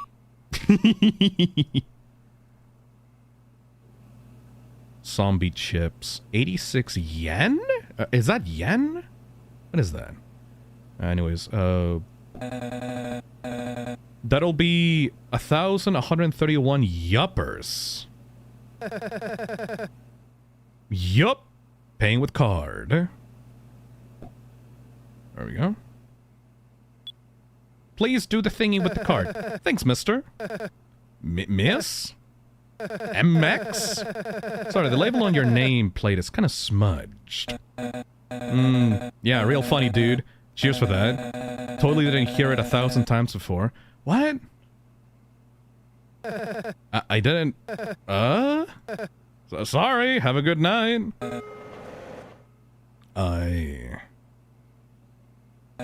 Oh, man. That kind of just came out of me. I didn't mean to say it like that.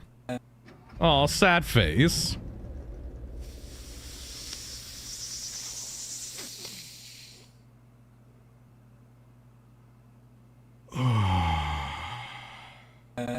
I should probably watch my language.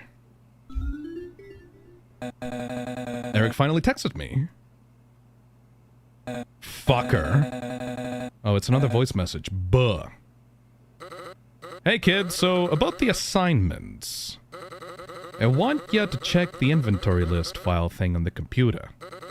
Bill was supposed to count all the things on the counters. But you know his dumbass. It's always better to double check his work. And if he didn't do the thing, then do the thing yourself. I'm still busy driving, but I'ma check and see if you didn't do as I said. My drive's through the thing, so see you soon. Well, great. I hope Bill's knees will explode on the next morning. This protagonist seems like kind of an asshole. Why do I always have to do someone else's job? Either the protagonist seems like kind of an asshole, or this is like a really heavy vent piece for the developer. I better count things right. I kind of forgot what the guy told me to do. Tee-hee. Shit. Oh, that might be the world's smallest coffee cup. It could barely hold an espresso? Espresso. Espresso? Espresso. Damn. Yeah, me too, buddy.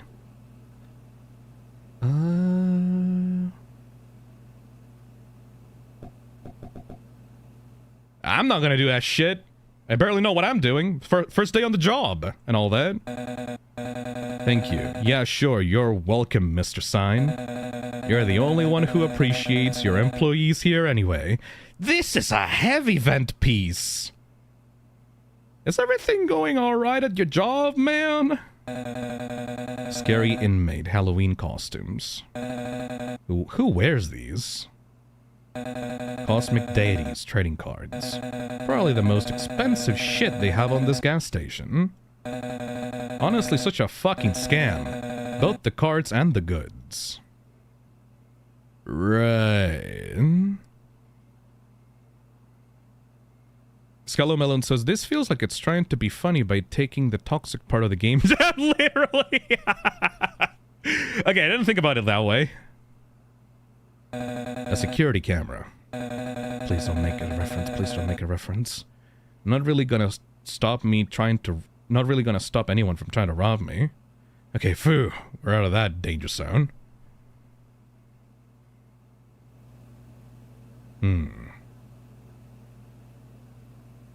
What was I supposed to do? Kinda completely forgot.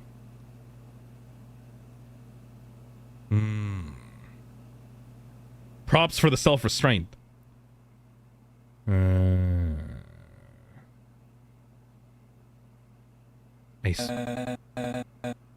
I forgot what I was supposed to do.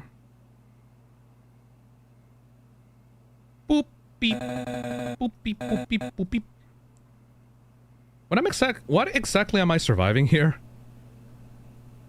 I guess the boredom of a regular, like, 9-to-5 job. Life. Relatable. You gotta check inventory on the computer, I think. How am I meant to do that? Oh shit, there was a little button here. Yeah, wow, this jackass did jack shit. Never happened before, and there it is again. Cool, yeah, I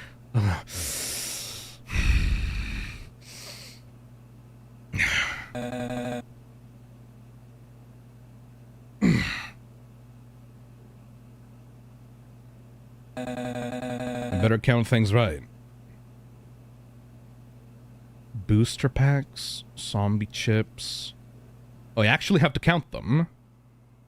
1, 2, 3, 4, 5. 5 zombie chips. Booster packs. How am I meant to see them? Like, I guess he already put them in for me. Little pals. Okay, 1, 2, 3, 4, 5. Anxiety energy. My ass is not drinking that. Last time I tried one, I got a heart attack or something. 1, 2, 3, 4, 5, 6, 7, 8. Oh, there's a monster in there. Fried noses. Where are the fried noses? 3. I think that's 3. Wackos. Hello, sir. Don't mind me, just doing my shitty ass 9-to-5 job. Hyper crunchers. Hello. Hello, ghost. You got homophobia in those eyes. Liquid meat, tasty, healthy, affordable. My ass is not drinking whatever this is either. Okay, where's the wackos? Hope you're doing good. Here's some money. Thank you, Heck. The guy left. Okay. Scary Halloween costumes. Close McDaddy's trading cards. Where's the wackos? Papa! The fuck are you? Dr. Lale Circle? Huh. Oh, hey. What's up? Do you know where the wackos is? Liquid meat, 1, 2, 3, 4. That's 4.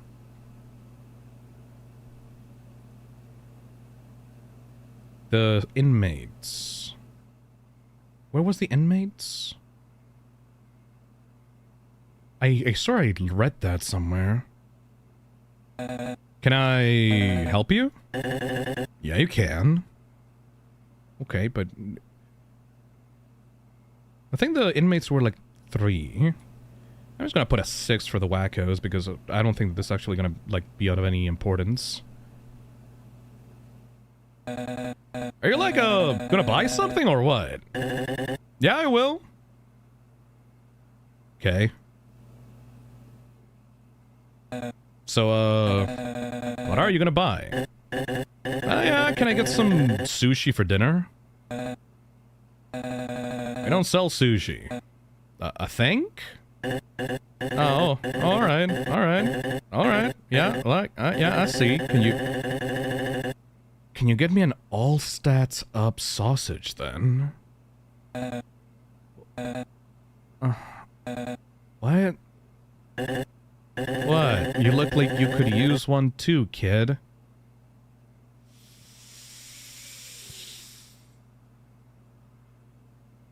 We don't sell any startup sausages or whatever. Stop messing with me, dude. Oh, what a shame. Well, in that caseoid, I'm gonna get one of them cosmic deity booster packs. Just wanna peek if they captured my full handsomeness, you know? Yeah, right. Yeah, sure, buddy. You know it. Boop. You want a pump, or is that would be 6,500 yen, or yuppers, I think. Am I in a furry universe? Card of cash. Oh. That's a tough one. Can I choose?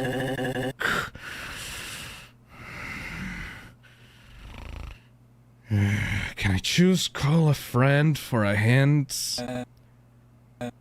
Dude. Alright. My choice is cashews. Buh.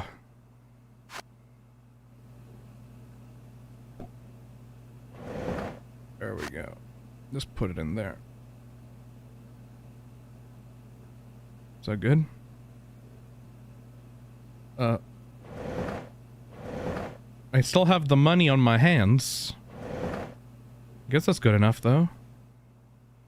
Is it? Here you go. Hey, sweet. Thanks, kid. Oh, wait. I need my change in coins. Why didn't you why didn't you tell me? I forgot.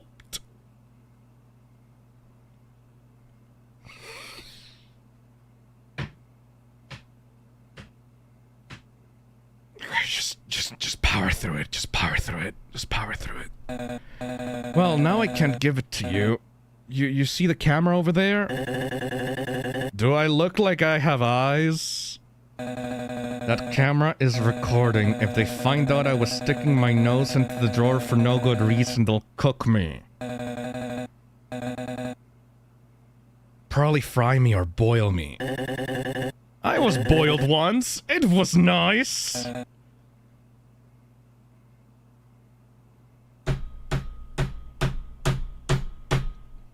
Dude.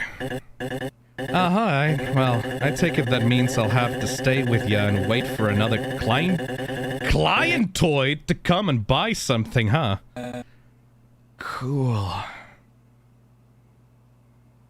GBR says, this game really captures the agony of working late at night in a convenience store and dealing with jerks. When you do it for years, it gets to you. I do feel like I'm back at my old Walmart job, actually. Yo, no worries, kid. I'll protect you from the devil in the dark. Sure. Alright, Birdly. Thank you, I guess. Oh god, what now? Eric messaged me again. Another voice message. How are you supposed to read this, by the way? A genuine question. That's not a criticism of the game. I'm just curious because, like, I'm an old man, I guess. How are you supposed to read HHHHH? Like, some of my friends have done this shit to me before, and I don't know what it means. Is it supposed to be like? It's like sucking air in, like that. It's like a sigh, like ugh. It's like a sigh. Imagine you're gathering saliva to spit it out. So it's like that. Because like if there's a sigh is like, ugh. But like a gathering saliva is like. You say HH. You say H over and over really loudly. It sounds like a heavy exhale. Ugh. Alright, that sounds good. Hey kid, I just remembered one more task I had for you. I'll be taking some photos for the agency guy, so I need you to make sure the place is clean enough. Throw out any crumpled receipts you see on the desk. See you soon, kiddo! Alright. Yo, was that your bossoid? I want to dunk this guy's head in a fucking toilet. Yeah. He sounds cool. I wish I had a boss too. He's a hunter. The sports type. Oh fuck, I take that back then. What? I just get through it. It's okay. Remove all this shit. What? Yo, bucko! I just realized something. What? What? What's up with your hand? Oh yeah, it's like a little floating stump. Don't worry about it. Okay. There we go. Oh god, what fresh nightmare are we gonna have? Howdy doody. Hi. Oh, yo, Ron. Haven't seen you in like 1,000 scoops or something. Hey, I still don't know how to say your name, to be frank. This one is cute, actually. But I do remember you.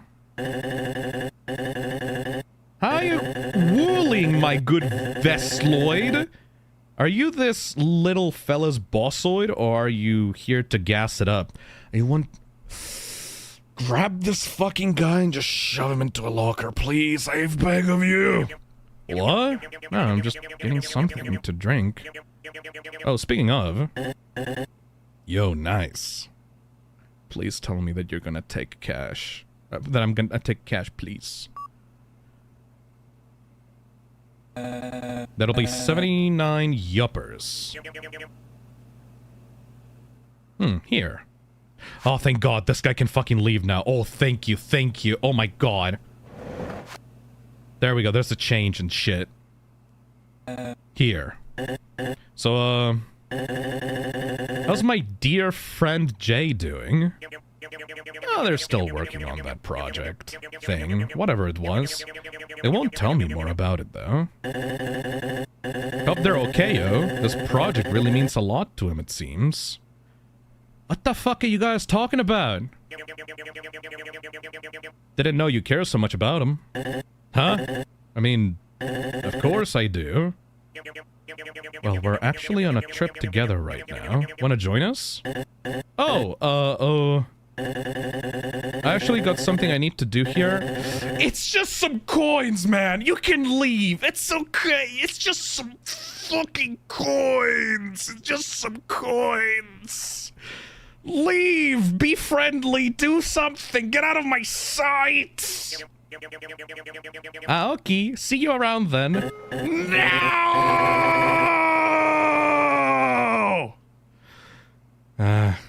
You see ya. Tell Jay I said hi. Oh, God. Wait, what about your change? Oh. I forgot. Dude. Nah, like, I'm not even doing a bit here. I just straight up forgot. I'm sorry.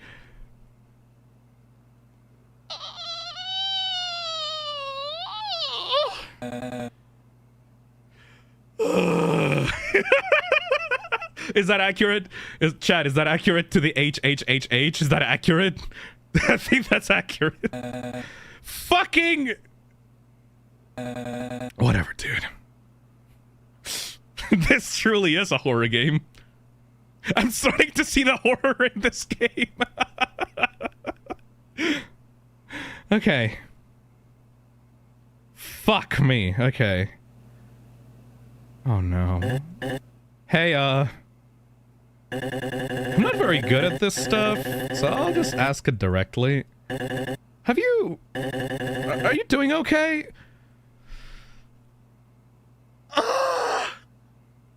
Am I doing okay? Open up to a complete stranger? Fuck no. Oh god. Oh god. Fuck.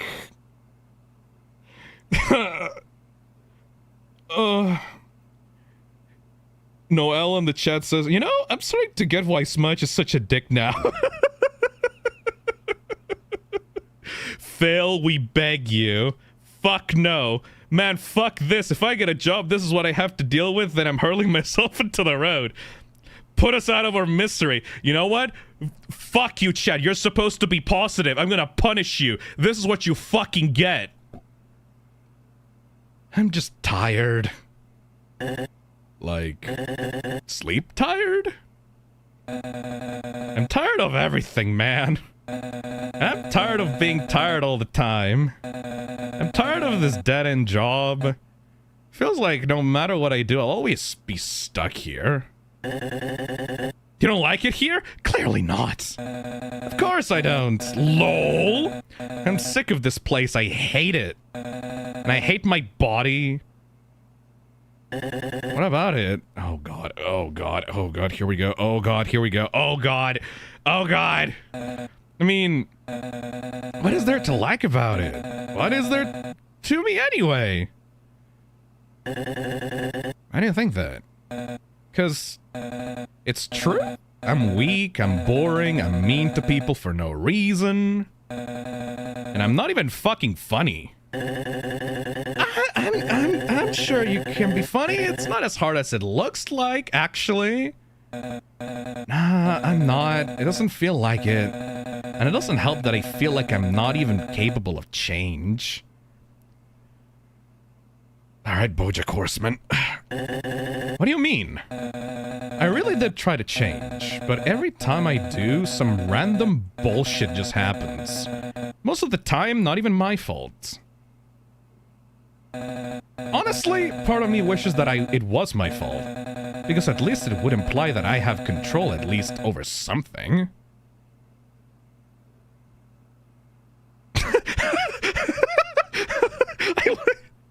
I'm sorry. I know that I can continue the conversation at any point, but I like the awkward silence there. The lizard dude is just looking up to the side like...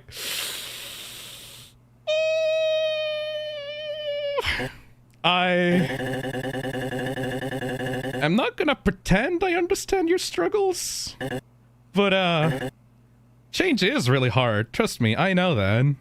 It's an unintuitive process of developing new habits and breaking old ones. Are we in therapy right now? What's going on? It's really hard to break something built so deep into you. Some things just stay in you forever. I used to dislike myself too. Aww. I changed because of a friend I had. He was just cool and funny and creative. I wanted to be like him, so I started analyzing what he does, how he does, and why he does. And it paid out. Wait, you copied your friend? What? Wait. What? That's not really a good advice. I miss him a lot. What?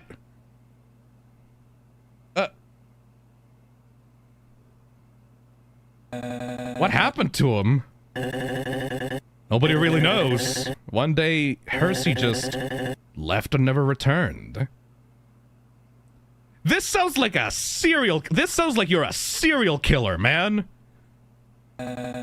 Hearsay? Like the cosmic deity? I guess, yeah. Why? You know cosmic deities? I was into that stuff a long time ago. I used to be really passionate about it. Almost gathered a full collection, but I was missing just a few. So the interest kinda... poof. I see. Oh, this is so fucking awkward. Oh. I mean, if anything, if the point or objective of the game is that you're trying to write like a really awkward conversation between two strangers, you're actually doing a pretty good job here. Well, all right. I think I overstayed my welcome here. I gotta bounce, bucko. Do you not even care about the change? What about the change? You can keep it. You needed more? What? Yeah, and before I go, I believe this is what... This is the true cashier retail experience. Thank you, Fire Eagle. You know, I was not fucking with the writing initially, but the more these guys open up about themselves, the more like, okay, yeah. It's not that the writing is bad, it's just that these people are fucking miserable. I think that's the point. Before I go, I believe this is what Yam Collection is lacking. Take care, Smudge Core. I hope to see you again sometime. Smudge Core? Wow. What a nightoid. No, you're just saying shit like he's doing. No, you're copying him. It's a cosmic deity trading card. A fish-like person striking a finger guns pose is portrayed on it. Be unapologetically yourself, as one should. That's really good advice unless you're an asshole, though. Dr. Lyle Circle, the prankster god. Huh. Like, if you're an unlikable asshole that, rather than making sure that other people are okay, you instead make comedy bits just for your own amusement without regards for other people's enjoyment, that's not really good advice, because that's just gonna make you sound very unlikable to people. I hope I won't get boiled tonight. I thought that this was the last day on the job for you, man. What? Oh, okay. A game by Jesse Credo. Huh. Ethan the Bat belongs to your pal hat TTV. Special thanks to all my friends for their support. Aww. Special thanks to my honey for giving me strength and consulting me on things about gas stations and stuff. Huh. Yeah, that was a vent piece in the form of a game. not really much of a survival thing, unless you count surviving against your own mental health struggles. Yeah, see, this is interesting. Because the self-deprecation is actually part of the character.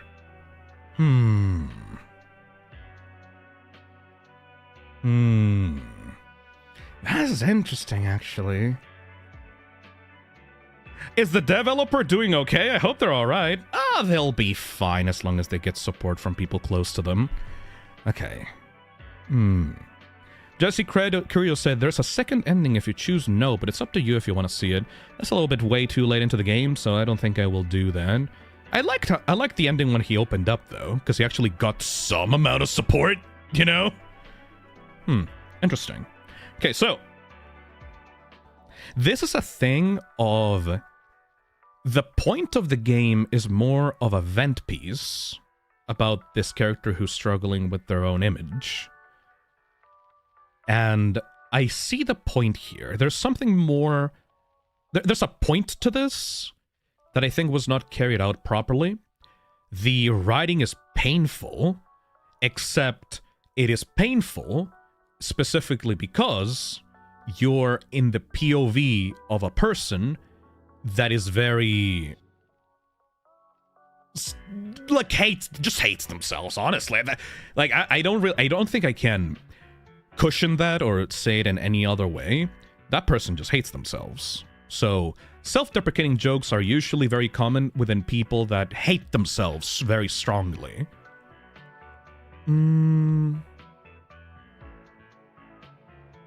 But it's a really rough introduction because you don't really know that that's what the game is about. Just think that that's what the writing of the game is overall. Especially after you meet that scaly guy, because the scaly guy was painful in another way, because he was very, like, outgoing in a really awkward and annoying way. But at the same time, he did seem genuinely nice and seemed to genuinely be interested in helping out that random person on the gas station. So he's not that bad, honestly. Aside from the obsession with the card games, he actually seemed kind of like a nice nerd. Yeah, see, here's the thing. Okay, here's the thing. This game's writing is painful, but it's painful for a purpose, which is nice, because there were other games in this game jam whose writing was painful, but not for a point. It was just more that the writers didn't have any experience with writing a story. Holy shit! The Gen C lingo was killing me, though. But I think that's because the characters themselves were Gen C. Got a nice wrap-up at the end. Exactly, weird name. But it's not really horror. It's more like, you know, a vent piece about a really mundane job with no kind of twist to it. You're also Gen C, though, right? Yeah, Minta, but I'm not like other girls. But yeah, like, just thinking about this game, it's basically 90% writing and 10% just a very small cashier minigame.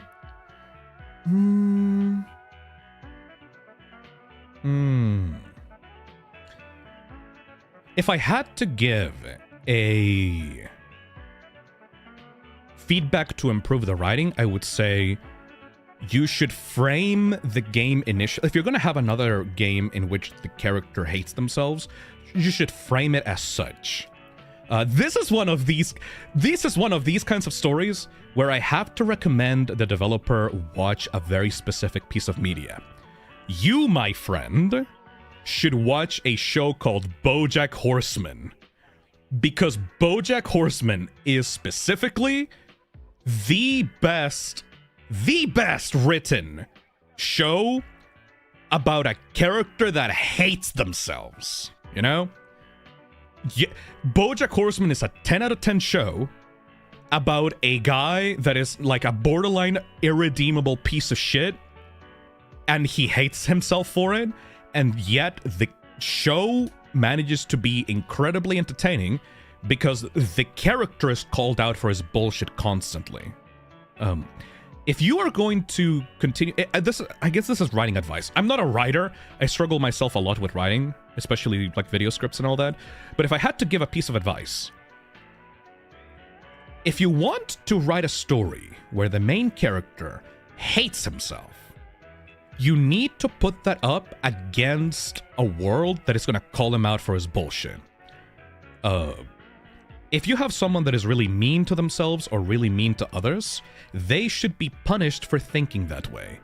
Because if you don't do that, if you don't have the story call out that behavior as a negative thing, and you just do it because you think the character will come off as cool instead, they will be the most cringe, embarrassing character ever, and it's not going to be enjoyable.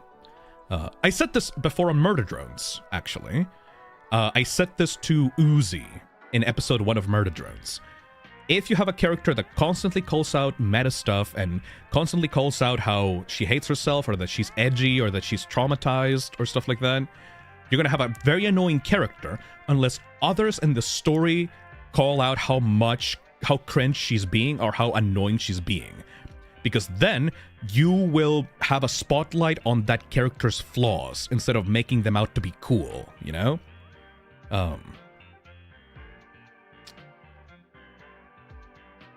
How do I...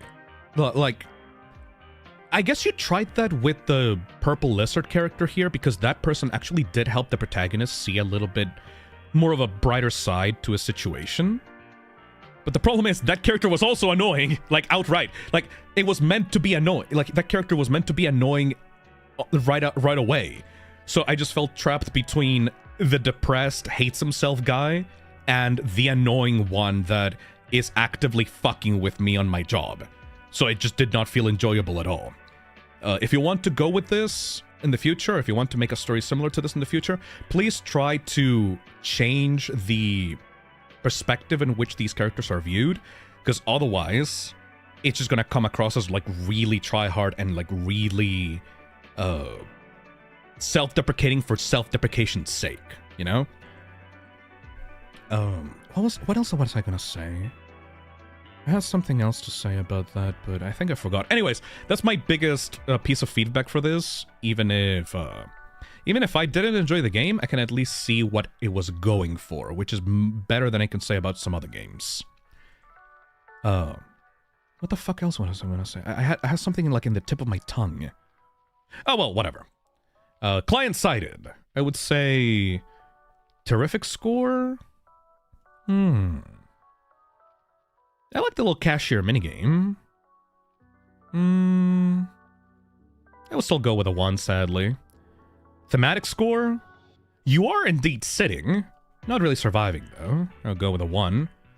Creative score? I'll go with a 1. I feel like that's a little bit too mean, though. It's not completely irredeemable. I'll put a 2 on terrific. Yeah, there we go. I think that's fair enough. What are the games that are like 2 on terrific? Silver Frame, Seed of a Soul. Yeah, I think that the gameplay was serviceable enough for the story. Yeah, I would say a 2. I think that helps out. Anyways, let's continue. That's good advice, thank you. I'll check BoJack sometime. You genuinely hooked me up to it. Oh, can't see the chat very well for some reason. I had much more ideas for the game and for horror elements, but I had to scrap them all to finish it. Oh, fair enough. All right. Oh, I need to do the check mark thingy. Client-sided. Why is it called client-sided?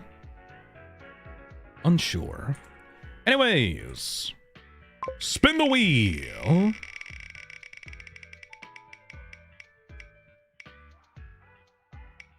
There you go.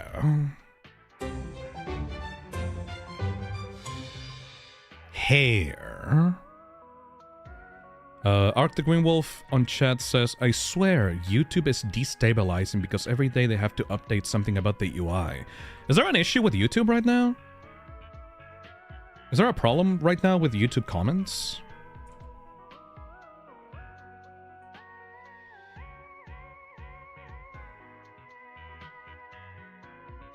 Yep, stream is fucking up. Like the visual side of it, or like the chat side of it. I have like a copy of the stream on my phone right now, and it seems fine. Fuzzy Goat says it's fine for me. The chat keeps disconnecting. The chat keeps freezing and then loading all at once. It's a desync in the chat. Oh. Huh. That's weird. The chat has been lagging hard today. I don't think I can help with that, because that seems more of a YouTube issue rather than a my connection issue. Huh. Sorry to hear about that. Hopefully YouTube fixes that? The chat has been lagging behind. Really? Maybe I can help try to fix that? Hold on a second, chat. Maybe I can help you. If I do this, maybe. Edit. Okay, hold on to your butts. Okay, edit that. Okay, that should be members only. Maybe change it to anyone. And then subscribers. That should do something, I think. It's probably not gonna work, but just in case, maybe. I can talk again. Oh. Testing. Ooh. Testing check. Ooh, ooh, ooh. Freedom! Oh. It is fixed! Worked like a charm. What the fuck? Okay, good, I guess. Why is that happening? Okay. Alright, Slime Mine, let's fucking do this. Alright. This is Hare. Made for the Toxic Terror Gamejam. Just when you are getting to your cozy cabin in the woods, you end up falling into a bear trap not meant for you. As you try to free yourself, you'll have to face the creatures of the forest, which have found their next meal, unable to run away. Phil went to the YouTube headquarters real quick to fix that, chat. Yeah, I fucking slapped them across the face. We have not many games to get through, actually. We're doing pretty good with time. Alright. Let's play Hare.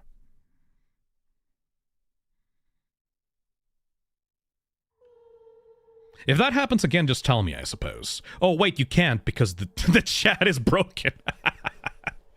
I'll try to check in every once in a while.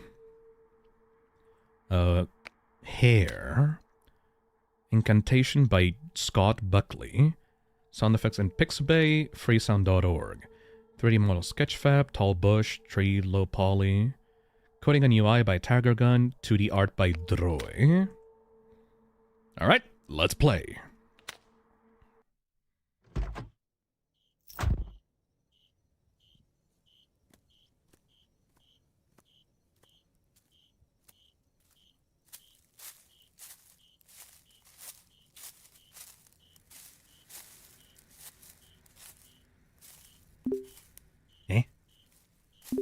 Eh?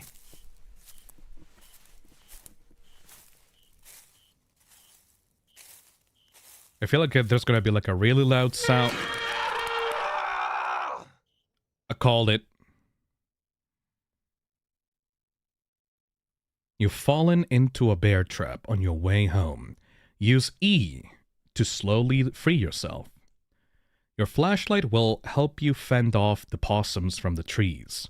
If you scream while they're around, the hare will get you. The hare will stare from the distance. Stay aware of your surroundings and press space to scream and scare him off before you become his next meal. Watch out for your sanity. It will be decreasing through the night, and with your actions, you'll only be able to replenish it by looking at the stars. Ooh! Alright. So, E to slowly free myself, space to scream, drive the possums away, and keep the sanity up. I do like sanity meters. Ooh.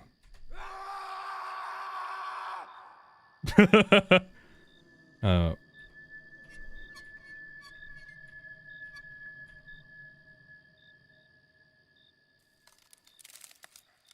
Possum.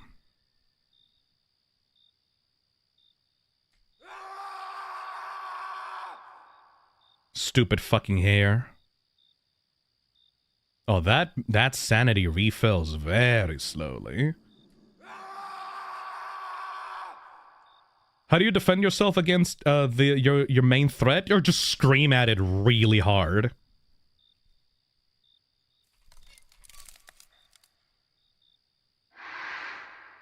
It's a fucking possum.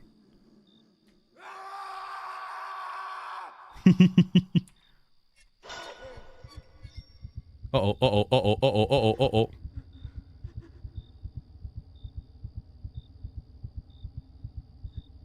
Possums can't really have rabies because of body temperature. Is that true?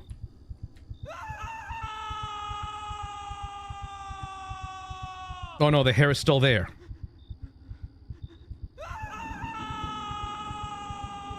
Oh, I think it's because of the sanity. Oh!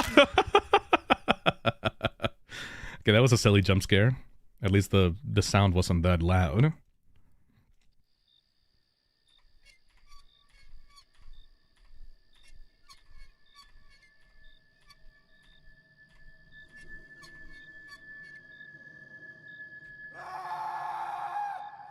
Get away! Oh my god, it's looking at me.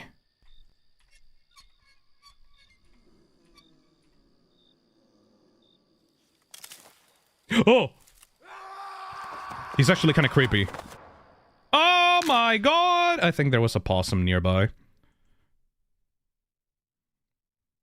Why are the possums attacking, though? They're minions. I like the premise of this game. A little bit undercooked, but... I like the premise of being stuck. This is like Frick Frack, but if it was taken seriously. Huh. That's kind of interesting. I love how two game developers or game development teams can take a similar idea, but take two completely different approaches to it. No! It fucked up. Are the possums even real? Seems like it. That dude is just floating on the tree. I like the design for the hair, though. Need to go look at the stars. My beautiful, beautiful stars.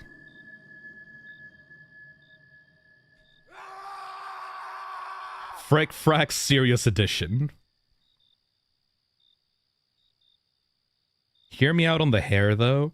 It's a little bit too animalistic for me. Kind of looks like that movie with the hair mask on it. What was it called?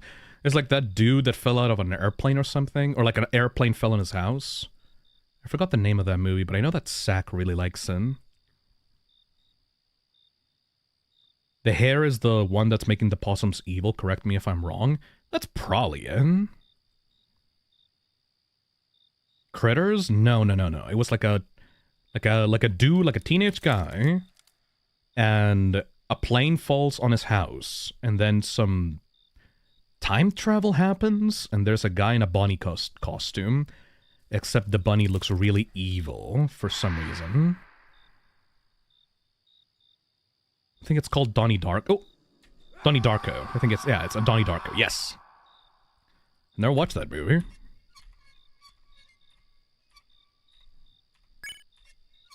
Hey, yo, lo, lo, lo. Keep looking at the stars. Eyes from Spooky Month. The stars! Our eyes are gonna turn blue.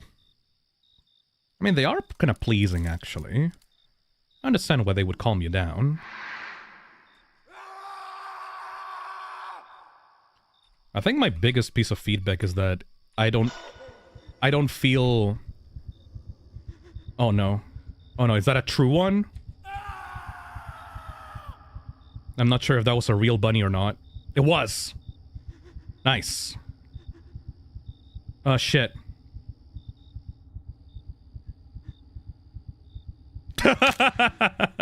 Yeah, the sound effects are very much missing here.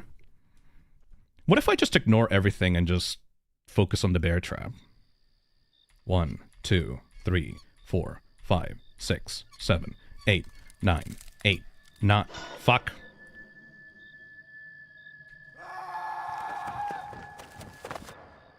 God damn it. Yeah, the sanity is what's getting me. 1, 2, 3, 4, 5, 6, 7, 8, 9, 10. How many turns of this screw do I need? If I miss out on the quick time event, I'm kind of screwed. Get it? Get it? Because it's a screw?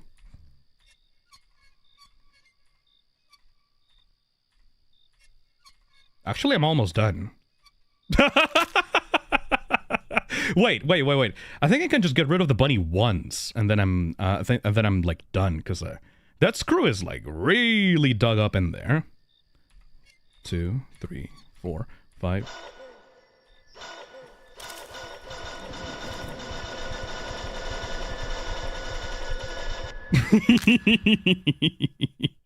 Oh, god damn it. I like the idea of this. The execution is what's a little bit, troubling.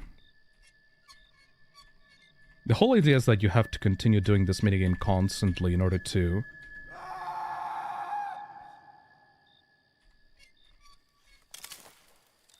do it right.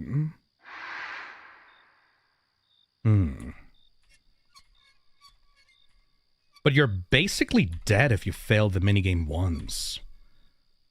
I think failing the minigame and getting punished that hard is a little bit too frustrating. Yeah, that takes out like half your health.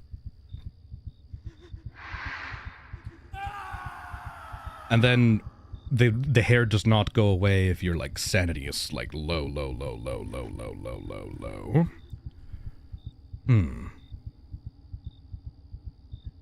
And I'm not even sure if that's a real hair or not.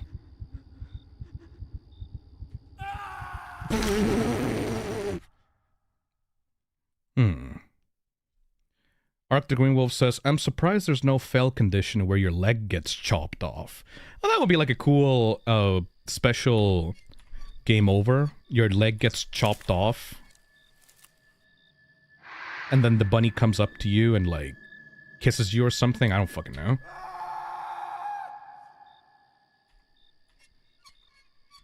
There's not much feedback, like with a sound effect or anything when you do it right. It only... Yeah.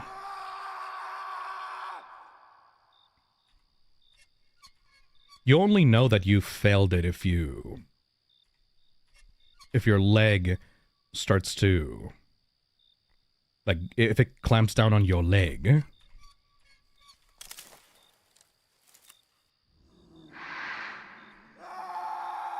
How much, like, do I need to spend to do this?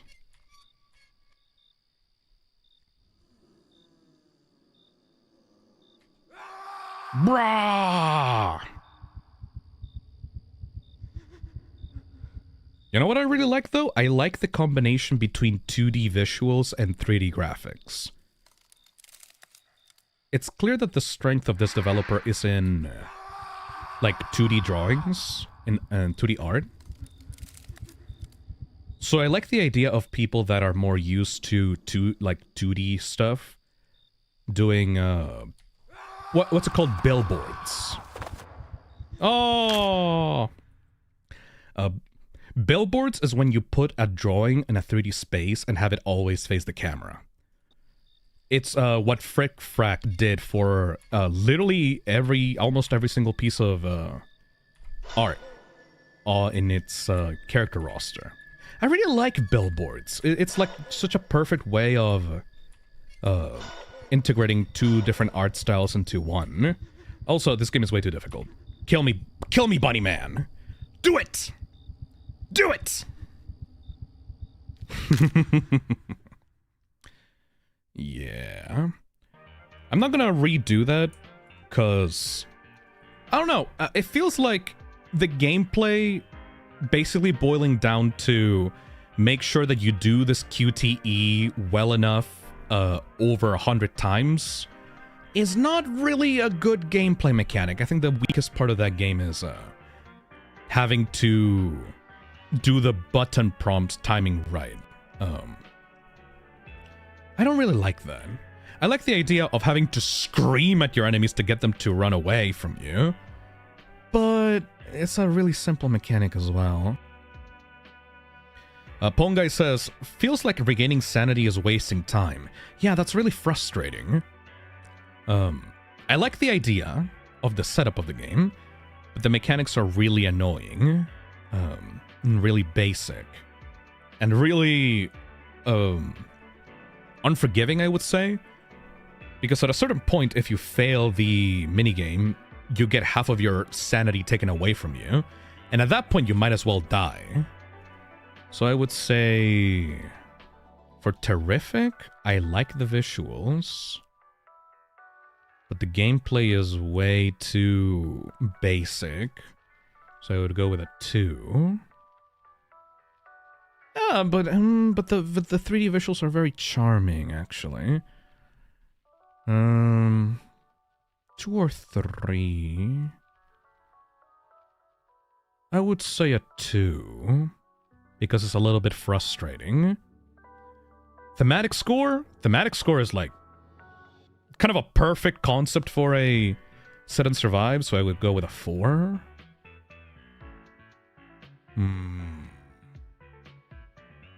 Maybe a 3 though. I would go with a 3 because it is a perfect concept, but it doesn't do much with the concept, even if it's like perfectly fitting for a sit and survive.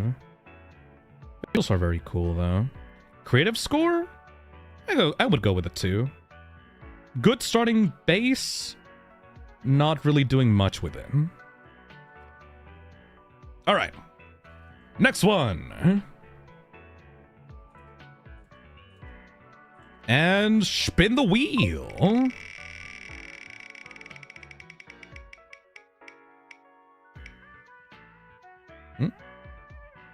Ooh. Stationary. Oh, Tiger Gun is on the chat. Hello, developer here. Really appreciate the feedback given by everyone.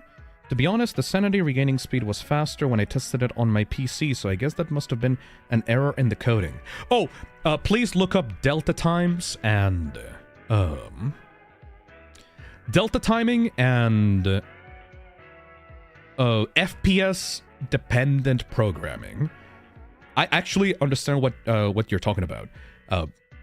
Beginner game developers usually don't check for variability in FPS. If you have a computer or a monitor that goes above 60 FPS, like 144 FPS, your game will run faster, and therefore the calculations of the events will go faster for you. I cap my shit at 60 FPS to make sure that it's very stable. Even like very big, heavy AAA games, I always cap it at 60 FPS. So my computer runs slower than yours, which is why I think that meter was like way slower compared to whatever you got on your rig, you know? So you gotta make sure to look up delta times, because you need to multiply whatever variable you're using for your game. You need to multiply that by the delta time of the person's computer. That way it will always sync up between any machine, regardless of how fast it runs. Anyways, we need to do stationary. We're going through these, actually. We're flying. All right. Stationary. Where is that? Where's stationary? Stationary. Where is it? Oh, it's the last one. Stationary. A small horror game made for the Toxic Terror Gamejam. You are on a late-night train and must survive through several stations. Features 3 stations, 6 unique monsters, a custom level. If you're confused about the controls, press escape. A game by Verser. Audio from pixbay.com. Game made in Godot. Alright. Is it weird for me to say that I prefer 60 FPS? Higher than that looks the same to me. As a idol that I very much love near and dear to my heart, the people can only see 60. Not true though. Technically, technically, the human eye is more capped at like around 78 frames per second. But really, like 60 FPS is like fine. Most people can't tell a difference. People that go above 144 FPS for their games are fucking insane, in my opinion, because you literally can't feel or see the difference between 78 FPS and like above. I guess it's maybe for like the fluidity of the game or something, I don't know. Let's go into stationary. Ooh, look at the monsters in the background for this one. Ew. I hate those eyes. Alright. One night. The station is empty. You're on your phone, waiting for your train. When one arrives, you get on without much thought. Was it to move camera, navigate phone? Space to pull up phone. F for flash/slingshot. Left to click. Escape to pause.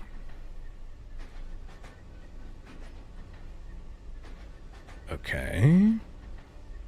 Who's this Garden of Banban looking motherfucker?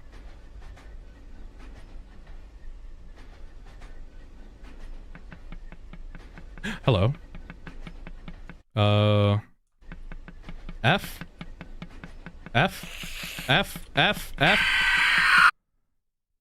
Oh. Okay. Did I miss something? Do I have to click on them?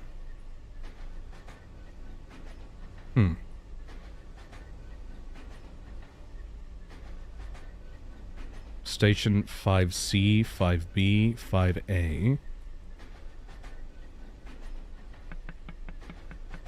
Click on them. F. F. F for flash. Slingshot.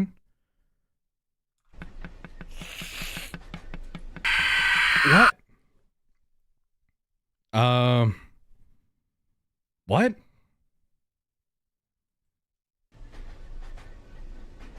What, how do I get rid of that? Pull up phone, flash, slingshot, left to click. Do I have to hold down F? Do I have to hold down left click?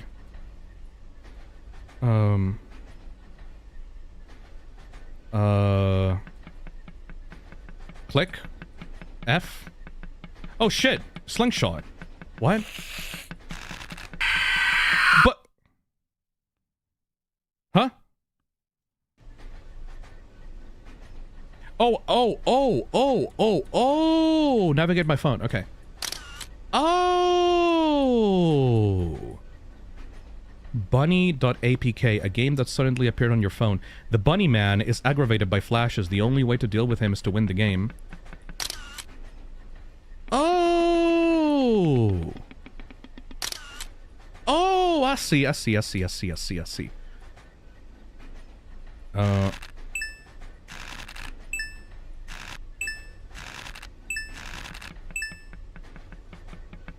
Okay, that makes way more sense. The UI is a little confusing, but it's got the spirit. Sorry, bunny man, I'm trying, dude.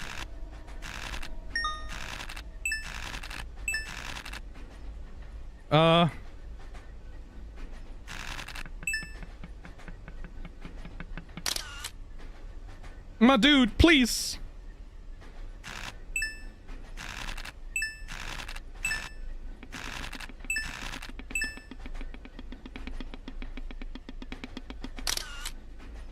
I'm sorry, buddy man. Please forgive me.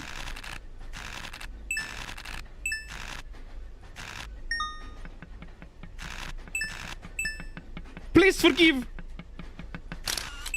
Oh, nice. Oh!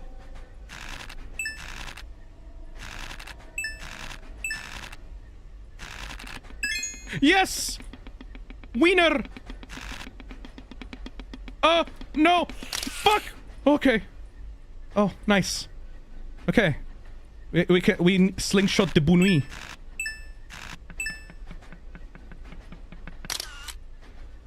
Oh god. Now I have to just continue doing it? Okay. Like, you have to slingshot the Bunui away as well. That's actually really cute.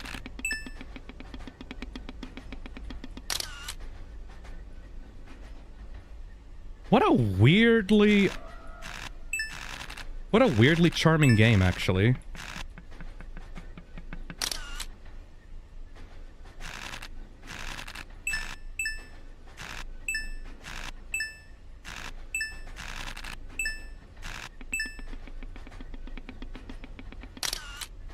Fuck off, bunny man.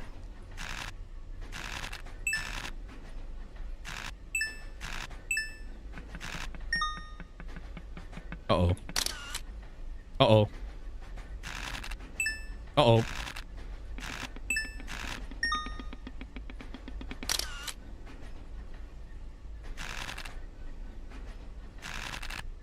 It feels like I should be able to do this minigame with my mouse.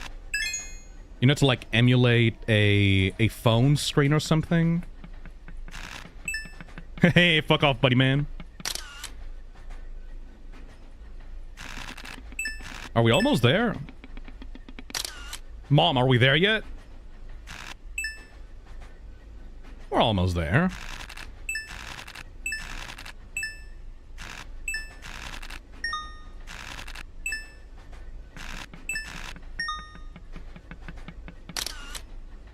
Really cool concept.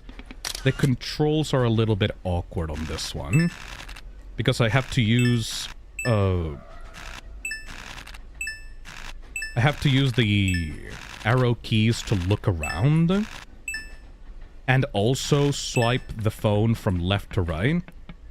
It really feels like a lot of these mechanics, or like a lot of these controls, should be relegated to the mouse instead. But as long as I can do it properly, I guess it's not that big of an issue. This feels like the kind of game that would work best with a mouse control, though.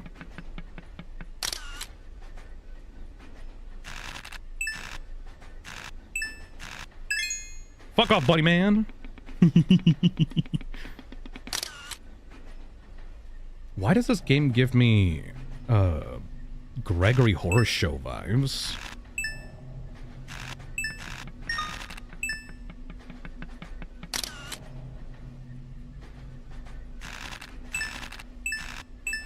I'm fucking killing it at this shit.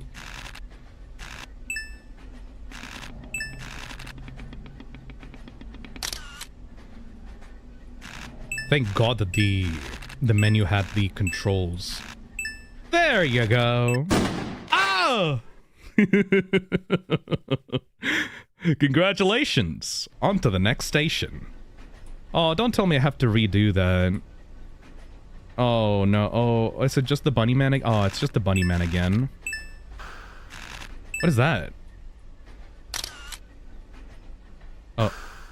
Oh, okay. Hello, sir? What are you doing here? Uh-oh. Fuck. I was distracted by the Shadow Man.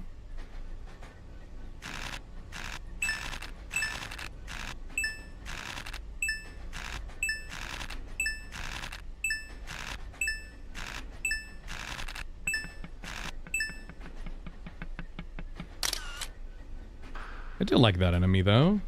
I like how big the eyes are.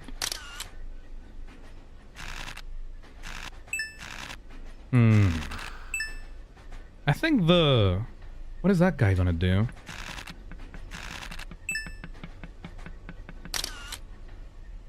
I feel like the over-focus on the bunny man is kind of hampering this game, though. I like the idea of having a threat where you have to win like a mobile game, minigame in order to fend them off. But it's like 80% playing the bunny game and 10%... Okay. 10% everything else. Oh, okay. Oh. Do I not have to look at them? Is that how it works? Oh, okay. Oh. There's a new thing.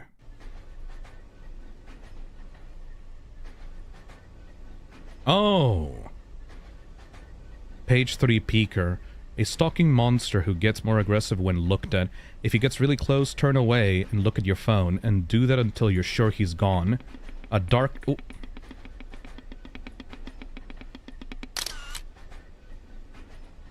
A darkener. A mysterious dark entity who will rush from a far end of the train. I'm reading! He will rush from the far end of the train quickly after emitting a droning sound. Can be deterred with a camera flash. Won't kill you, but will make things harder for you. Oh.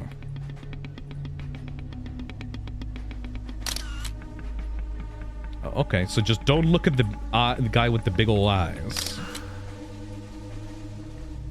I kind of fucked myself by reading that.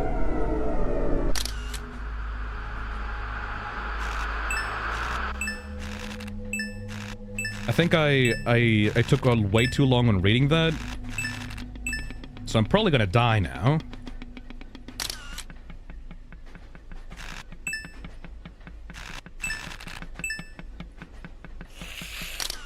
I could just do that.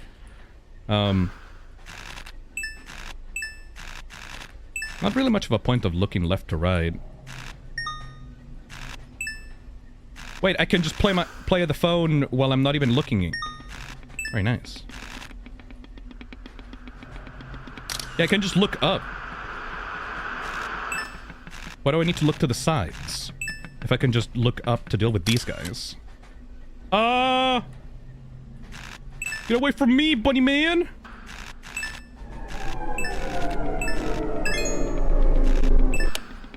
Okay.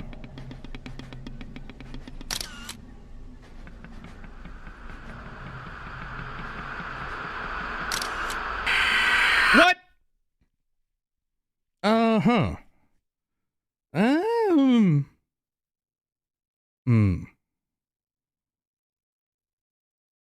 Oh well. I think I'm good with that. Goes on a little bit way too long, I think. I like the enemy designs, though. And I feel very Roblox pressure-y, the way that each enemy has, like, its own thing going on.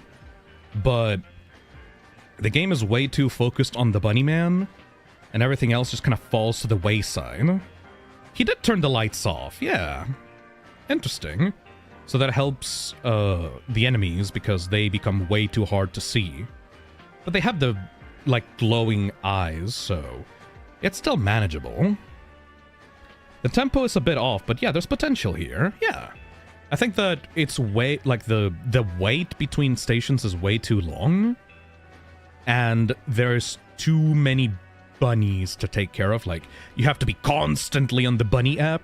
Otherwise, the bunny man will be guaranteed to kill you. I feel like this is one of those games where they had to overemphasize the bunny a lot. Like, you had to overemphasize one character too much because the other characters are way too easy to deal with, you know? So how do we rank that? Interesting art direction. Yeah, like, I love these kinds of, like, weird, interpretive, like, low poly games. I would say... stationary. I would go with a 2, 3, and 3 on the creative score because of the designs and the whole, like, having to awkwardly wait on the train while being assaulted by nightmare-ish abominations, you know? Yeah. That sounds reasonable. Let me clear off some of these tabs, just so my PC doesn't crash. And spin it!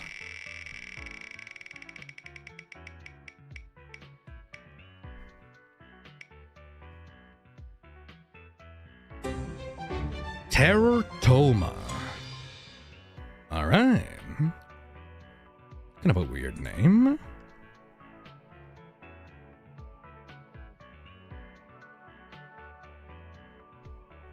TerrorToma.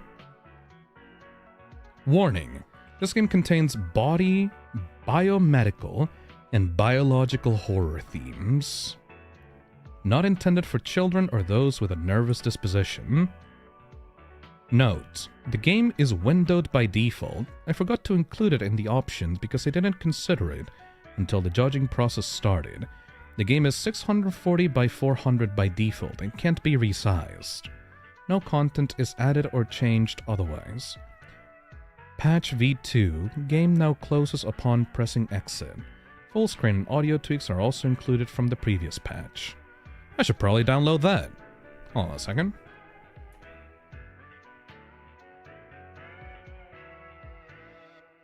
Oh, for some reason, Browser Guard prevents me from opening this. Why the hell is it freaking out? Huh. Hold on a second. Oh, because it's Discord? You put a download link from Discord on the itch.io page? Huh. That's a first. I've never seen that before. I mean, as long as it's a Discord download, that's not really that big of a deal. But linking to a game patch and the game patches on a Discord link is weird. Is that even... Am I even capable of downloading this? Continue to this website. Oh, it's actually not letting me do it. What the fuck? Okay. Oh. That's kind of a weird thing. Should have Mediafire on it. Oh, maybe that or Google Drive. You still have it downloaded? Oh yeah, I have the download for the V1 version right here, so like, I don't really mind. There we go.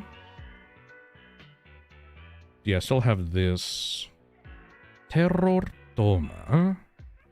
As long as the only things that are an issue are the windowed mode and the exit thing, I can easily just crop it, so it's not really that big of a problem. Anyways, story. 1989. You are Meredith Angies, a subspecies of race known as Sumans, who have robust immune systems that are able to contain and destroy infections before symptoms oh, shit, I should probably show the thing. Before symptoms appeared. The only fault is that any contagion a Suman is infected with is able to spread easily to others in the incubation period, even those who recovered from the same strain. If a Suman dies and is not contained, their infection mutates and spreads from their decaying body, causing a pandemic. And that's just basically how regular pandemics work. This time, you're infected with a strange pathogen that's hijacking your body, putting your life on the line. The doctors put you in a hospital vessel in outer space to study and contain the infection so it won't spread to the outside world. It only mastered bravery. The doctors chickened out at the last minute after disturbing discovery about your condition, so you have to perform the microsurgery yourself. Ooh! Using a special cyber deck. You pilot a tiny drone inside of your body to fight the infection. It works like one of those old arcade games, so it should be easy, right? Are you dealing with an exotic pathogen or something more sinister? Instructions. Shoot viruses to regain a bit of health.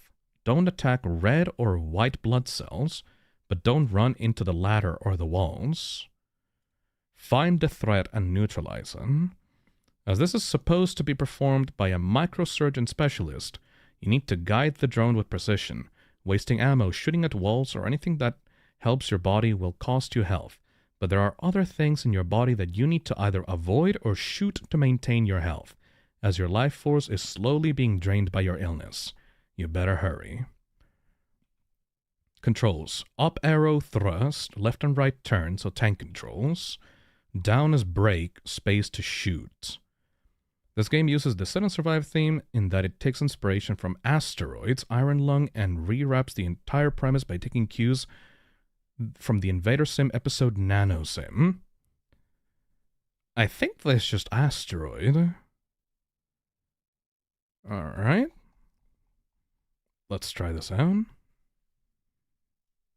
Opa.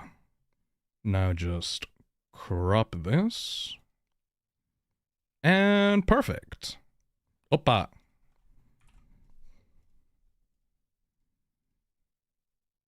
Ooh. The resolution on this one is very weird. Alright. TerrorToma. Move with the arrow keys, halt down, shoot space. Oh, this is just asteroids. I mean, you'd at least move.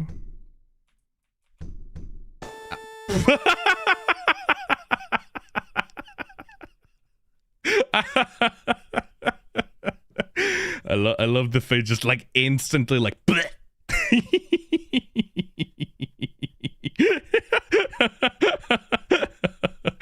instantly died of death. That's a red blood cell, I think. Opa. Vitus.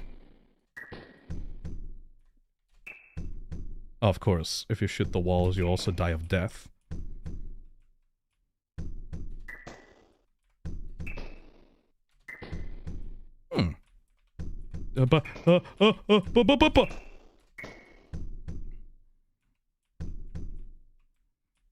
Really repetitive background music. Dun dun. Dun dun. Dun dun. I like the idea of an asteroids game that takes place inside of a human body. Though, this is not really much in theme with the game. I mean, with the, much in theme with the Sit and Survive genre. This is literally asteroids, but I guess you're performing the operation on yourself? It's as much of a Sit and Survive game as the original Asteroids is, if you think about the pilot of the asteroid ship sitting in the ship and surviving. Not really much to the spirit of the jam. Oh. Reminds me of like the games that I would make on Game Maker when I first wanted to try learning the engine, though.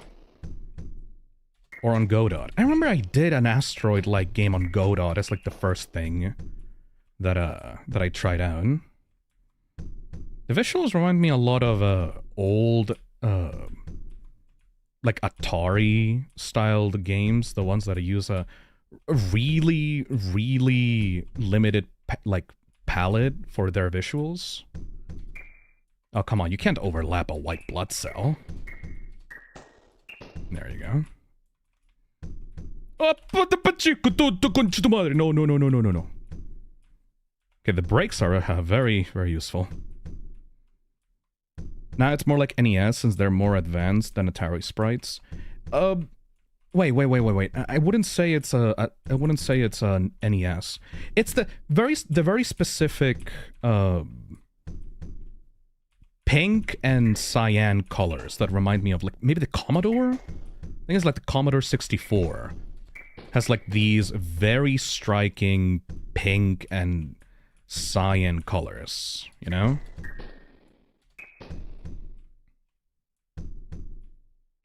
Like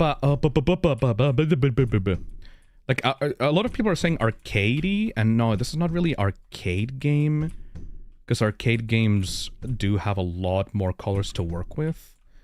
That was one of the issues with translating an arcade game onto like a home console back in the day, when game developers had to power down their visuals to match a console's limitations, the first thing to go would usually be the color palette.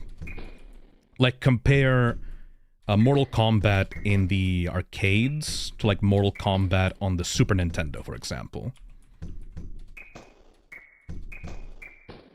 Or when they translated, like, Donkey Kong into the NES. Yeah, the music is getting into my nerves, actually. Dun dun. Dun dun. Dun dun. I do feel the old Commodore 64 inspiration, though. Because, one, because of the pink and cyan colors, and also because of the game's logo at the bottom right. I remember old games used to do that, where they didn't know what to put in some, like, blank spaces. So they just put the game's logo or some kind of cute graphic that doesn't really mean anything. Oh! Hey, Topaz! Thank you for the $10. Happy Thanksgiving, Toxin/Phil. Happy Thanksgiving! Hope you're all in a good place wherever you are. I'm doing chill. Currently using Stream while I workshop Toxic Sona for next month's review. I'm way more confident than the last time. Oh. You have eliminated the infection. You will live to see another day. Hey. There you go. Or did you? Oh! There's like a big old shrimp at the end there. Thank you, Topaz Rabbit, for the $10. Currently using Stream while I workshop Toxic Sona for the next month's review. I'm way more confident than the last time. Fuck yeah, Topaz. That's the spirit. Hell yeah. Was that an egg? It looked like a shrimp to me. Alright, that was a cute little small little thing. Can't really get mad at that. Let's see. TerrorToma. Very basic first-time developer, like, thing. I can just about imagine someone looking at an asteroids tutorial on YouTube and then taking the code and lessons from that and applying it to this one and giving it like a old Commodore 64 coat of paint. Serviceable enough, at least. I would say... I'll give it 2 on the terrific because of that cute little jump scare at the end with like the giant shrimp coming to get you. For the thematic score, I would give it a 1. Like, there's nothing here that is really thematic to the theme of the game. I guess the top right, you could see yourself at the top right kind of sitting in there. I mean, asteroids is not really set on Survive, though. Maybe 2? Because you can see yourself at the top right kind of fiddling with yourself. That sounds wrong. Kind of fiddling with your insides. No, that's even more wrong. Kind of navigating inside of yourself. I guess that's a good way of saying it. Yeah, I would say I like the idea of those old arcade games, like those old Commodore games where like you have the Doom guy status effect, status screen at the top right. Instead of having like a health bar, you just have the character there, and if you die, the character's just like boop, like flat line in the bed. That's kind of funny. Yeah, I think I could give it a 2. That's a passable, I think. I like the idea of going inside your own body to cure a disease and that being the survival element. I feel like you sitting around in there should be emphasized more for it to have a higher thematic score. Because if you just cut the right side of the screen and just focus on the left side where the actual gameplay is, I could not consider this a sit and survive, you know? So I guess good thing that the theme and the right side of the screen was there to at least show that the character was, you know, playing around, I guess. Creative score. I mean, at the end of the day, it's just Asteroid, so I have to give it a 1, you know? Terrified Terry says, could use some more everything, but it has a good premise. I can imagine if instead of being asteroids, you had some kind of robot in there that had a more traditional sit and survive gameplay to it attached, I think that it would be really, like, way stronger. It's just about the asteroids gameplay being extremely basic that brings this down for me, you know?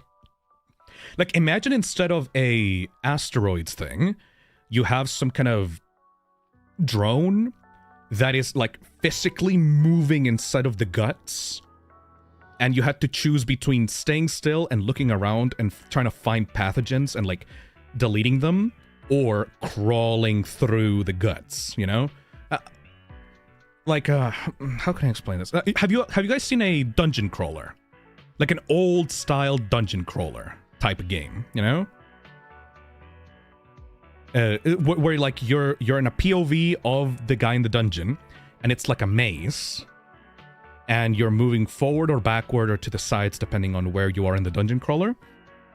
Imagine you being a drone with like little robot arms, and you're grabbing the walls of the insides of the guts and moving forward, and you have to make sure that you eliminate the pathogens in the room that you're in before you continue, otherwise they'll attack you or something like that. Like, that would be way more in theme with Sit and Survive, in my opinion. Anyways, let's continue. We're fucking flying, dude. 1, 2, 3, 4, 5, 6, 7. 7 games left before we hit 60. Fuck yeah, dude. All right. Spin it. We might be able to get to 60 by the end of the stream.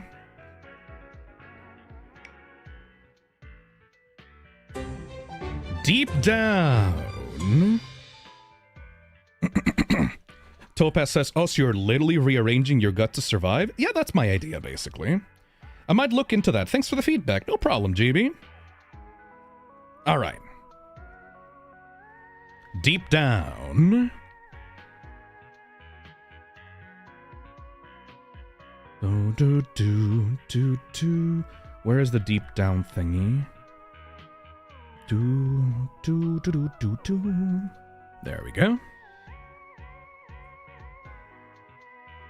You journey into the dungeon to save your loved one, equipped with the handy E-chair. What? Unfortunately, you got scammed and this thing runs out of juice after an hour. Can you fight off your otherworldly foes as you descend, or will you fall prey to the abyss? A/D to move, left mouse button to shoot, R to reload, E to bash. Good luck.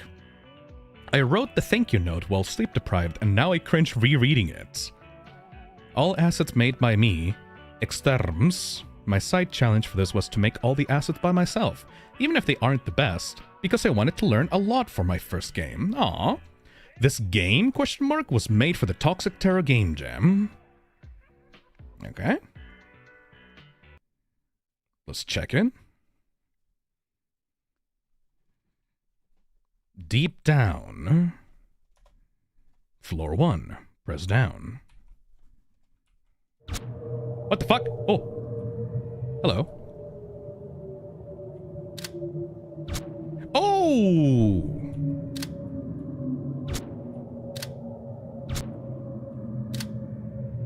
Huh. The E-chair.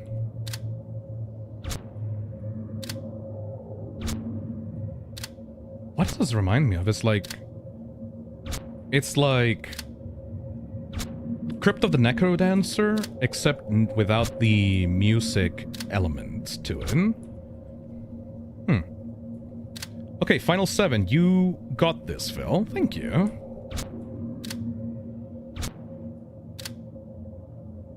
What is the bash?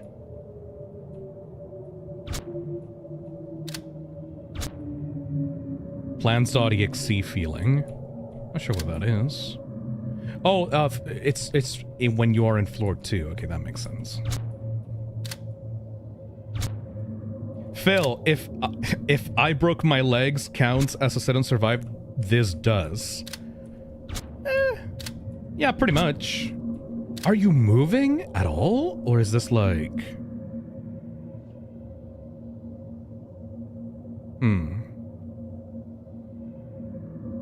I like the fix of, oh yeah, We don't really know how to make it a sit and survive, so we're just gonna break your fucking legs. Oh shit, apparently the stream crashed on my phone. What the hell? Am I still live? Wait, what? Oh, yeah, I am. Huh. I can see you. Creepy, but thank you.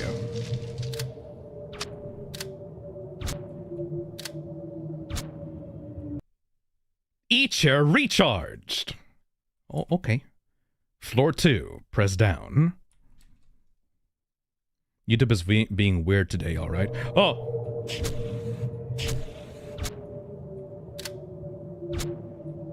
Is that the flog? No, is that the pyro?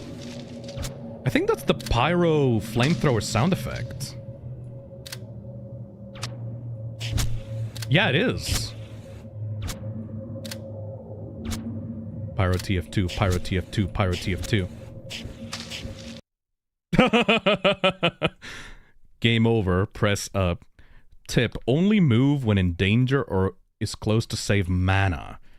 We have a mana system?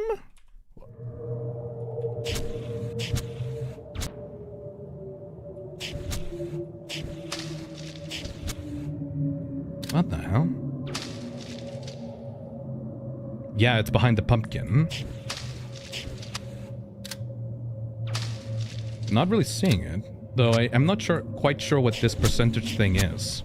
Oh yeah, that is mana. My bad. Weird. I might have overused it if that's the case.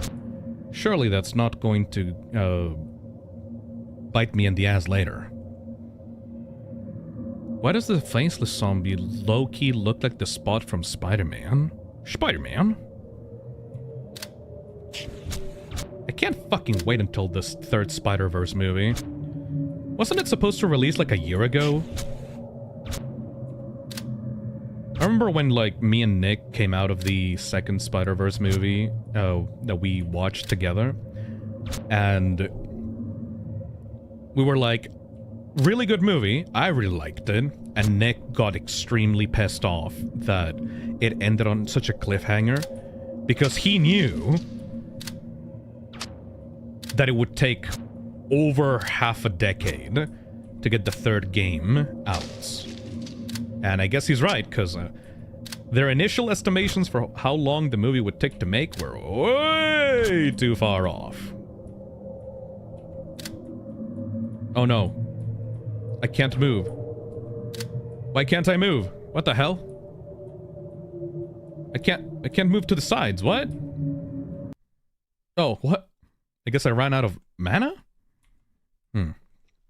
Originally, it was all going to be one movie split into two parts, but that's why the second one had a cliffhanger.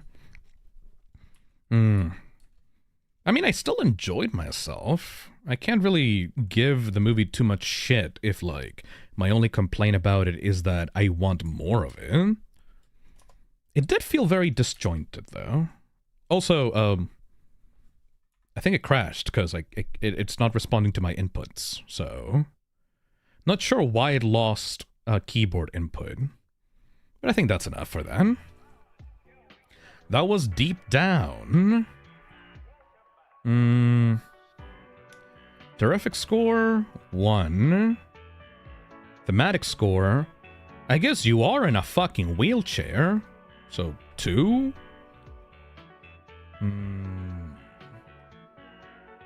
Can't really give much beyond that. Like, you are indeed in a wheelchair.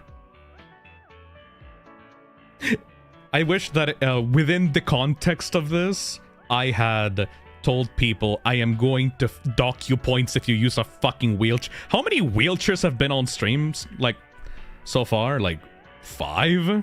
I've counted like 5 or 6. Sit and Survive, where you play as Johnny Joestar. And creativity 1, I would say. Alright, we got 1, 2, 3, 4, 5, 6 left. Let's fucking go. Spin it!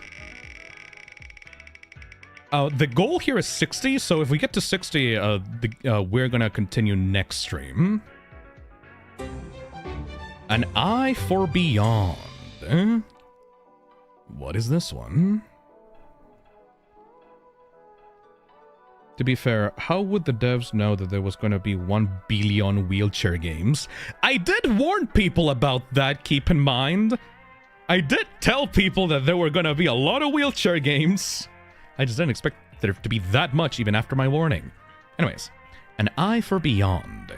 Earth is blind in the cosmos. Millions of satellites encircle the planet in dense rings. A self-made prison of light and noise. Ooh. The stars are gone, swallowed by humanity's hubris. You wake on the moon in fleeting intervals. When the satellite belts align, through vast interstellar mirrors, you observe what Earth cannot, the deep void beyond. You report, you catalog, you witness things hidden to Earth.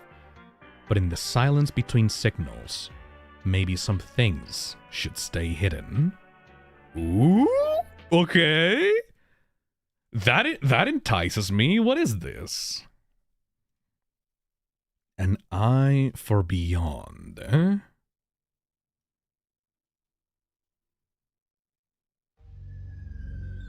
Ooh!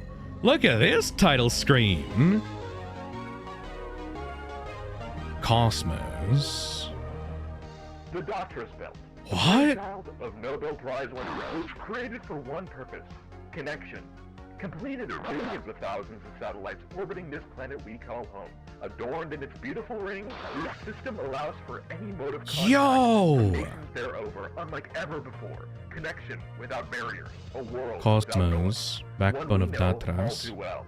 But what if there was another world out there to tell our story? With the Doctor's Belt taking up nearly 65 million, little can be done in the vein of stargazing. To the naked eye, the Doctor's Belt, with its necessarily dense orbit, can be quite difficult to parse through, even with precision.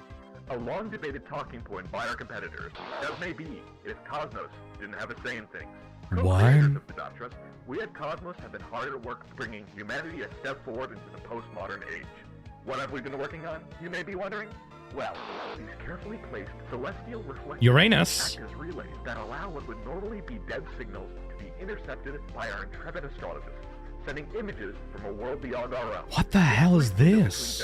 Allows us to do more than ever before. And with more folk on the way, let's just say we're excited for what the future holds. To our brave little moon men, we say, be our eyes. Be our eyes. Be our eyes. Be The moon's eyes. What?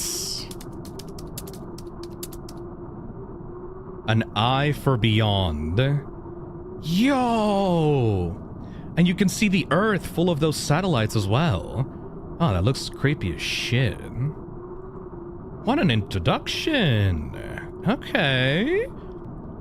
That gives me high hopes. Cool presentation so far. Day 1.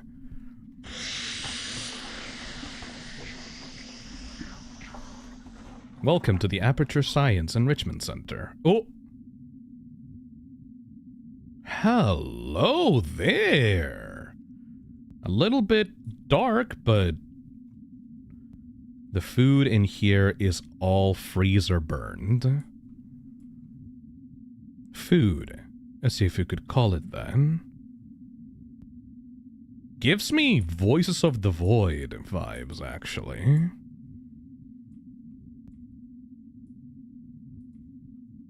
Ooh. Gives me System Shock 2 vibes. The lighting is a little bit too good for System Shock 2. I need to turn it on first. How do you turn this on? Uh-oh. Cosmos 3. I wish it would boot faster. Ah, loud. Interfacing complete. The presentation of this. Is something printing? Oh my fucking god. Wait. You guys see this? Like keyboard layout thing? You see this with like a little red dot in the middle of the laptop and like some blue enter keys and stuff like that?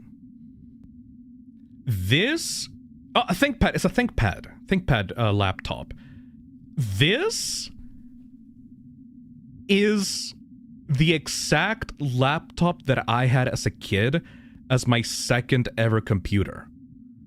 Like, it's a complete coincidence, but that keyboard design is taken from a ThinkPad laptop, and that is exactly the laptop that I had that ran Windows XP when I was a kid. Like, the first computer that I had, I threw a fucking firecracker at it and exploded, and after that exploded, I got a laptop as a replacement because I couldn't put stuff inside of the laptop, and it was just this exact one, this exact laptop.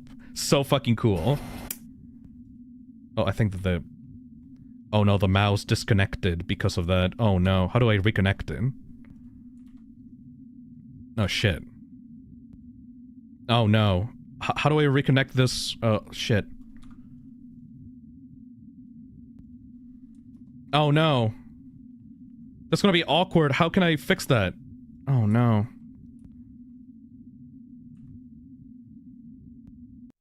Oh. Okay, so don't Alt-Tab or escape out of the game, because otherwise the mouse will disconnect from the monitor. Okay, okay. Redo that again.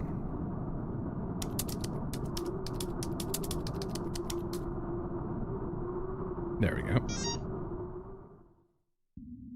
Chad doesn't know the firecracker lore. That's like an old channel thing. Phil, why did you do that, though? Oh, because I thought it would go faster. I don't know. Ask 5-year-old Phil. 5-year-old Phil was a fucking menace. Alright, just boot that up. Can I look up here and see what it is? Ooh, what is this? Too many knobs on this thing. The important ones are placed where I can't reach. I'd have to balance on the ladder to flip one. Oh, what are these? Like fuses? I don't need to tune these right now. Okay. More of the power array. The lights on the front handle diagnosing these machines. Don't know how it should diagnose itself if there is a power fault, though. You're really fucking loud, my dude. Rise and shine! Good morning, Cosmos employee. You've been awoken from stasis to complete your contract design tasks. Using your trusty sat-nav, align Satellite 23 to the coordinates attached to this email, so our reflectors can intercept the signal. You should already hear it beeping upstairs. Hone in on the signal, denoise it in your editor, and send it back to base. Happy hunting! Is this actually fucking Voices of the Void, but in space?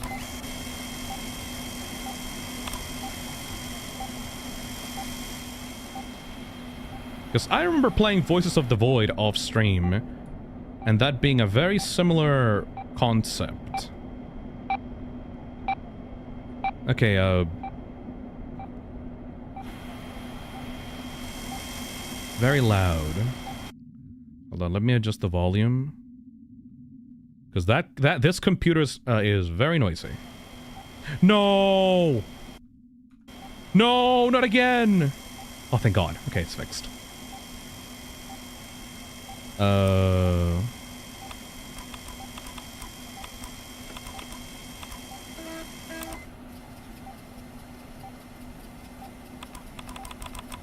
The coordinates attached to this email.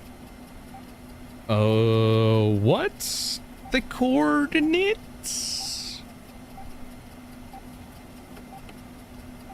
Where are the cosmos's finest? With how much it squeaks, you'd think it was made of plastic. You're not expected to go out much anyways, so... whatever. Okay, what's the coordinates, though? I love the space tech with CRT TVs and old computer aesthetic. Yeah, that was popularized by Alien. Really cool movie. I love the retro-futuristic aesthetic that it's got going on. So do I just... oh, there's a... oh, there's a green light there. I guess I just turn the knobs until I find the green spot? Guess so. Your firecracker wasn't as bad as the time when I was 9 and I put a stick in my Wii and broke it. Children do fucked up shit, man. Oh. So I just had to align the stuff until the lights turned green. Fair enough. What does this look?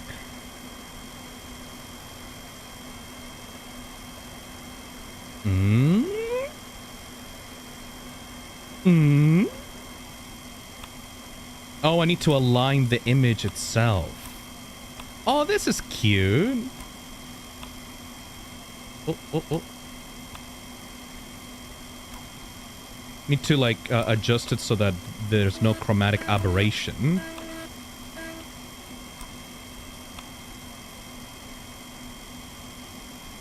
Yeah, that looks about right. How did I do?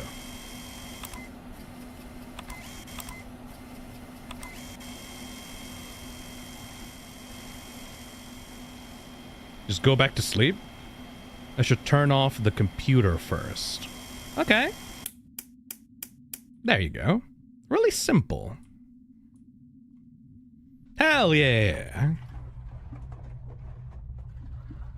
I opened a PC once and changed around some wires as an experiment, and when I turned it on, it started smoking. That's fucked up.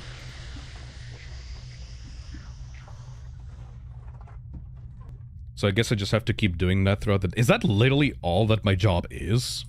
Just decode a signal and then go to sleep? This person has a fucked up life. Slop it! Takes a long time to bring it back, but I guess we can explore the station while we're waiting. Not that there's much to see, though. Very claustrophobic. I am in love with the presentation. Yeah, it's very charming. There we go. Onwards. Good morning, Cosmos employee. Your previous work was deemed satisfactory to our automated systems. Thank you for your time, and here's to a better tomorrow. We've attached another signal to this email. Remember, time is key. Please keep terminal time to a minimum. Emergency generator used to extend employee wake time is prohibited. Happy hunting! Alright, let's do it fast. Otherwise we're gonna die or something.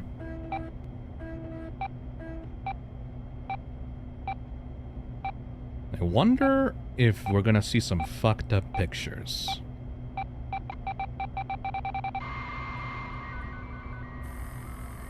I love the use of a, like, old printer sound for these old machines.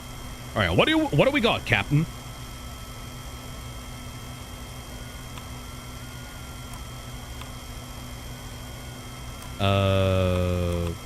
Like a planet that has, like, a weird thing on it? What is that?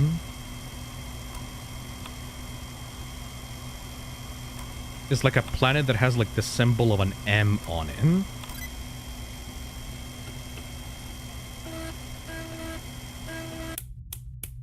Cool shit, my dude. Back to sleep.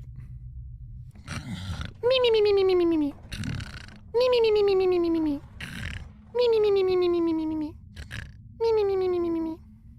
many days do I have to do this for? Honestly, I would love to see more retro sci-fi games. It's an unexplored genre nowadays, I suppose. Barely anyone thinks about space anymore due to, like, space program shit just being completely left by the wayside after the Cold War was over. It used to be all over the place during the Cold War era. I like space. There should be more space games. The biggest one that I can imagine lately was like Alien Isolation. What are there any other like cool space horror games that like actually focus on horror aside from Alien Isolation, or is that it? Space is so cool. Gerald, she says, this is kind of like an Iron Lung type of game, but like it feels better. Yeah, because the mechanics are not over-baked. Hey, could you take a look at that last signal again for me? I hate to wake you, but the readings we got from your last transmissions were odd. Coordinates are attached to this email, same as the last one. Thanks, Barry. Okay. Does Prey 2017 count as a horror game? No.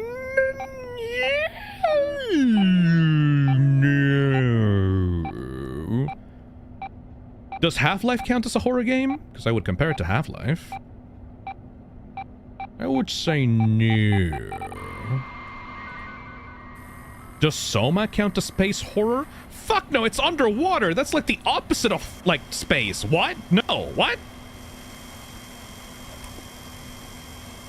What the fuck is this? What it? Oh. Ooh. Is that an eye? What hath man brought?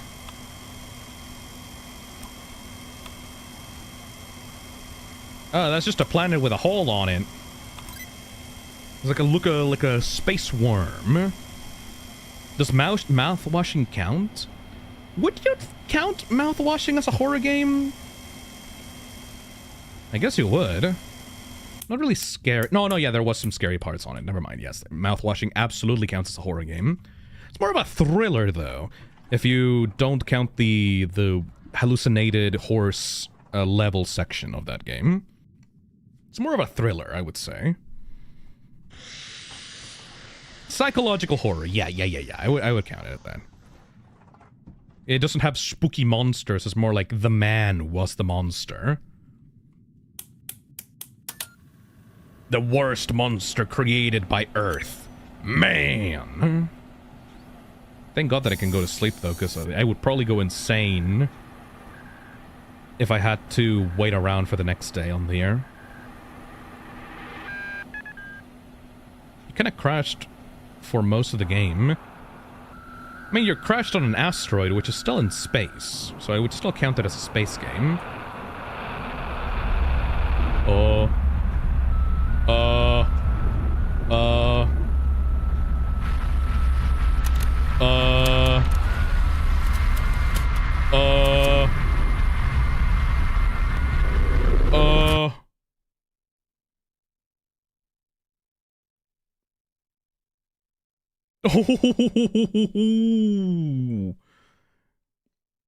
What fresh hell hath man brought? That was kind of cute. Huh. That was like a 10 out of 10 presentation game. And you can see the big-ass hole that the weird cosmic horror monster bore onto the Earth and all the satellites, like, just going into the hole. Huh. Oh, well, that was cute. An eye for beyond. Yeah, that didn't really overstay its welcome. It was like a really simple, like, setup. That is, I would have to say, the best example of a Iron Lung type game that we've had so far, because it didn't overstay its welcome, and it just put, like, right to the point. Like, there's some weird, fucked up shit going on in space, and probably killed Earth. Really cool atmosphere, really simple. most of the visual coolness of it was on the intro. Thank God that I didn't skip that, because the intro was very cool and explained like most of the setup that we had going on. Gemini Home Entertainment vibes, anyone? Yeah, it's like a playable episode of Gemini Home Entertainment. I would say 3, terrific because of the presentation. Gameplay was very, very simple, not really much to talk about for the gameplay, but the visuals were really cool, so I'm gonna have to give it a 3. Sit and Survive, I would give it... I like the short but sweet games in this jam. Exactly, Mac. I would give it a 3 because you're kind of stuck in that one place. So it's just enough thematic for it to be a Sit and Survive. And creative score? I like the last twist. Not really that scary though, because I'm not really that big of a cosmic horror fan. I think that it's neat, but I think that I'm way too dumb to be dreading cosmic horror. I like the concept of humanity like fucking itself over by constructing like rings of satellites. That's that's a super cool visual, and I'm really glad that the intro kind of showed off that whole scenario for humanity. This genuinely does feel like a playable episode of an analog horror series, you know? Like this feels like this was created for the jam, obviously, but the developers had ideas for a world, and this is just a single part of like a greater analog horror or like unfiction horror story, you know? I would go with 3. I don't know, like this is a pretty pleasant experience. Nothing too mind-blowing, but it did what it could on presentation, and I really like the atmosphere that it brought, you know? Weird Name says, it's a 3 for me. It worked exactly as intended. Yep. Not really mind-blowing, but I think that they did a good job with this one. Hell yeah. Nice and spooky. Short and spooky. Alright, we got 1, 2, 3, 4 games left. Oh, 5. 5 games left. Let's spin the wheel. What exactly did humanity do to bring the monster to punch a hole in the planet? It's probably some kind of weird planet mating dance or something. I don't know. Bluewater Chemical. Alright. I don't know, maybe like these cosmic horror entities see a planet full of bright lights as like as some kind of mating ritual. So I just saw that shit and went like, ooh, planet wanna have the fucky. And they just teleported to it. And then everyone's dead. Anyways, Bluewater Chemical. You're a new employee at the Bluewater Chemical Company, and you've been put in charge of Big Bertha, a large, old, stirred chemical reactor. It should be easy to reach your quota as long as nobody messes with you. This is my submission for the Toxic Terror Gamejam. It was made in a month, so it's unfinished and unbalanced, yeah. I got scoped creeped, but I'm pleased with what I've created in 4 weeks. Almost all the assets are mine and were made within the month. In fact, I spent way too much time on them instead of working on game balance and more events. You barely see the friend at the moment. What friend? I'm planning to finish this game at a later date as I have many plans that I ran out of time to add, like the story and animation. I've already have it better balanced using curves instead of hard values, but for now, try to enjoy this version. Known bug. The stirrer jamming should happen after 20 seconds of starting Big Bertha, but instead of the timer starts when you load the level. So if nothing happens at first, hit the stirrer restart button. That sounds simple enough to me. Ba, ba, ba, ba, ba. Let's try out Bluewater Chemicals.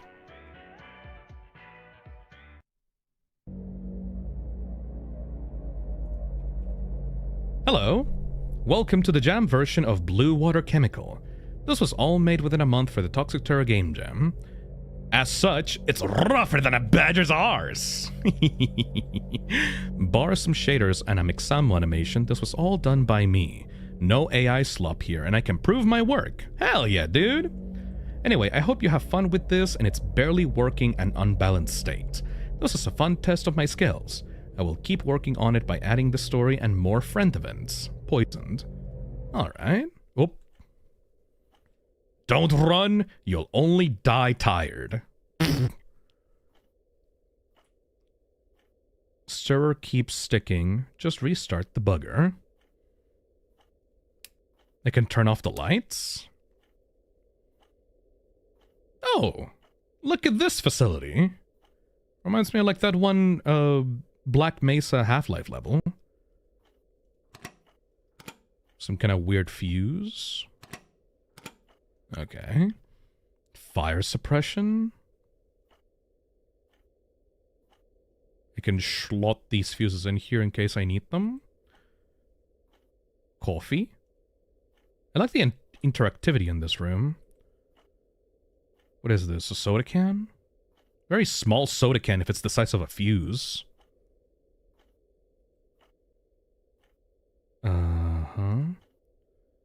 Welcome to the Bar Instruments Big Bertha Stirred Chemical Reactor TM. Perfect for the production of MacGuffin White.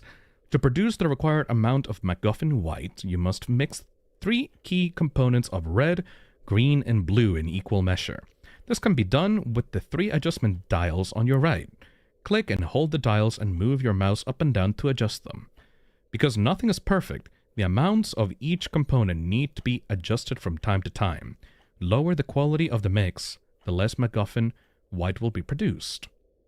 TLDR, RGB equal white. Use the knobs. Mix quality can be determined by 3 lights above the adjustment dials. The purer the mix, the more MacGuffin you will produce. You can determine the quality by observing the color of mix in the viewport on the side of the BB10. Look at that cool S. Should be wine. It is not advised to those who are colorblind to operate the BB10 until accessibility options are developed. Alright. The chemical reaction causes heat. To mitigate this, the BB10 has a water cooling system. If the mix is causing too much heat, turn up the flow of water with the dial to the right of the quality lights. Warning, do not let the MacGuffin White boil under pressure. Doing so may cause the BB10 to be relocated in multiple pieces in a 100-meter radius and will void the warranty.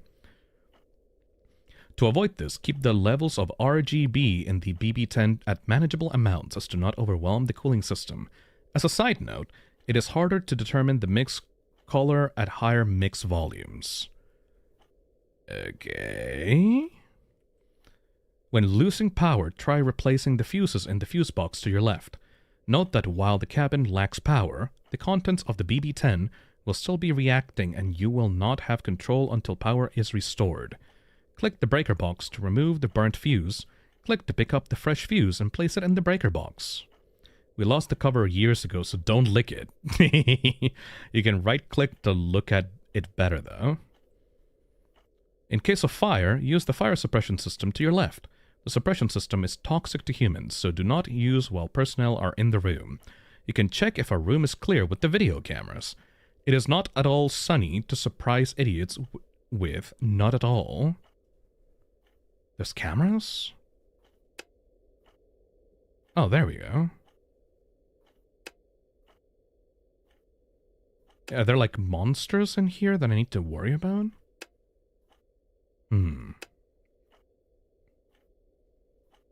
Use plus/minus keys to set mouse sensitivity. Okay, I restarted the stirrer. Start? Oh. Oh, it did something! Oh, okay. I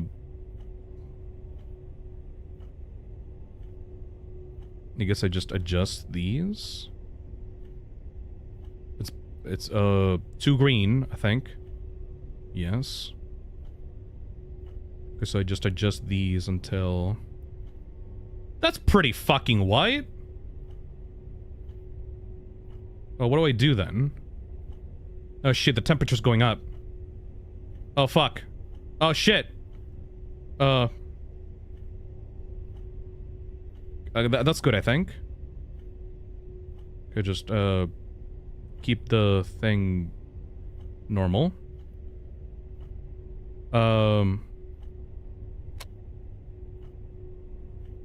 Pour. How much do you want it then?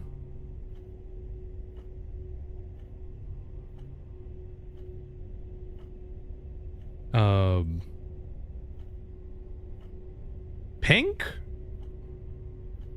Okay, that's white. It's still poor quality, though.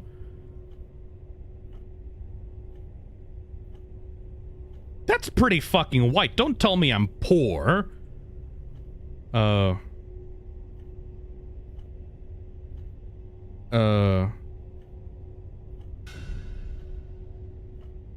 I do something? What is this? Huh. Fire suppression. I don't need that. Oh, shit. The temperature's going high. Fuck. Down? Am I gonna die?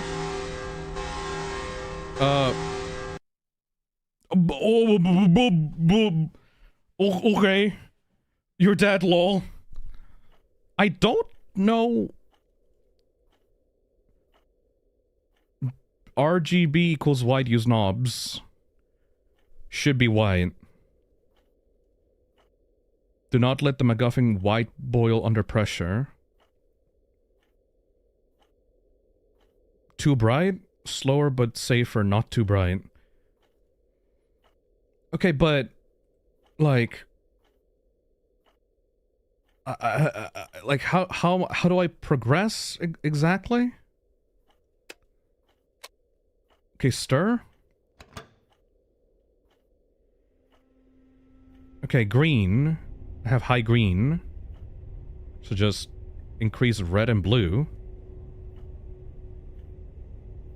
Temperature's going up. So add the coolant. And then just continue doing that until it's white. Like, I feel like I have to have a PhD on this. Oh. Brick broke. There we go. Brick broke. Fuck off. Okay. Just continue doing that.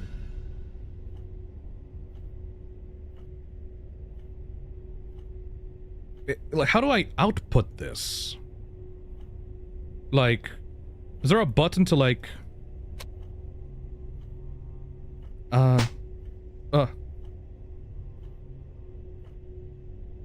There we go. Like, how do I export the mixture or something? What am I doing? Oh, there's something. Fuck off. Fuck out of here, asshole. Okay, there was an evil guy in there. Fuck off, idiot.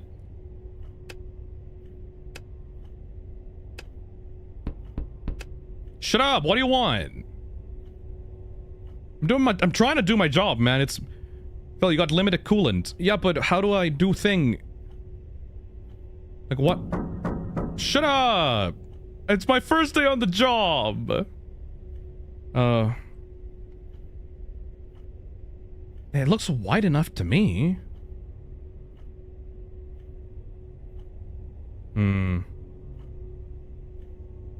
Okay, well, I have no coolant now.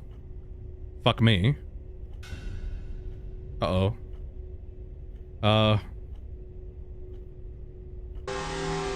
Well, I'm dead.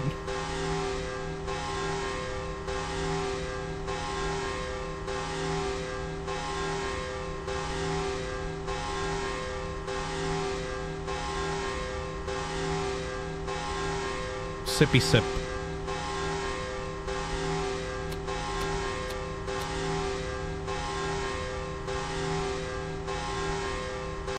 What am I missing? To produce the required amount of MacGuffin white, you must mix 3 key components. Then what do I do once I mix them? Mix quality can be determined by the 3 lights above the adjustment dials. The purer the mix, the more MacGuffin you will produce. Okay, but what do I do with it, though? Like, is there a button to produce the thing? I don't think you can do anything but try to balance it. Oh. So just turn it on, restart the stirrer for some reason. And now it's red.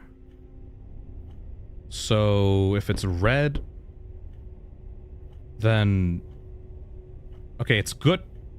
It's good. It's green. Shut up! I'm busy.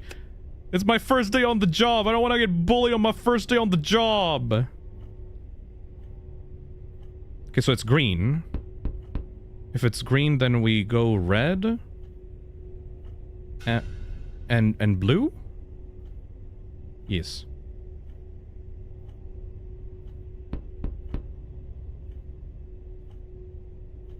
I don't want the temperature.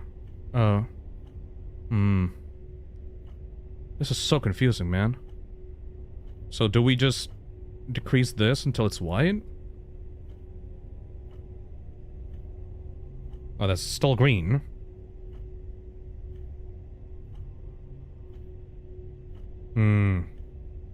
Turn off the coolant now. Alright. That's pretty wide, I think. Okay, temperature's going up, so just add some coolant. This feels very similar to the game that we played before, except way more confusing. Wait, it's a bit more blue. Huh. Turn off the coolant now. Okay, turned off the coolant.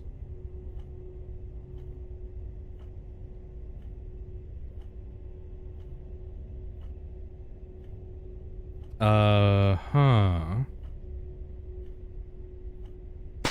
Okay. I feel fucking dumb. Okay. Oh.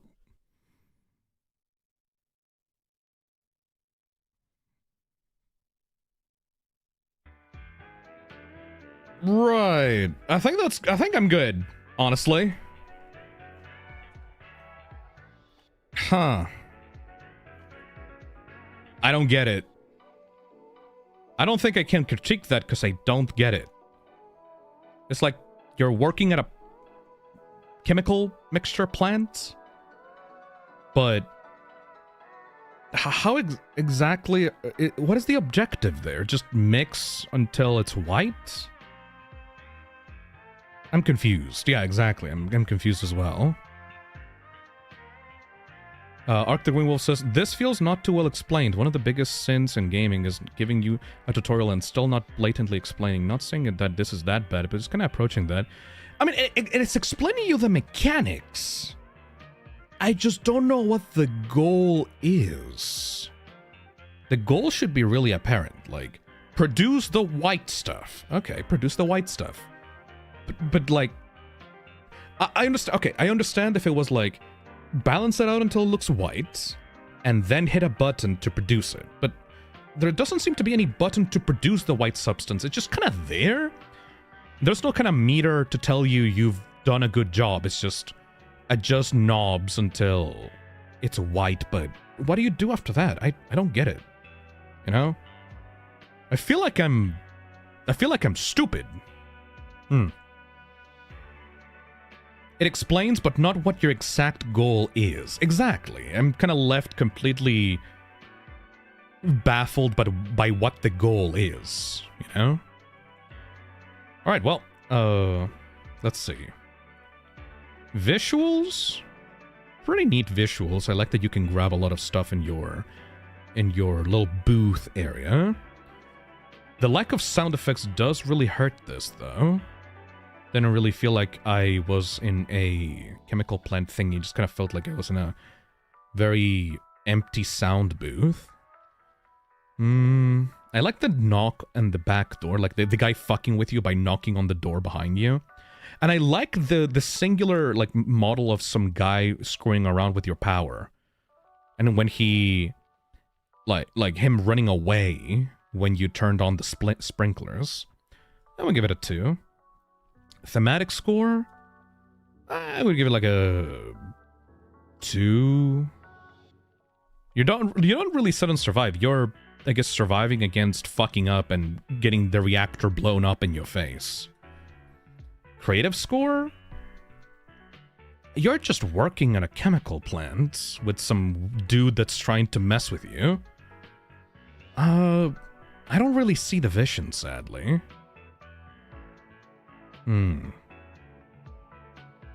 I'll give it a 1 on that. I don't really see the vision. I sadly don't see the vision for this one. Alright. Let's move on to... Ooh, only 4 left. Oh my god. We're actually making pretty good pace right now. Let's go.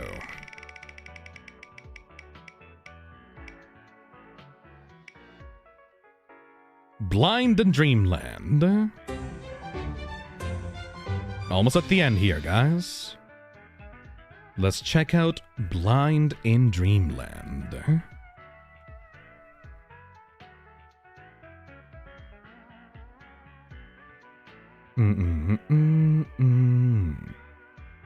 Why is the page not loading? Nani the fuck? Is itch.io down? Oh, I hate it when it does this. Oh no, it's not loading. Fuck. Wait, hold on. Do I have the game, like, downloaded?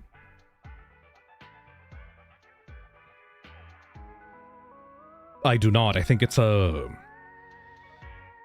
Oh, yeah. Well, Blinded in Dreams. Blind in Dreamland.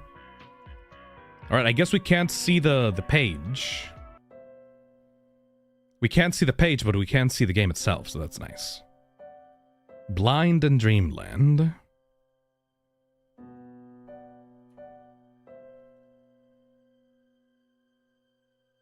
Aww. That's like a really cute visual. How to play. Click to shoot stars. Killing enemies with stars earns you points. Your main objective is to escape, but try scoring as high as you can. Beware though, the darkness blinds you.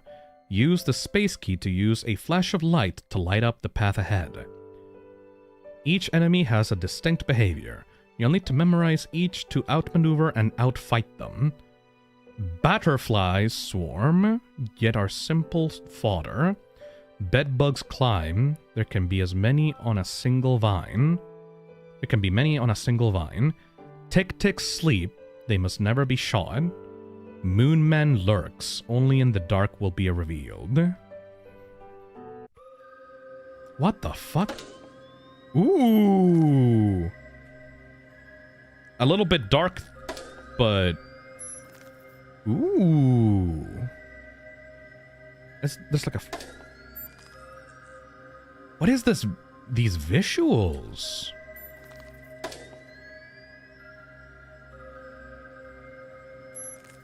It's like a claymation kind of look. Really hard to look though, because I can barely see where the enemies are. Is it like a floating bed? It's like a bed that's floating high up in the sky, but it's like a giant legged bed. I swear I've seen that from somewhere. Gotta be honest though, I can barely see anything. The flash doesn't really do much to help you see. Feels a bit flash gamey, not a flaw, it just gives that feel. Not really very sit and survive unless you count sitting on the bed itself. Look at that weird plant thingy. Ew. Yeah, it's pretty regular, like shmup. Would you really count this as a sit and survive though? It's just a shmup. Oh. Your sight fades. Final score. I can't imagine that this would have much of a ending, right? It's just a score game. I mean, you're sitting in the bed. Yeah, but you could count any shmup game as a sit and survive if you count this. Because, like, you know, you're sitting in a spaceship and going around space. Yeah, I don't think that this really counts as a sit and survive. Maybe like a thematic score of 1 at the very minimum. If the Galactica game counts, then so does this. What is the Galactica game? You mean like the TerrorToma one?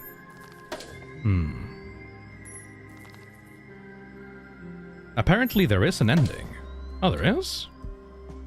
I guess we can try going for that.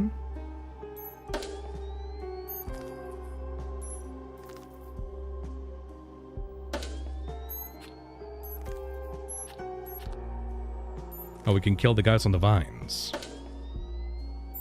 To be fair, you did count she has my name. Yeah. You're trapped in your bed. You're not supposed to get out of it.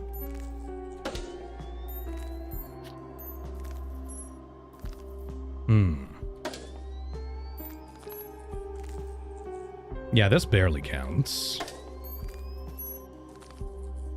But since we did count a bunch of other ones, might as well not be pedantic about the thematic angle. The only times I would discount or like how do you call it? Ew, what is that? Ah, fuck! Evil! Evil! That's like the alarm clock, I think.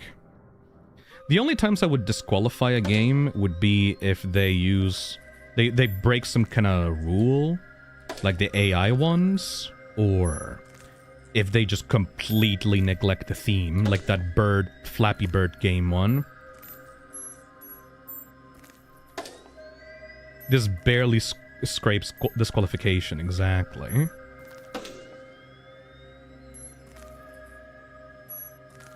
I wouldn't DQ this one, at least they tried. Exactly, GB. Compared to the bird one that just feels like a generic Flash game. I do like the visuals here. I wish I could see them more, though. The main guy looking like a Mario RPG, like, plasticine claymation character is very cute. But I'm not sure for the people that are seeing this in mobile, but I can barely see what's going on screen myself. I wish that this game used some kind of, like, vision cone system or something. If you're going to obscure your pretty little graphics with, like, a black screen, that is kind of a shame, because you put all this effort into the assets, and it's just completely darkened by an unnecessary flashlight mechanic. That's kind of a shame, in my opinion. It's just straight up a black screen to me, except for the bed. Yeah, that's a shame. I think if I lose here, I'll just move on. Because not much to see here aside from the shmoop aspect. It is very dark, yes. I think you can see like the glint of the fly's wings, and that's about it.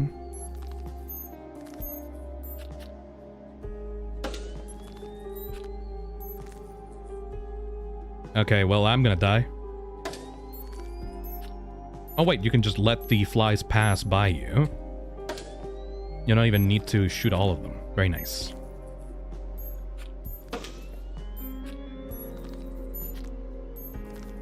Yeah, no, this was made... The developer made this while they were, like, in the middle of the night with, like, all their shades drawn. Because I can't see anything. Even though that's exactly what I'm doing right now. Ew, what is that thing? Ew, ew, ew, ew, ew, ew, ew, ew, ew, ew. Ew, look at that clown thing. Ew.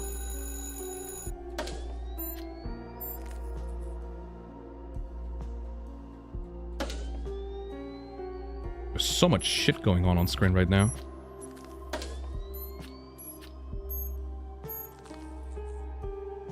Is the monster only visible in the dark? Well, everything is only visible in the light, because... Oh, there we go. Alright, that's enough of this one.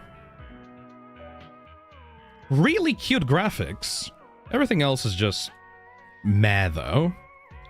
I can't even give it like a 2 on terrific, because... it's just a very basic shmup at the end of the day. I have to praise the claymation style graphics. Everything else is pretty standard though. So I would give it a 1, a 1, and a 1. Barely scrapes by the actual theme of the jam. Alright. 3 more to go.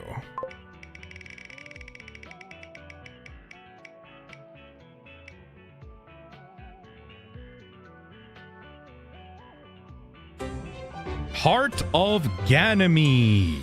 A lot of people wanted me to play this one. Kind of a late addition to the stream right now, because we're almost done with it. But might as well, like, you know, better late than never. Let's check out Heart of Ganymede. Where is it? Actually, I need to go to the bathroom, so I'll be right back. Yep, need to go. Be right back. BRB, BRB, BRB.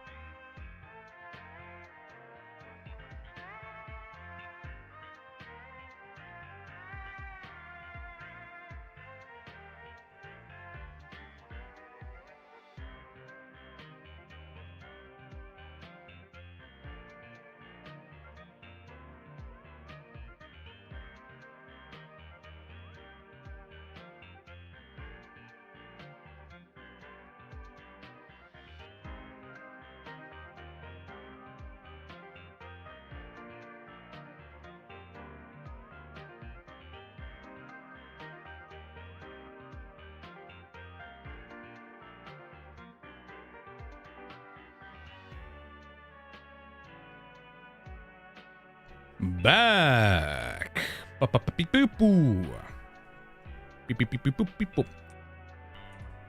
There you go. Hello there.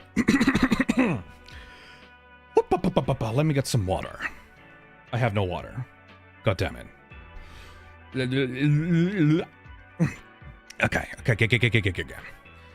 Let's look at Heart of Ganymede.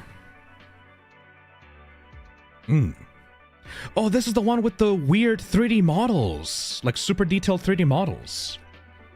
Alright, let's see.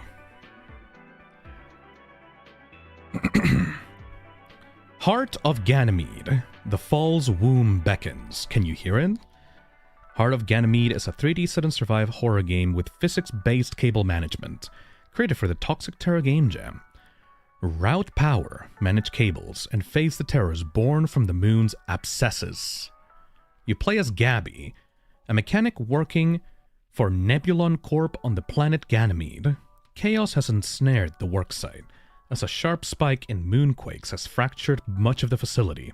Your wife, Alice, is trapped far below the surface in the breeding labs. The what? Save her and everyone trapped inside. WSD to move, left click or E to interact. Right click while holding an object to throw. Control to crouch, escape from menu, spacebar to advance dialogue. It will load. Godot is bad at shader compilation. Due to AMD driver regressions, game currently cannot be played correctly on AMD graphics cards. Good thing that I have NVIDIA. Alright. Let's try out Heart of Ganymede. Ganymede V1.1. That loaded pretty fucking quickly. What are you talking about?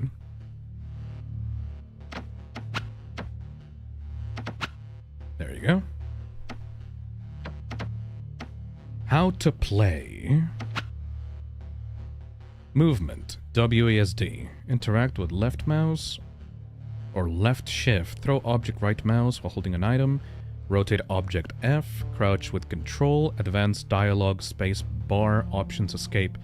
Cable management is key. You will need to route power efficiency to succeed. The navigation system must be powered regularly to prevent the breaker from tripping. Blue cable is not long enough to reach the ceiling socket or the navigation console. Click and drag the left mouse to crank the generator. Proper timing is required to charge quickly. Flashlight range is limited. Womb spawn can only be warded off from up close.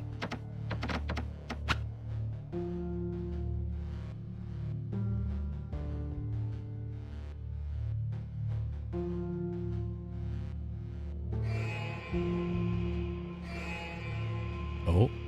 Oh. Oh. What? Alice! What? What? Alice, you there? Gabby? Is that you? Please, tell me you got out all right? Why did my model Matt, disappear? What's going on? Are you okay? I'm not sure. Yeah, I'm fine. There's been an accident. Something's very, very wrong. It's bad.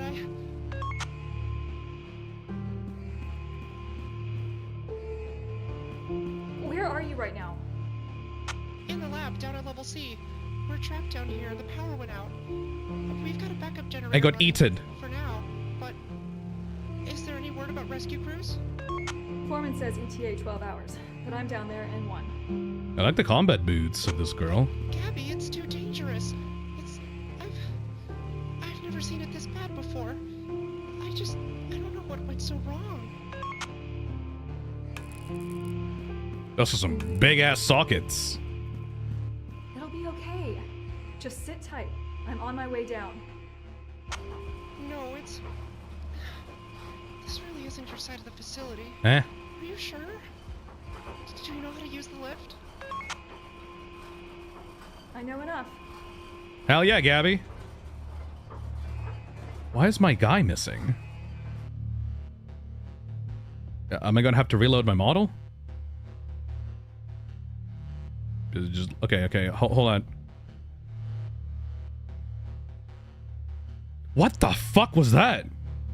You guys see that? Huh?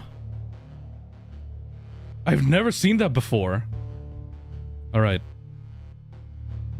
What the actual fuck is going on with my computer? A bunch of folders just opened up at once. Why? That's scary as shit. Okay. Scary? What the fuck?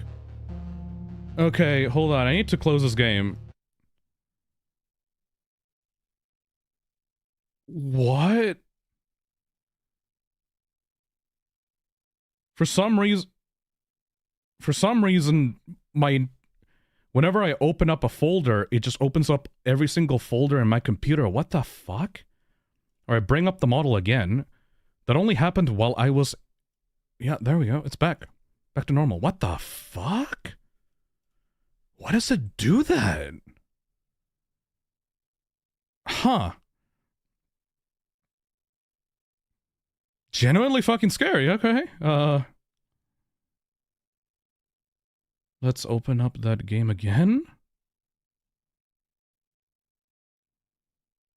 Heart of Ganymede.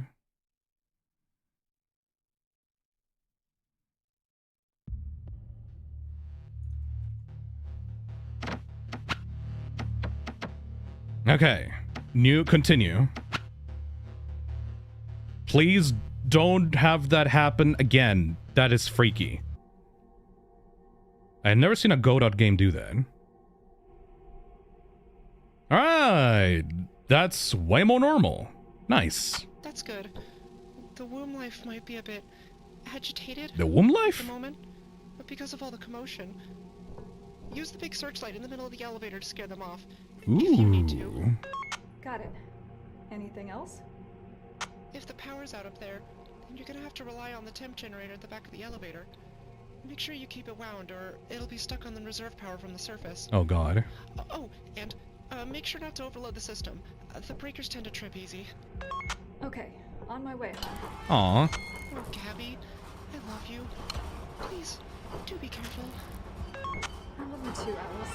See you soon. Ooh. It's following my mouse movements. Okay. Navigation must be plugged in periodically to prevent breaker flips. Power's out. Reset the breaker. Nice. Pull crank to restore lost power. Just put that in there. Crank it! Oppa. Oppa. Oppa. Oppa. Alright, alright. I see you, I see you. What is this about?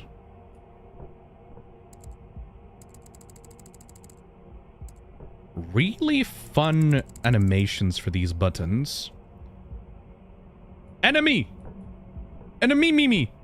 Me me me me! Enemy me! Ooh. Fuck you! Okay.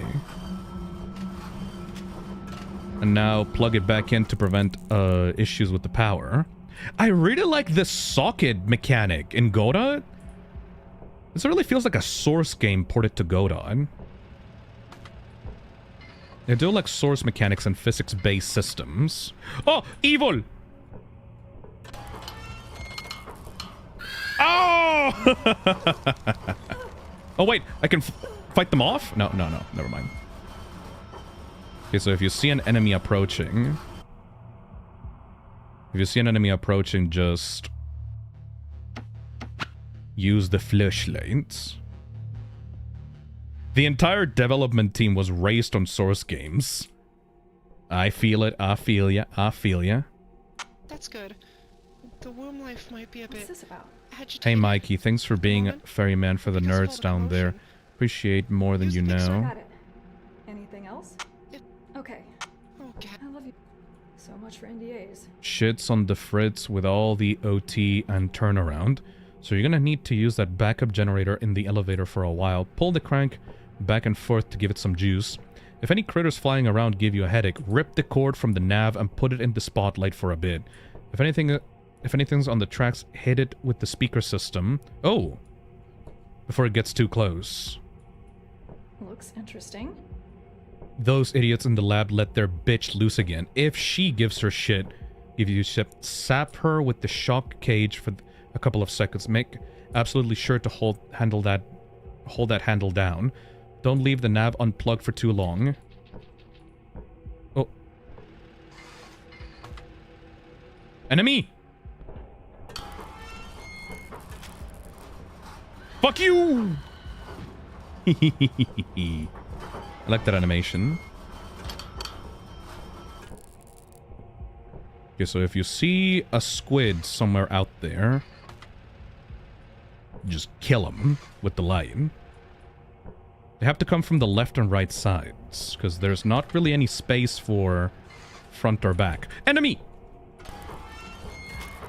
Fuck you! They just pop like balloons. Alright, seems pretty okay so far. So it's all different mechanics to get rid of different enemies. Except all these different mechanics are governed by like a single weird chord system. Fuck you! The visuals are really cool, man. They kind of give me Soma vibes. Except with... Oh, pop, pop, pop, pop, pop. Fuck you!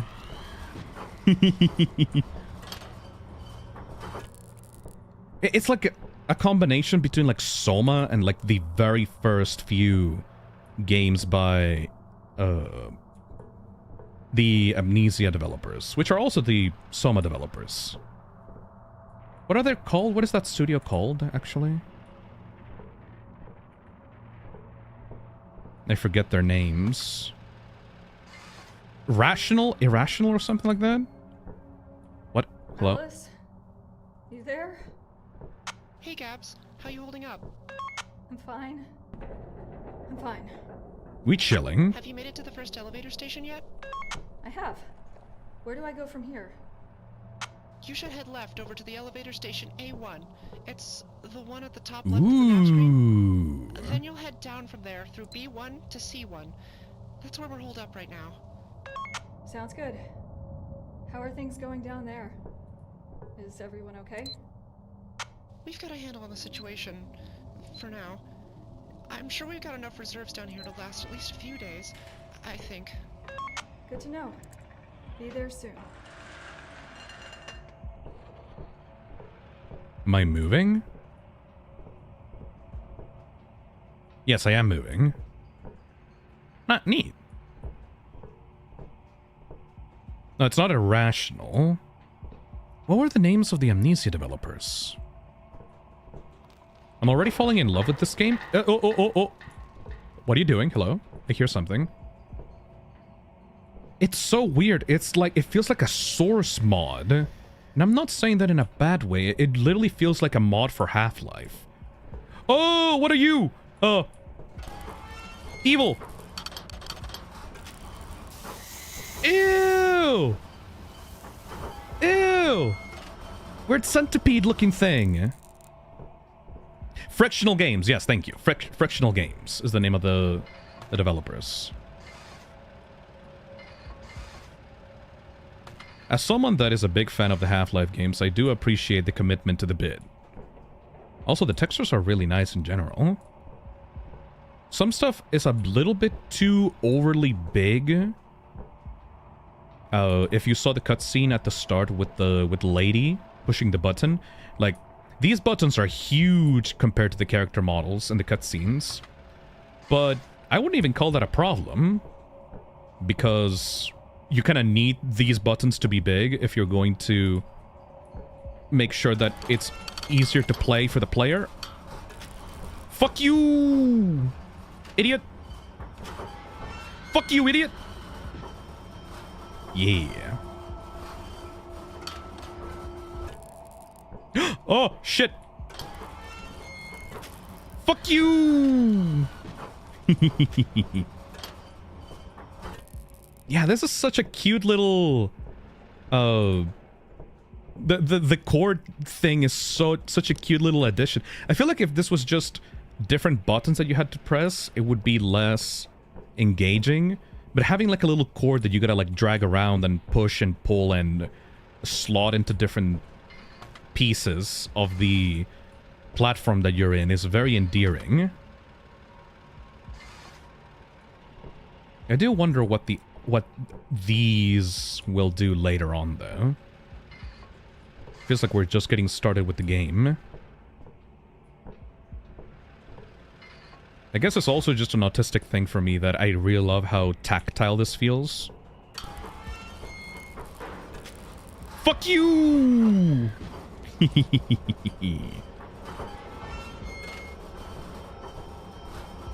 That's one of the things that the Amnesia developers made me love as a kid when I played their games. When you are not just clicking on a piece of UI to get something... Oh! Fuck you! What? Get out of there! When you're not just clicking on a piece of UI to get something to happen, but you're like physically turning a lever or like physically cranking a generator or physically slotting something into a light. Alice, there's a problem. Hmm? The shaft going down is completely collapsed. I don't think I can get through from here. Oh. That's... Oh no. Ah, shit. Oh no. Honey, what are we gonna do? Honey! Honey! I'll find another way down. The station at A2 looked functional when I was over there. I'll try to go through the second junction to get to you. Okay, that sounds like a plan. Is there anything else I can do to help? This elevator only has one extension plug, and there's a missing lever on the ceiling. Should I worry about that? Shit. That's really bad. Shit. Maybe check out the nearby supply closet? There might be an extra cable or switch in there somewhere. I'll check it out. Good enough by me. Ooh. What's this about? Carnivora basiliscus, the basilisk. Bioluminescent tendrils cover its fleshy body. When alone, they appear flaccid. However, when in the presence of another basilisk, the tendrils stand up and begin to move around. We believe that they use their tendrils to communicate with each other. Avoid at all costs. If you encounter a basilisk, scare it with the nebulous portable flood lamp that must be kept on your person at all times. Alice observation, they're really cute. Aww. But the rest of the team doesn't think so. Oh well, I'm getting a bit tired of working in the dark though. Hopefully we can figure out a way to study it in a bit of a brighter environment. Yep, close that with space. There we go, an extra cord. Looks like there's no switch in here. So better much than for nothing, I NDAs. guess. Found a Voliticus? cable, but no switch. Thank you, Gabby. What's the matter? Everywhere below A2 is going to be exceptionally dangerous without the elevator shock cage working. Oh shit. I think. Shock cage? Why the hell does this thing have a shock cage? Look, it'll be fine. Don't worry. Try heading to A3 to look for another supply closet, okay? Alright, will do. Love you, hun. Aww. I love you too, Gabs. Aww. Voliticus nautilus, the nautilus. Its shell is composed of a hard chitinous material along with some magnetic material. Nautilus can float easily and, using their appendages, to course correct. They're very intriguing creatures. We've chipped off a piece of the nautilus shell to conduct further research of how we could utilize this material. Most of the team has been busy studying the nautilus. However, I've been occupied trying to figure out how such a creature came to be. How could a cephalopod with such strong human connections end up on a dead moon? Thriving, nonetheless. We're on the moon? Huh. They all look like sea creatures, but I don't think I have a diving suit. I think that it's just the air. Alright. Grab this shit. Hey Drew H. Important note, the game only saves after completing a sit and survive section. So you have to pick up any important items after you die every time.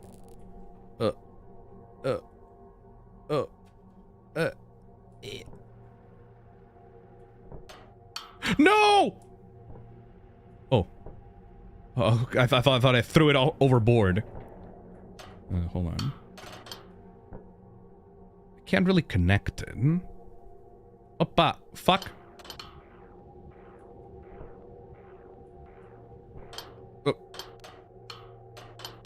Up. Up. That ain't working. Maybe if I do it like this. There we go.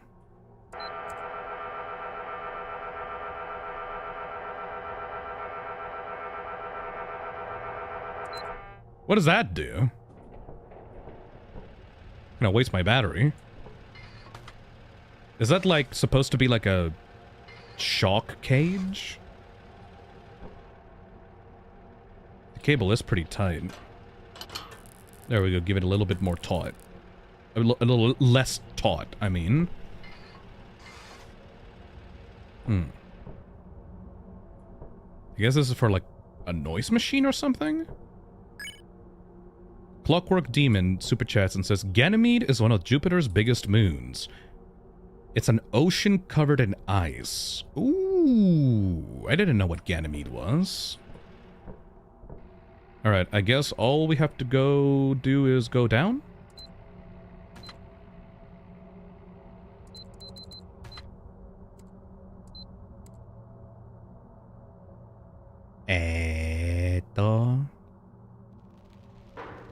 Plug the light.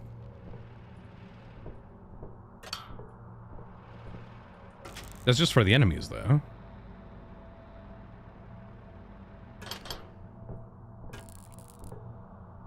With the blue one? Oh, okay. There, that works. That's easier. Gonna waste power, though. So I can use the noise machine, or I can use the light. Okay. Let's go up. I'm not really sure how this navigation's. Alice, there's a problem. The shaft going down is completely collapsed. I don't think I can get through from here. Ah, fuck. That's... oh no. I'll find another way down. The station at A2 looked functional when I was over there. I'll try to go through the second... Okay, that sounds like a plan. This elevator only has one extension plug. That's... I'll check it out. Yeah, I've already done that. Go to the right then? I guess we have to go back to the right. Okay, go. Maybe there's a station on the right side that looks good.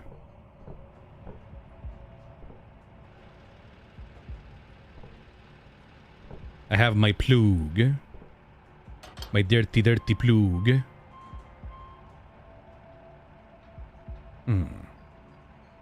Oh shit.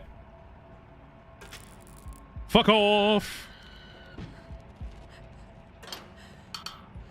Yeah, now it's way easier to use the light, at the very least.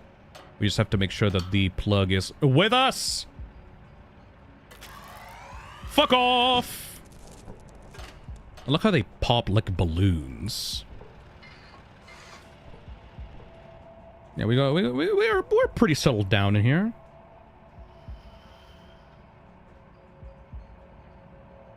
The only thing that could stop us would be a spooky new monster that we haven't seen before. What the fuck? What was that? Oh no. Oh.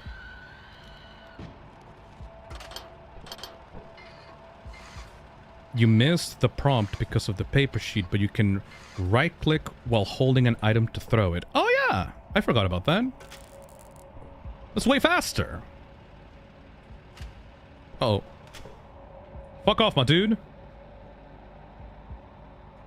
Stay away. That's really actually staying away. There's a weird centipede thingy. Get out of here. Hey, you hungry home invader. Stay away from my refrigerator.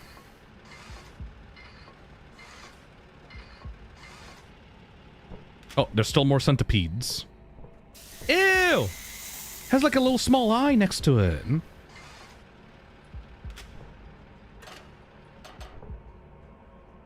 Stop raiding our refrigerator.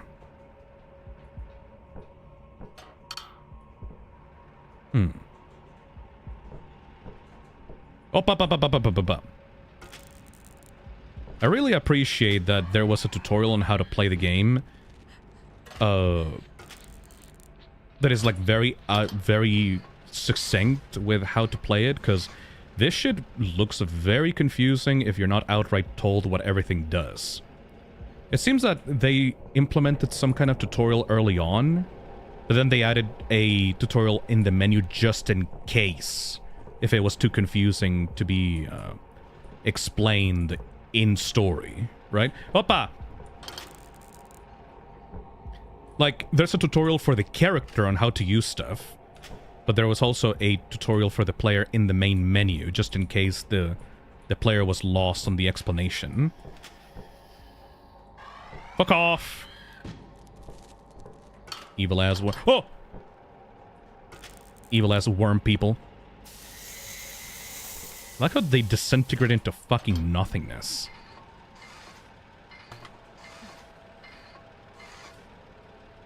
Cabby, have you made it to A2 yet? I'm trying my best, bitch!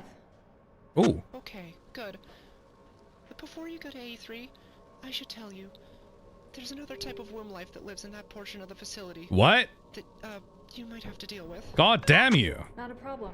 This spotlight seems to work well enough. No, well... Hey. Go on. The specimen that lives there, the lights won't work on it. They can only be warded off with the elevator's speaker system. Ah. Big blue box. Route power from the spotlight and blast it when it gets close. Got it. Alright, that's understandable. There was a huge... Oh. There was a huge pass on player experience during development. Really try not to make it a dev knowledge only game. These prompts are very much helping for that, actually. I really like it when developers make sure that even the stupid fucks like me can understand what's going on. Alright, let's fucking go down. Uh-oh. Down, down, down, down.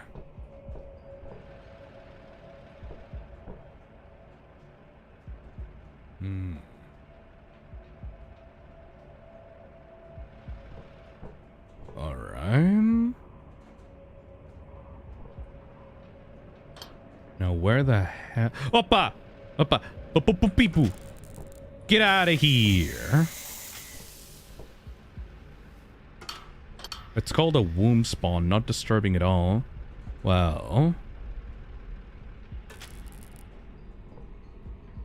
Oh. Why is it called a womb spawn? Is this moon like a womb or some shit like that? Is this a metaphor for something like Binding of Isaac? You're missing the shock cage, Phil. It'll be fine. I can do it without the shock cage. Maybe.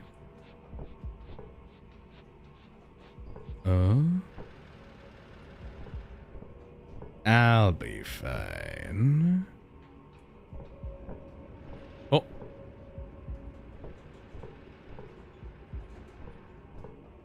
Fuck you, big fish. Oh.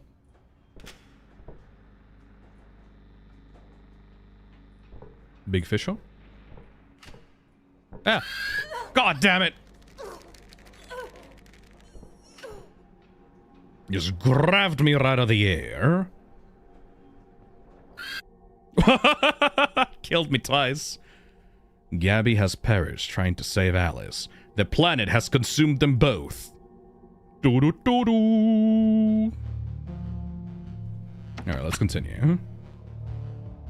Happy Thanksgiving to everyone that celebrates. I mean, isn't Thanksgiving technically over? It's like 2 a.m. right now. I guess for the western side of America, it's still going, I suppose. Wait, so we went down this time. What if we go to the right? Am I even able to go to the right? Oh, we are. The fuck? What's on the right? It's 6:30 a.m. here. Woof! Hopefully you have a good night, Blink.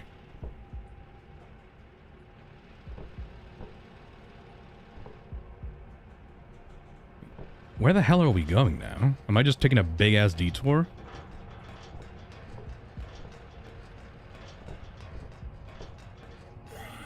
Uh-oh. Uh-oh. Uh-oh. What was that? The fuck was that? Oh! Ew! Ew! Ew! Ew! Ew! Ew! Ew! Worm man! Ah! Ew! Creepy! Ew! What was that? Ew! Ew! Creepy! Ew! It's like a fucking skeleton with worms on it! I want to see more of that.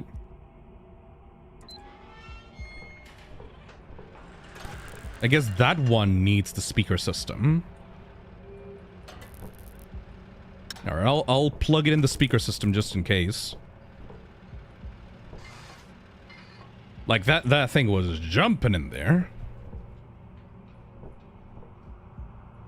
That's what the speaker system is for, I can imagine. Yes. You probably need the speaker system because they have no eyes. I did see a couple of eyes coming from the little tendrils in that skeleton. I like that you can throw the switches out. Ah, so satisfying once you know how to do it properly.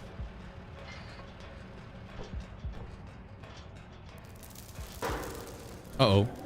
Uh-oh. It's coming! Ew! What?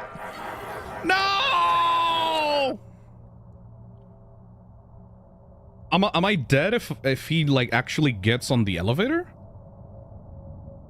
Oh no. Maybe I can try the light? Yeah, I think it has to be as you hear it.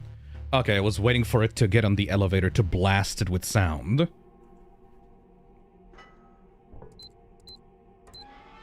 Alright, let's try again.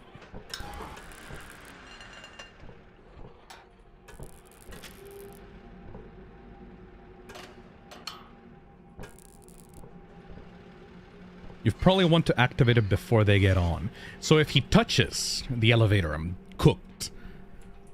If that's the case, I wish I had that shock cage thing. Alright, let's try again. Get away from me! They just dissolve into nothingness.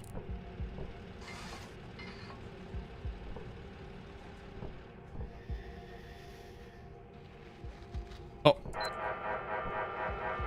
Hold on, no. Oh shit. No. Get away from me, worm!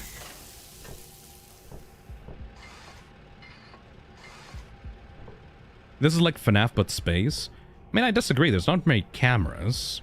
It's more like that one bit in Soma where you're going down on a long elevator, but you're actually having to defend yourself from the things around you. Appa! Get away from me! Shoot! Yeah, they fuck off as long as you turn on the speakers immediately. Back off, you verm. Ever since I played Hollow Knight, I can't stop saying verm like that.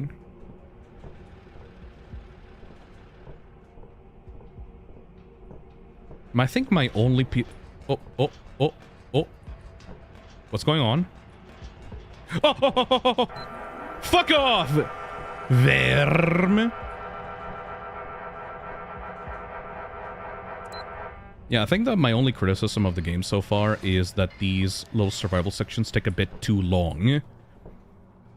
I feel like you could cut them down to like half their current length and it would be much better, like it would be a much better flow.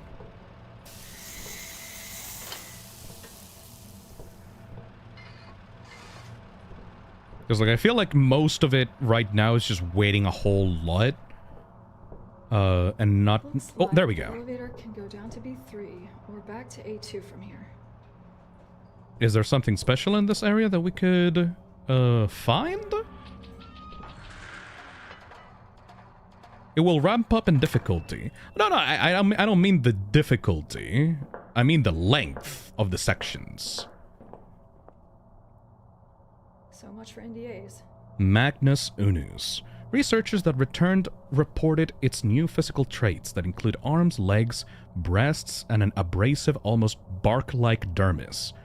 The bulb on its head now opens to reveal a budding assortment of what appears to be human hands, as well as a bright globe of unknown function. We've set up cameras and speakers and noticed that it's been trying to use its claws to slash at our equipment. It's the most intelligent creature we've discovered so far, and it's learning how we operate. She knows which parts of our equipment are electrified. Work crews have reported having to wait for her to climb down into the elevator before using the shock cage. The fact that you're calling the monster a she is already fucked, my dude. So much for NDAs. Hey, I found the replacement switch. Fuck yeah. Good. Oh, you're so talented, honey. You know it. You know it. So, about, the shock cage. I'm aware. I know I didn't exactly tell you what you'd need to use it for, because, well, I was hoping you wouldn't have to. You're definitely the final boss, aren't you? Just in case, like I said, you probably won't need to use it. Oh yeah, you're definitely the final boss. Alice. Nebulon had us interfacing with the false womb directly to try and see what we could create from it for ourselves. What? They were, trying for a military contract, but it was beautiful, what we made. She truly was beautiful, you know. She never wanted to hurt anyone, but they kept scaring her and she kept growing.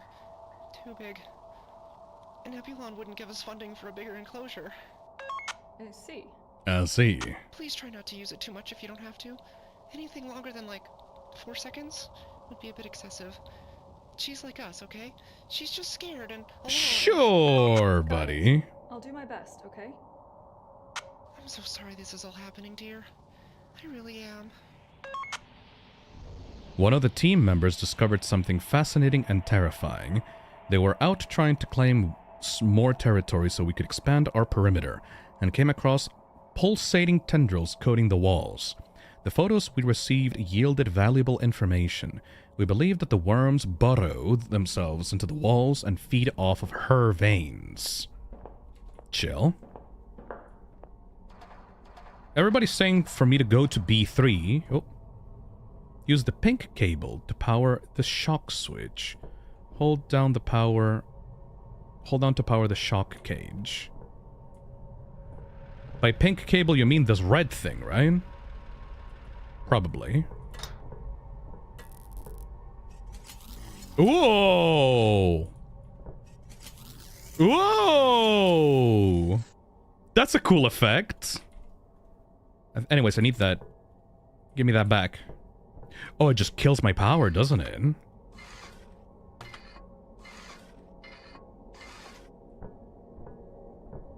I need that back, actually. Can you give me that thing back? Uh-oh. Oh, yeah, right. I need to redo the fuses. There we go. Because otherwise, the power goes out. Okay, got it. Alright, everyone is saying to go to B3, but what the fuck is a B3? If I had some labels here, like, that would be good, but I don't really know what a B3 is.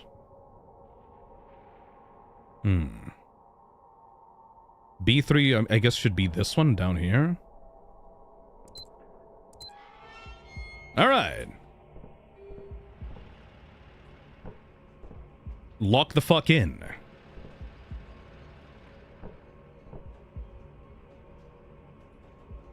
I think it would be easiest to, like, just keep this one on the light, because these light enemies are the most plentiful.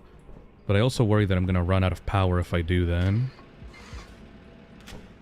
Fuck you! Meanwhile, this one doesn't use power until it's actually powered on, I think. I just accidentally 360'd that motherfucker.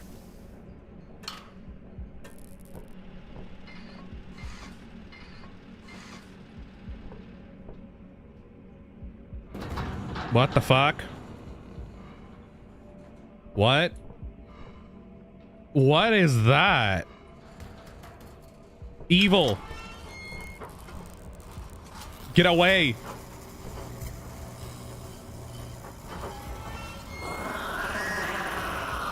Sick. It's still there.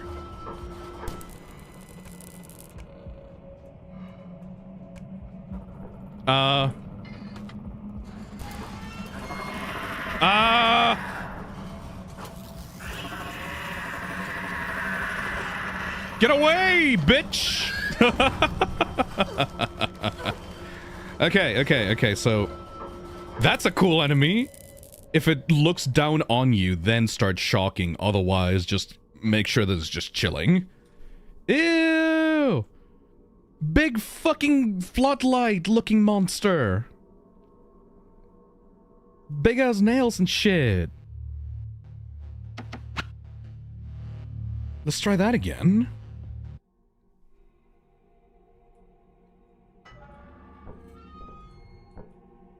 Have to relocate these every time. In there. Oh. Okay.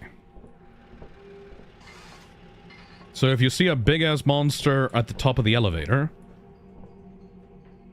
as long as she's not directly looking at the elevator itself and just kind of hanging out in there, we're chill. Can this plug reach on top of there? No, it cannot. It explicitly told me that it cannot. Okay. So it's just the... Opa! Ah! I don't know that you could be in front. Don't shock it for too long. Yeah, the shock thing seems to completely drain the power of the elevator. On top of also making it unstable, so I have to reset the breaker. Just found out that Ganymede is a real moon from Jupiter. That's cool. Yeah, I didn't know that until now.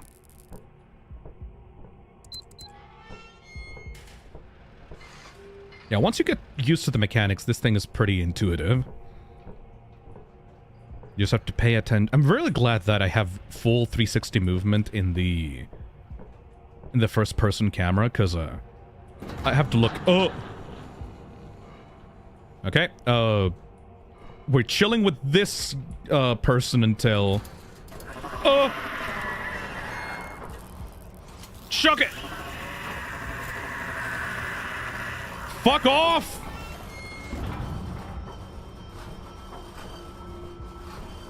And restart everything.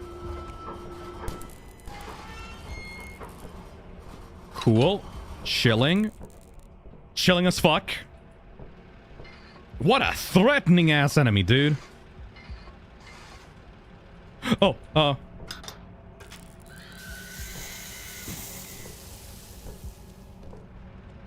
these things are nothing in comparison to the big gal. Okay.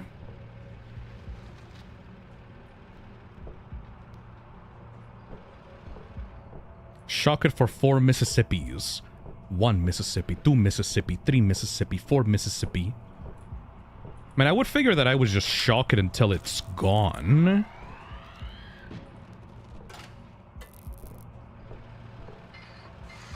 Why are they being so nice to the weird spotlight creature? Uh-oh. Fuck off! They just explode like... I still can't get over how they just explode like balloons. Uh-oh, uh-oh, uh-oh. Come out! Get the fuck out of here!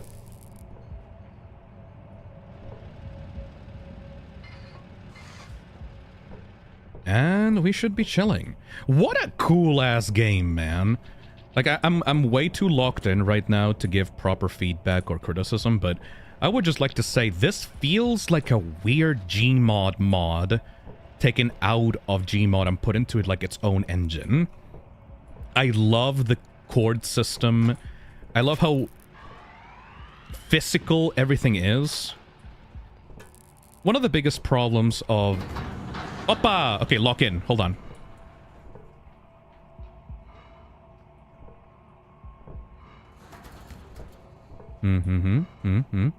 It's coming. It's coming. Come on out of here. Come on out of here. Oh, it tricked me. Shit, fuck, No! That's a cool death animation. Gabby has perished trying to save Alice. The planet has consumed them both. Ew! I was trying to wait and get rid of the centipede enemy, and it took too long to get rid of the main spotlight enemy. Anyways, so I was trying to say, I really feel like this is like a Gmod mod that got taken out and remade into its own engine. I love how physical all the cable systems and like tools are. One of the biggest problems of sit and survive games is they usually over-rely on UI things, you know, like press the UI button on the screen to get stuff to happen, and that usually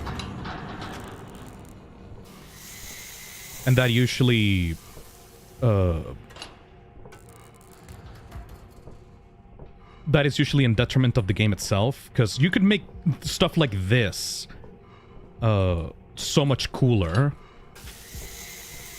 if you had actually physical buttons and cables to drag around like this game does. Come on out of there, you coward. I can see you. I can see you. I can see you. I can see you. Come on. Come on there. Uh-oh. Uh-oh. Uh-oh. Oh, almost dead. Okay, no time for that. 1, 2, 3. Uh-oh, uh-oh, uh-oh, uh-oh. Oh, that was less than 4 seconds. Oof. Very good. Kind of scared there. It's actually less than 4 seconds. Nice. Gerald, she says, I really like the little break sections to play with the controls and such. That's a good way to learn the mechanics and not make it overwhelming. Exactly. I'm glad that they put extra effort in making the mechanics understandable for new players. But yeah, this is already standing out to me because of the... just because of the way that you interface with your tools, you know? Not much in the game itself is very unique in terms of mechanics. This is just like, oh yeah, do this for this enemy, do this for this enemy. But the way that... the Gamejam games fill. Pretty cool. Thank you, Fusion Harbor. But the way that you interface with those mechanics is what makes it unique, in my opinion. Uh-oh. Big bitch coming.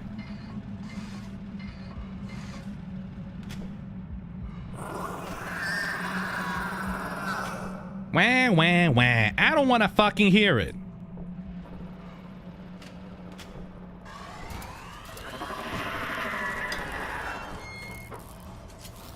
One, 2, 3, 4. And that's a good one, folks.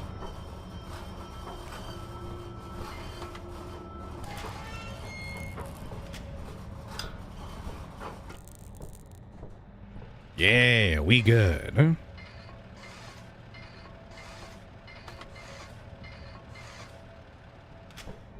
Yeah, I'm just gonna keep this flash by default. Oh, hold on.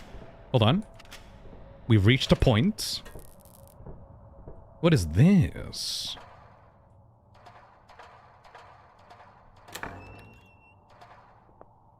A little bit too... What's this about? Returning to the skeleton's territory, we noticed the corpses had been dragged away. This was a good opportunity to begin establishing a safe perimeter. We began to observe this husk more and more, and noticed that the skeleton isn't in control of itself, but instead some form of Tuvverm. The worms wriggle and writhe all over the skeleton's orifices. Ew! We were shocked as to how those worms could control such a large creature. What piqued our curiosity further was how these worms live off of that husk. The bones have been picked clean, so we suspect they get nutrients from another source. They just think it's fucking cool. They want to become skeletons. Key to B1 storage. B1 storage. This looks like it could be useful. Maybe I can find some more supplies there. Where is B1? What's this about? The creature sprouted an eye and has begun trying to talk with us. Its eyes tracks the scientist and it starts to make clicking sounds at various octaves, so we believe and are working towards communicating with it. Its pitch heightens when frightened, which we learned after one of the researchers shocked themselves while testing the conductive properties of the Nautilus's shell. Her name is Elizabeth! I love her! She only seems to like female researchers though. I don't know what that's about, but I'm glad that I count as one. Makes me feel a bit better about myself. Thank you, Lizzie. Alice. Is our girlfriend cheating on us with a fucking fish? Space fish? Alice, are you cheating on me with a big old fucking space fish? Lady. I guess I'll just keep going down. Should we go down or left?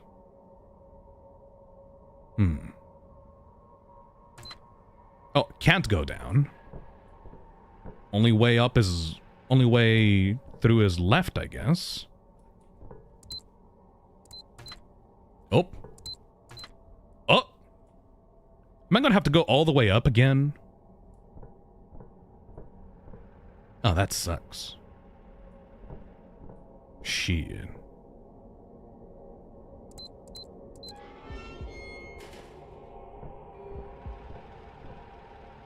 Oh! That kind of feels like filler to have to backtrack and do another survival section in the backtracking. I got a key at least, but it's a little bit too much to have to go through this survival section again just to go back to a place I was already in. And of course with this hassle again.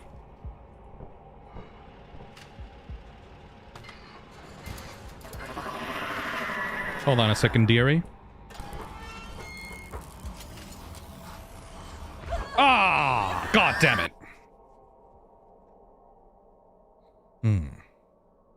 Yeah, no, biggest criticism so far is that there's a little bit too much filler here. I would understand if you navigated through these parts and then after beating a level, you wouldn't have to repeat it. But having to backtrack like this really does feel unnecessary. Like you have these 9 stages, essentially, and the survival sections in between them. But it feels like it's gonna double up in content if I continue exploring without a clear goal. Hello there. So hold on a second. Gonna take a moment here, just hold on a minute.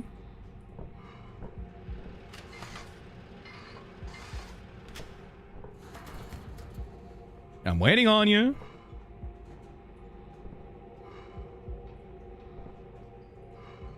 That's fair. I did. Oh, poo.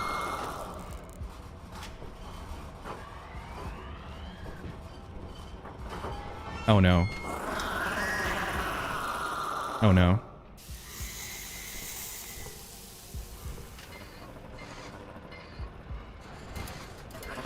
There we go. There you are.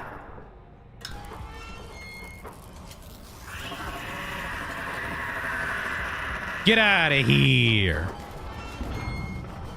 Get. Uh-oh.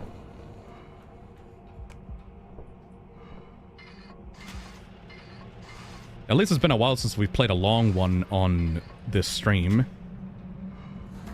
Uh-oh. Surprisingly enough, I seem to have played the games on stream that were like the lengthiest on the first few Gamejam reviews. Now I'm playing mostly the short ones, but this one is an exception. Get out of here. Okay, hold on a second.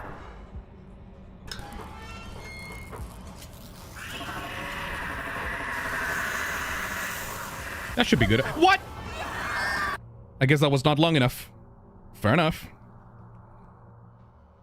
Arc the Green Wolf says, kinda has the Code Veronica effect. Love that game, one of my favorite Resident Evils, but even I can admit that some areas have way too much back and forth for no reason. Yeah. Because, think about it like this.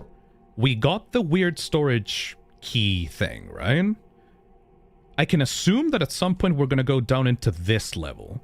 So, to beat the game, now that we got that key, we would have to go up, left, and then down, left, right. Minimum. And I'm not even sure if there's going to be any additional backtracking or additional spots to go to. So that's 1, 2, 3, 4, 5, or 6, or around 5 or 6 more sit and survive sections. And that's because we did the optional path that is kind of a dead end here, you know? It's a bit I think it's a bit too much for like a small Gamejam game. And I've kind of understand the mechanics already. It's less about the mechanics being hard to understand and more about just the whole pacing of it that needs kind of improvements. I wouldn't mind it if the sit and survive sections were like faster. But they seem to be pretty hefty 5-minute sections every time you want to move the elevator, you know? So I think that's like my biggest issue with this. It's the pacing of the levels that kind of make this game drag on a little bit too long. God, that animation is so cool. Good concept, good mechanics, really fun, interactive. Shit. Really fun interactivity and tactileness to the controls, but needs a lot of balancing on the pacing side, you know? There's a storage area at B1 for the key that you got. Also, I would have to go even more to the left. Yeah, that's a little bit way too much. Uh-oh. Fuck off! 1, 2, 3, 4. Very nice.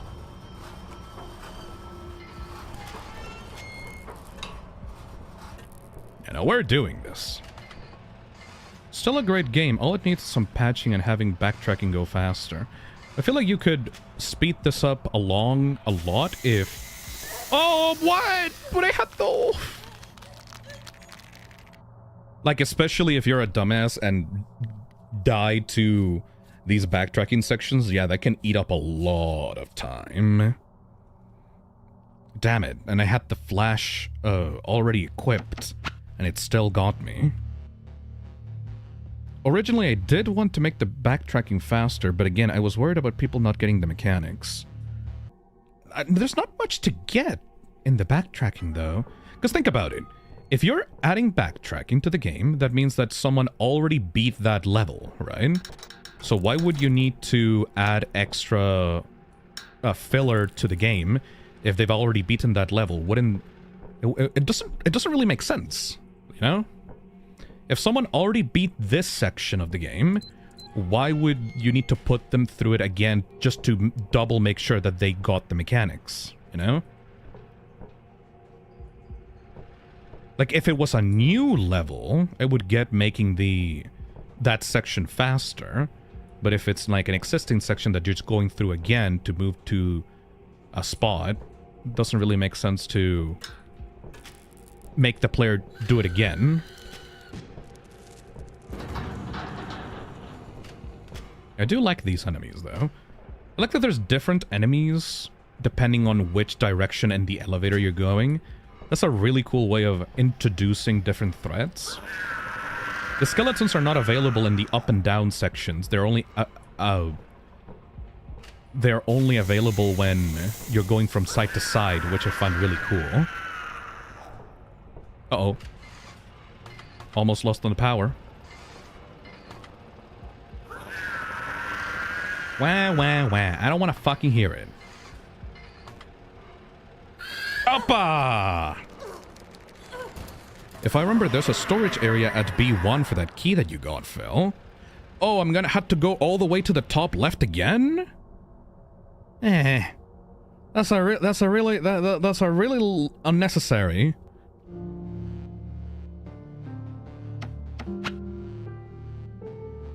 It is my first time making a game, but the feedback is appreciated.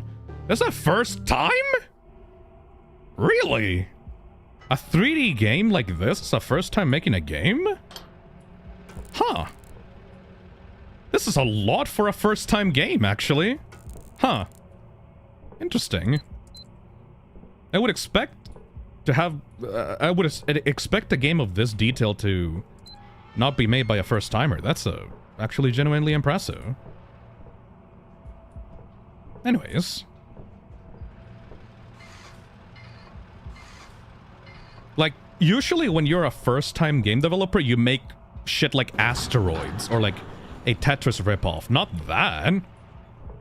Look at this cool shit. Uh-oh, uh-oh, uh-oh, uh-oh, uh-oh, I forgot. Fuck. I'm panicking. Shock him! Get out of here.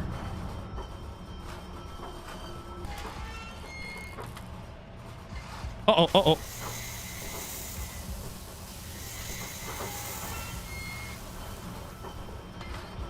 I overfocus so much on the spotlight enemy that I cannot ignore the small ones. Uh-oh, uh-oh. Alright, I forgot. Need to reattach this into the control panel. I saw one of those centipede-looking motherfuckers somewhere around here.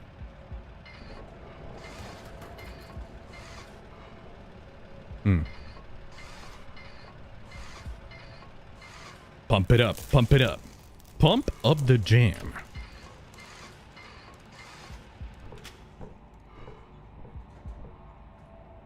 Come on, buddy.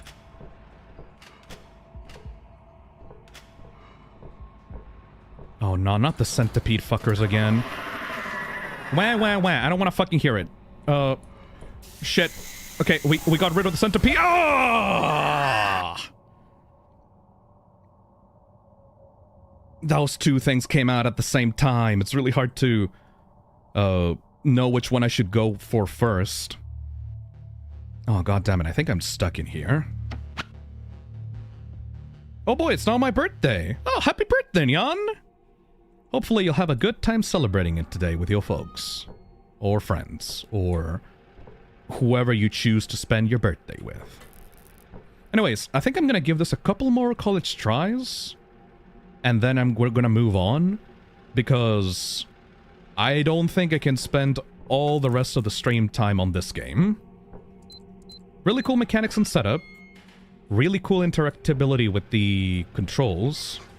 A lot of effort was put onto the characters, and the initial cutscene was really cute. I like how detailed the character models are, but it really has some pacing issues that prevent it from being prevented from being 10 out of 10. Because if you are like me and fail at one of these backtracking mechanics, fail at one of these backtracking sections, it really does feel very bloated in comparison to some of the games that we've played before this one. Sometimes brevity is better. Get out of here. Shoo!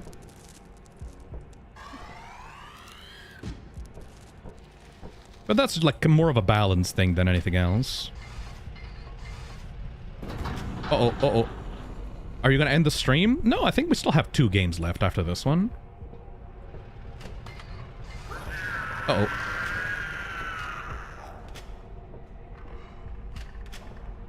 Surely if this is your first game, you still had experience with the engine before this, right? Because,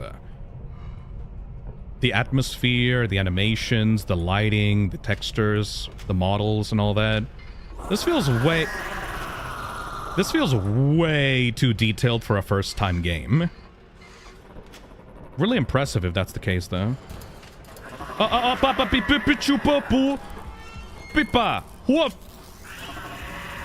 Get on out of here.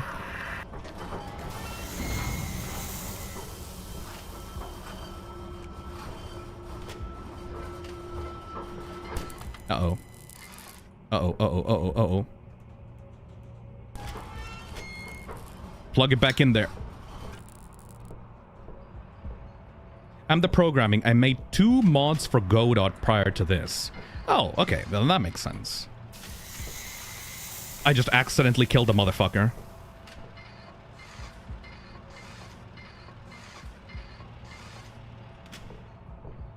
Only 8 hours and almost done with 20 games. Now, to be fair, some of the selections on this one took like, what, 10 minutes to do? So it makes sense that we're almost done with 20 games.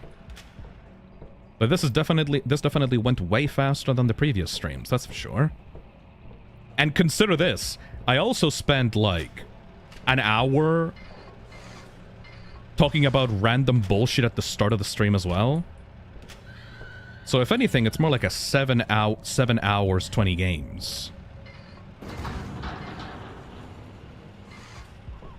Uh-oh.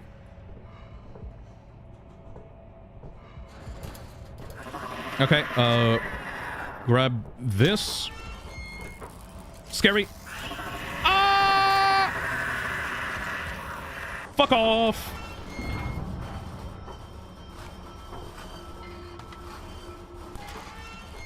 Swap it.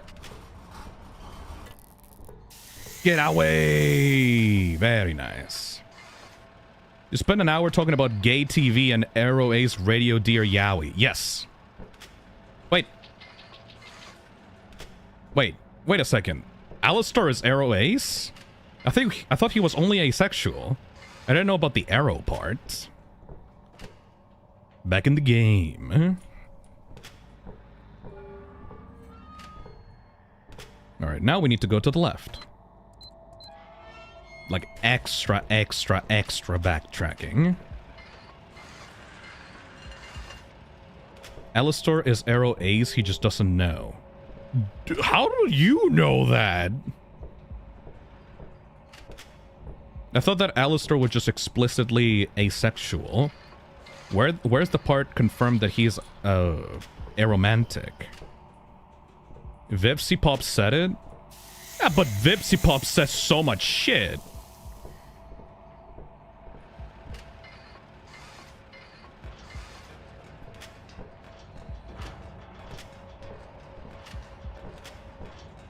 Oh, shit! Get away! Fucking skeletons.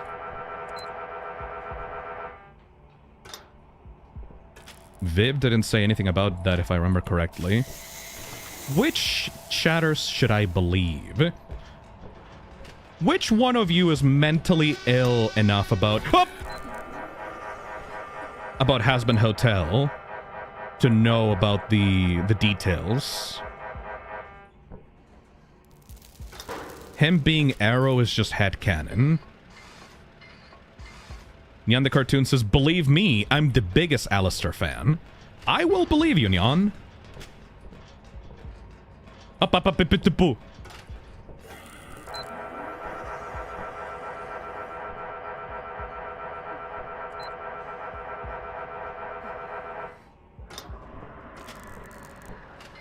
Almost done with this section. The only thing regarding Alistair's sexuality is that he's an ace in the hole. Yeah, I really like that. I really like that comment. That is such a cool pun for asexuality. Oh. Been out of the has-been hotel stuff for a long time. I don't remember that was ever confirmed. Though he did kind of fit the vibe, not gonna lie. Oh yeah, I have never seen Alistair be romantic towards anyone. I can't even count the Vox situation either, because that's like a one-way street with Vox. Like, the only one being romantic in that scenario is Vox. Alistair does not want any of that.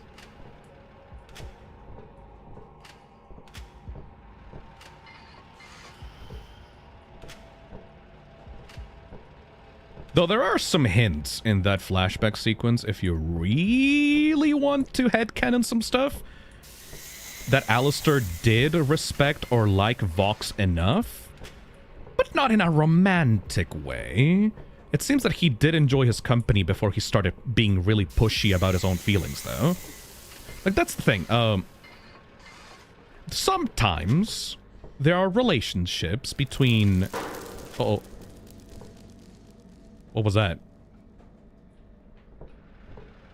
Anyways, sometimes there are relationships between a man and a woman, or a man and a man, or a woman and a woman, or a non-binary with a non-binary, or a non-binary with a woman, or a non-binary with a man, or a man and... Heading down now. Anyways, hold on.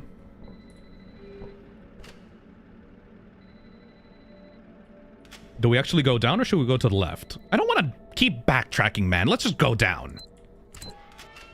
Fuck this backtracking nonsense. Anyways, as I was saying, sometimes in relationships, you have two people that like the relationship that they currently got, but one of them wants to change it because they're very infatuated with the other person, and the other person maybe just wants the relationship to stay the way that it is, as it is right now. And it's kind of selfish for the other person to want to change the relationship to something deeper or more, I don't know, standard? Yeah, sometimes... Oh. Sometimes you just gotta let shit be to make it not awkward, man. Uh-oh. Why are you explaining it to us like we're 10? I don't know. You guys don't seem much like the type to have relationship experience, if you know what I mean.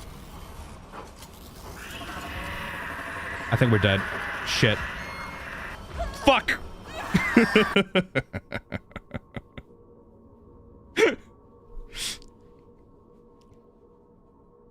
Anyway, the storyboard artist for that did say that he was happy and relaxed in that scene. Yeah, that's what I'm fucking talking about.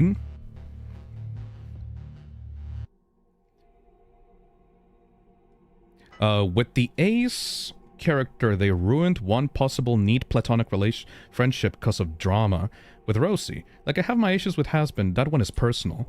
I think that it's not an issue with the story, though. Like, Vox's and Alistair's relationship is explicitly meant to be a messy thing. Like, the relationship is very specifically made to be fucking doomed.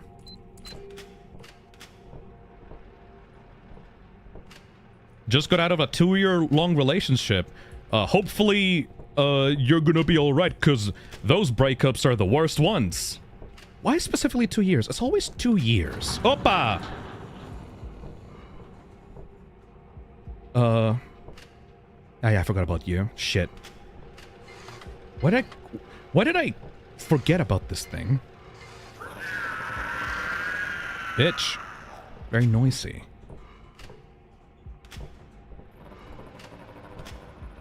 You know, who do you think Rosie is? She's very clearly more than just an overlord. I thought that she was a Hellborn? 1, 2, 3, 4. I was under the assumption that Rosie was a Hellborn, not an overlord. But what do I fucking know about has-been, what the fuck happened there? What the fuck do I know about has-been, like, world building?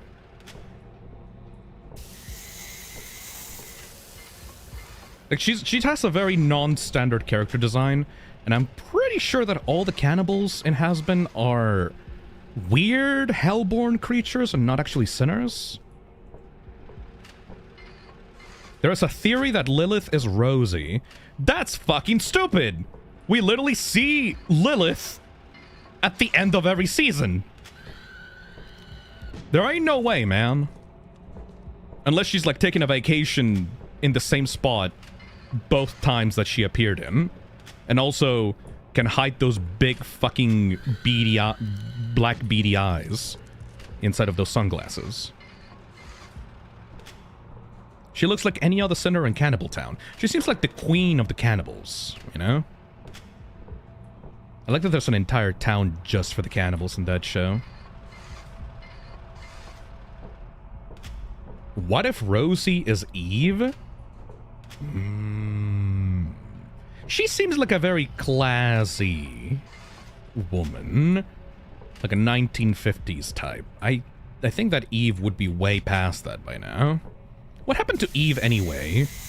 Kind of forgot about Eve. What's up with her deal? Don't underestimate the shape-shifting power of a demon. I suppose so.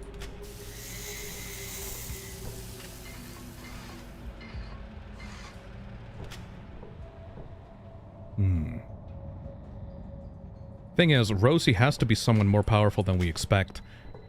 That's... Because, like, Rosie was the one that gave Alistair all his powers, right? And he's supposed to be the most powerful one in Hell, until Vox came along. So if Alistair is the most powerful sinner in Hell, then what the fuck is up with Rosie, you know? Looks like the elevator can go either left or down from here. I'm just gonna go down, man. Hey Alice, you there? Alice? Alice? Can't go. Oh, hey Gabina, how you doing? Uh-oh. Honey? What's wrong? Oh, nothing, dear, nothing at all. Everything is fine. Girl, She are you evil okay? as fuck. What are you on right now? What? What? You're talking like you're high off moonwalks. What's going on? I don't... Huh? Oh!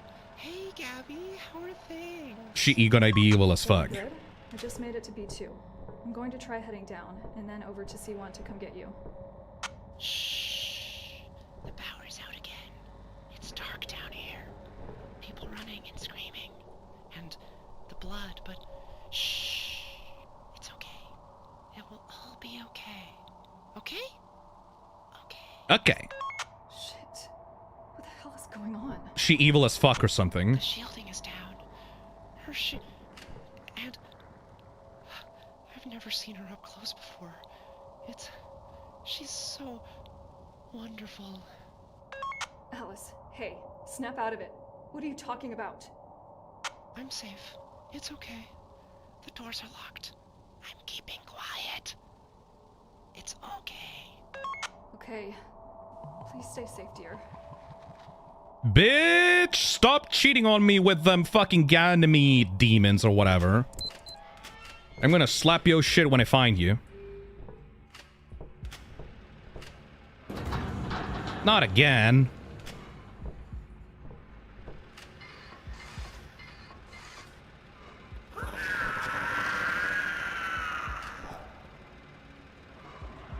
Oh yeah, about Rosie. Oh, second, gotta deal with these assholes.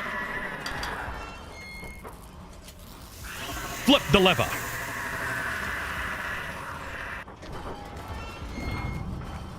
Up.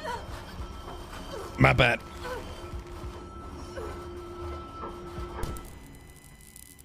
A key detail that I noticed got pointed out.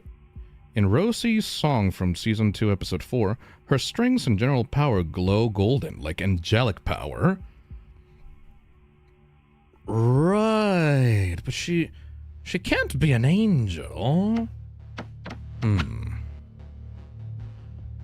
I mean, I'm sure that there'll be something related to Rosie anyway.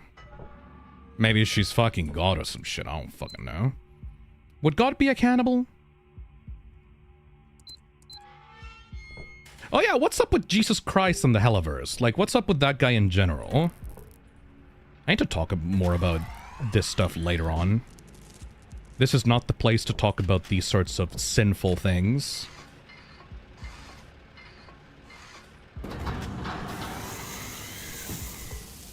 There's a lot of stuff going on here.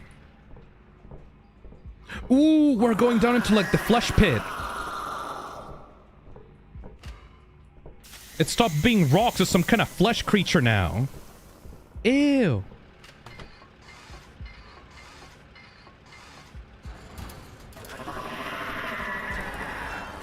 Get out of here. I don't think that's enough. God damn it. I think that there's a little bit of a issue with how long it takes to get rid of that enemy compared to the rest of the little crab creatures. Alright, I think that's enough for now, sadly. Really cool game. Like, really, really, really cool game.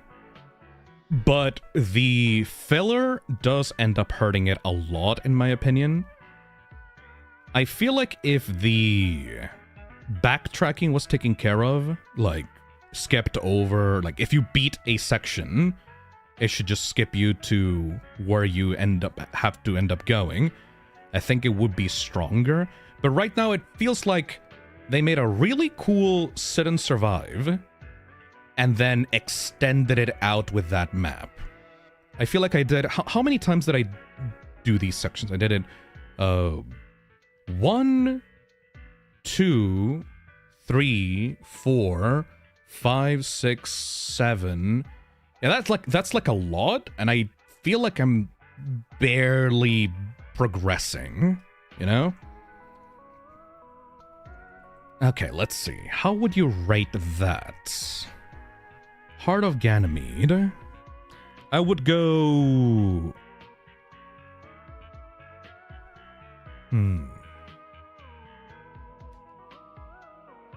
I would go 4 on Terrific, because it's really cool mechanics, really good interactivity, really simple enemies, but their designs are very neat. I loved the Worm skeleton. I would say 4, yes. For the thematic score, it does everything that it needs to be good on the theme.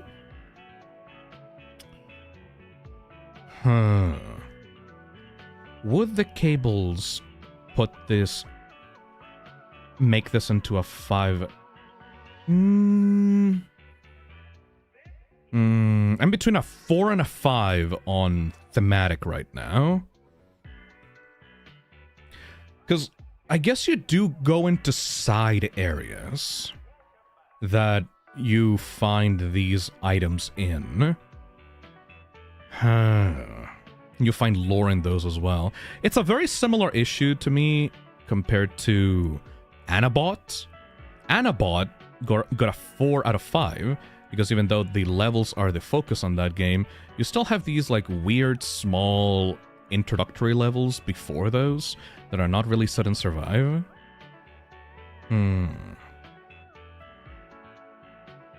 I feel like 5 would make a sense because the elevator sections make up most of the game. I'm between a 4 and a 5 right now. I'm not really sure which one I could put it on.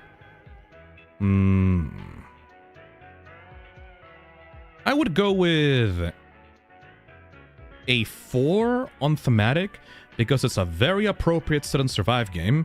However, aside from the plug mechanics, the way that you get rid of the enemies is very traditional. And finally, creative score, I would go with a 5 on creative score. You got like a really cool facility, like in space thing with like really cool enemy designs, and I'm not sure where the story was going there. You probably have to kill your girlfriend or something like that. But the creativity on display here for a Sit and Survive goes way above and beyond what I asked for this game jam. So yeah, fucking love that shit. Okay, I think that's good. I might have to skip out on the last two, because I need to continue this tomorrow. I need to make sure that I get some good sleep, and it's currently 3 a.m. So, what is that? 58 games? I think that's 58 games reviewed. That is 17 games that we did today. I think that's pretty cool. There you go. Yeah, I think we should end it off on a strong note today. We will do BB1 and we will do Remission tomorrow. 58 is pretty good. Okay. Shit. Oh, it's the tiredness is hitting me. We're gonna be continuing this tomorrow, and we're gonna go until we're done with these games.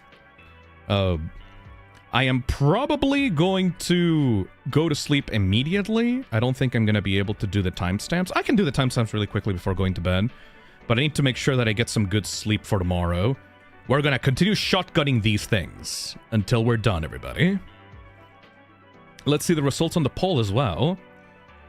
Seems that, at least for the people on here on stream right now, 32% of people want radio action on the thumbnail fan art idea.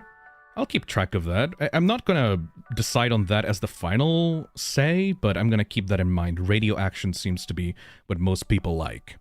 All right. Thank you for accompanying me on this journey. We still have a long way to go. Like about, what, around 80 games? Oh boy, I'm gonna be sweating at the end of this. So, I'll see you tomorrow, and we will continue this on Friday. Yeah, it was Friday. Oh, my mouth is not working right now. See you later, Toxins. And, thank you to the developers of Heart of Ganymede. You seem to be put a shit ton of work into that one. I think the standouts for today were definitely Do Not Save Me and Heart of Ganymede. And also Trick or Treat Threat, because that was funny as hell. Anyways, see you guys later, alright? See you tomorrow. Bye-bye.